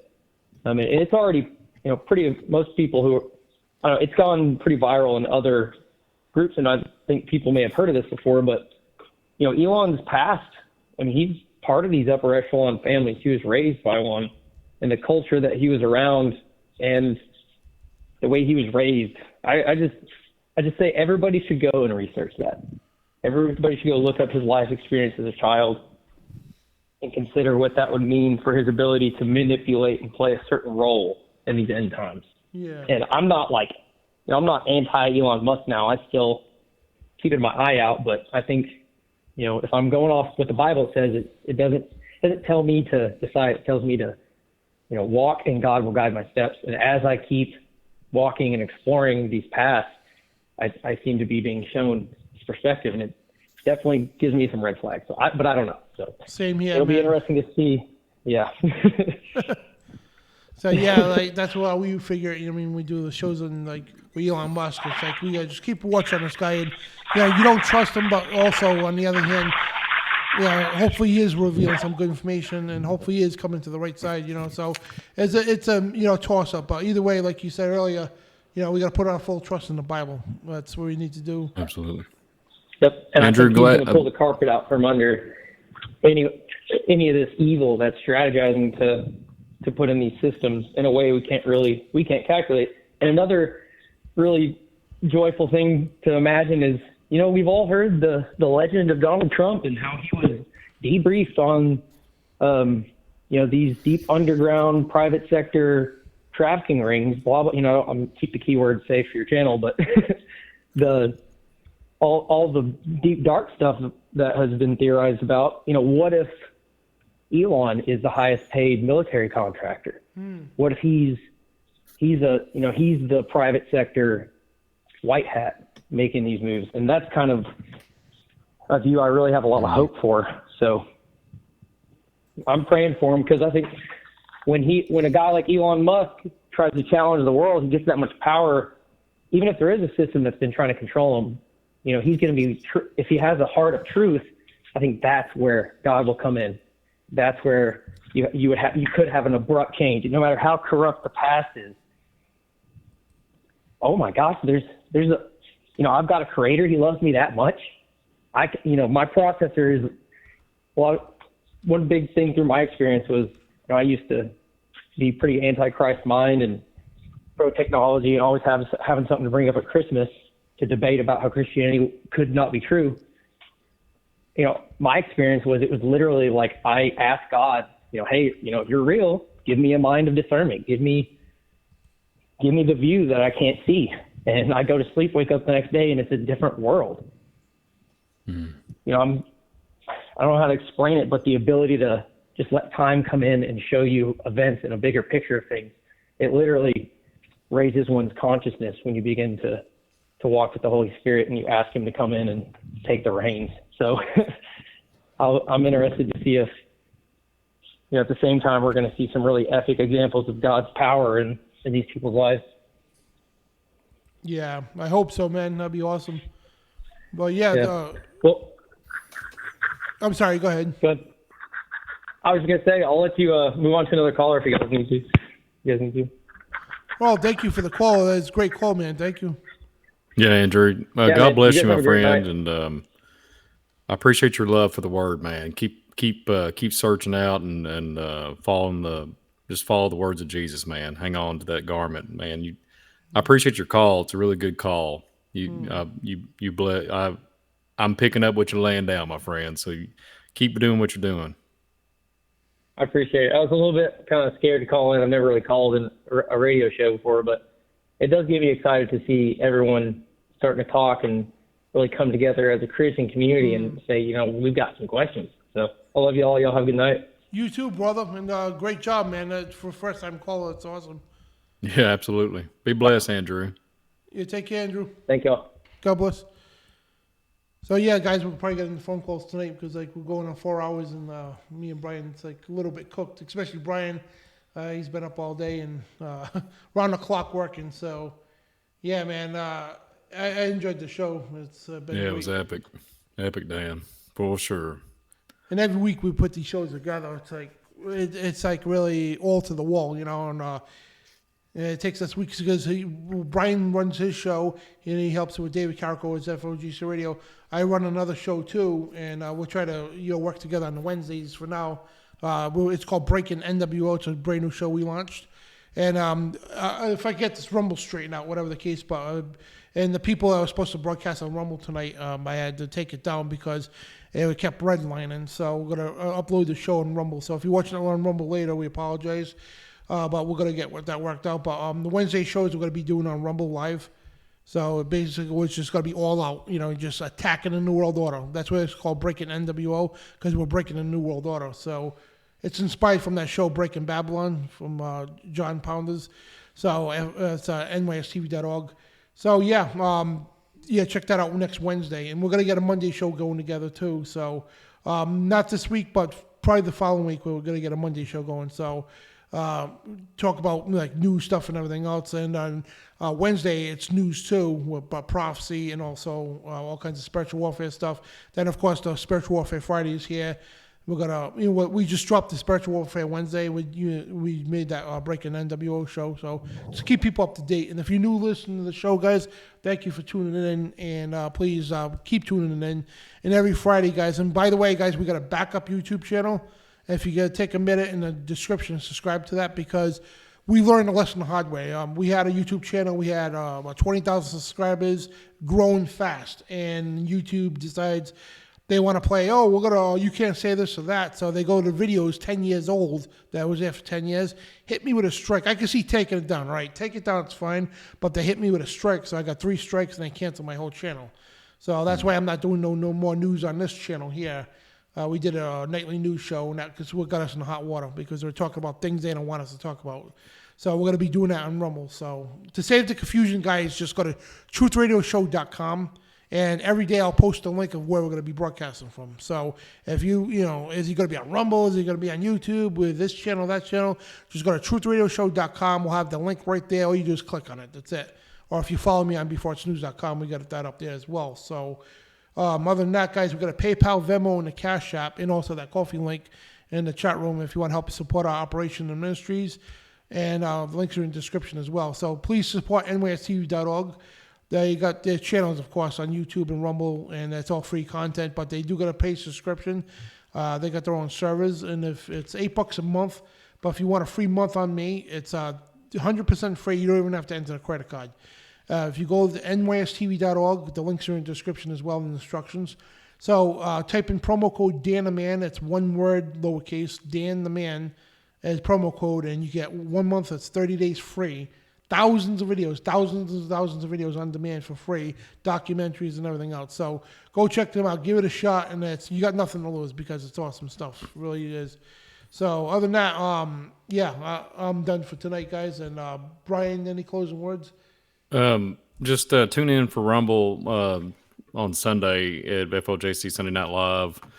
The Snake Cult of the Hollow Earth. I'll be hosting it, and I'll have my buddy Brett Graham be hosting also. So yeah, just keep that in the back of your all's mind for Sunday night. I appreciate everybody being so nice and kind in the chat and all the good callers, and we appreciate everybody that donated. God bless you all so much. And thank you all for subscribing to the channel, subscribing to Visual Disturbance channel, and all the newcomers. Oh man, what a blessing. Thank you all for being here, and tune back in, hopefully and then go check out last Friday's broadcast.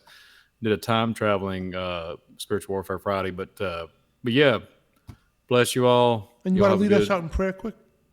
Yeah. Do you want me to lead it, or do you care to lead it? I'll do it. I'll do it. Dear Father in heaven, thank you for everybody in this broadcast. Thank you for Brother Dan. Thank you for his brother Jason. Bless us all, Lord. Keep us healthy. And thank you, Lord, for all that you do for me. And just thank you for allowing us, me and Dan, to do this broadcast, and just the time together in the fellowship, and everybody in the chat, all the callers, all the people that's in need. There's a lady that was in the chat, and I forgot to mention this way up, and she's probably asleep by now. I think her name is Cookie Lady. Be with her home. She had an issue. I think there was a fire, and be with her and her family. Put a protective hedge over her, and I pray, Lord, that all the smoke damage and everything, that you'll just intervene and help them out with that. And just bless us all, Lord. And I pray, Lord, for a good Sabbath and just a good weekend and a good following week coming up. And just protect us, Lord, from all evil wickedness, because there's a lot of it. And just bless us, Lord. In Christ Jesus I ask. Amen. Amen. Awesome stuff. And yeah, check Jason out too. So Jason, thank you for joining us too. No problem. All right, guys. So that being said, let's just everybody have a great Sabbath. Shut the TVs off, the computers. Don't turn nothing on until 11 p.m. tonight. It's coming up Saturday here for the Midnight Ride, and so check them out. The links are in the description as well. So God bless, shalom, and you are the resistance.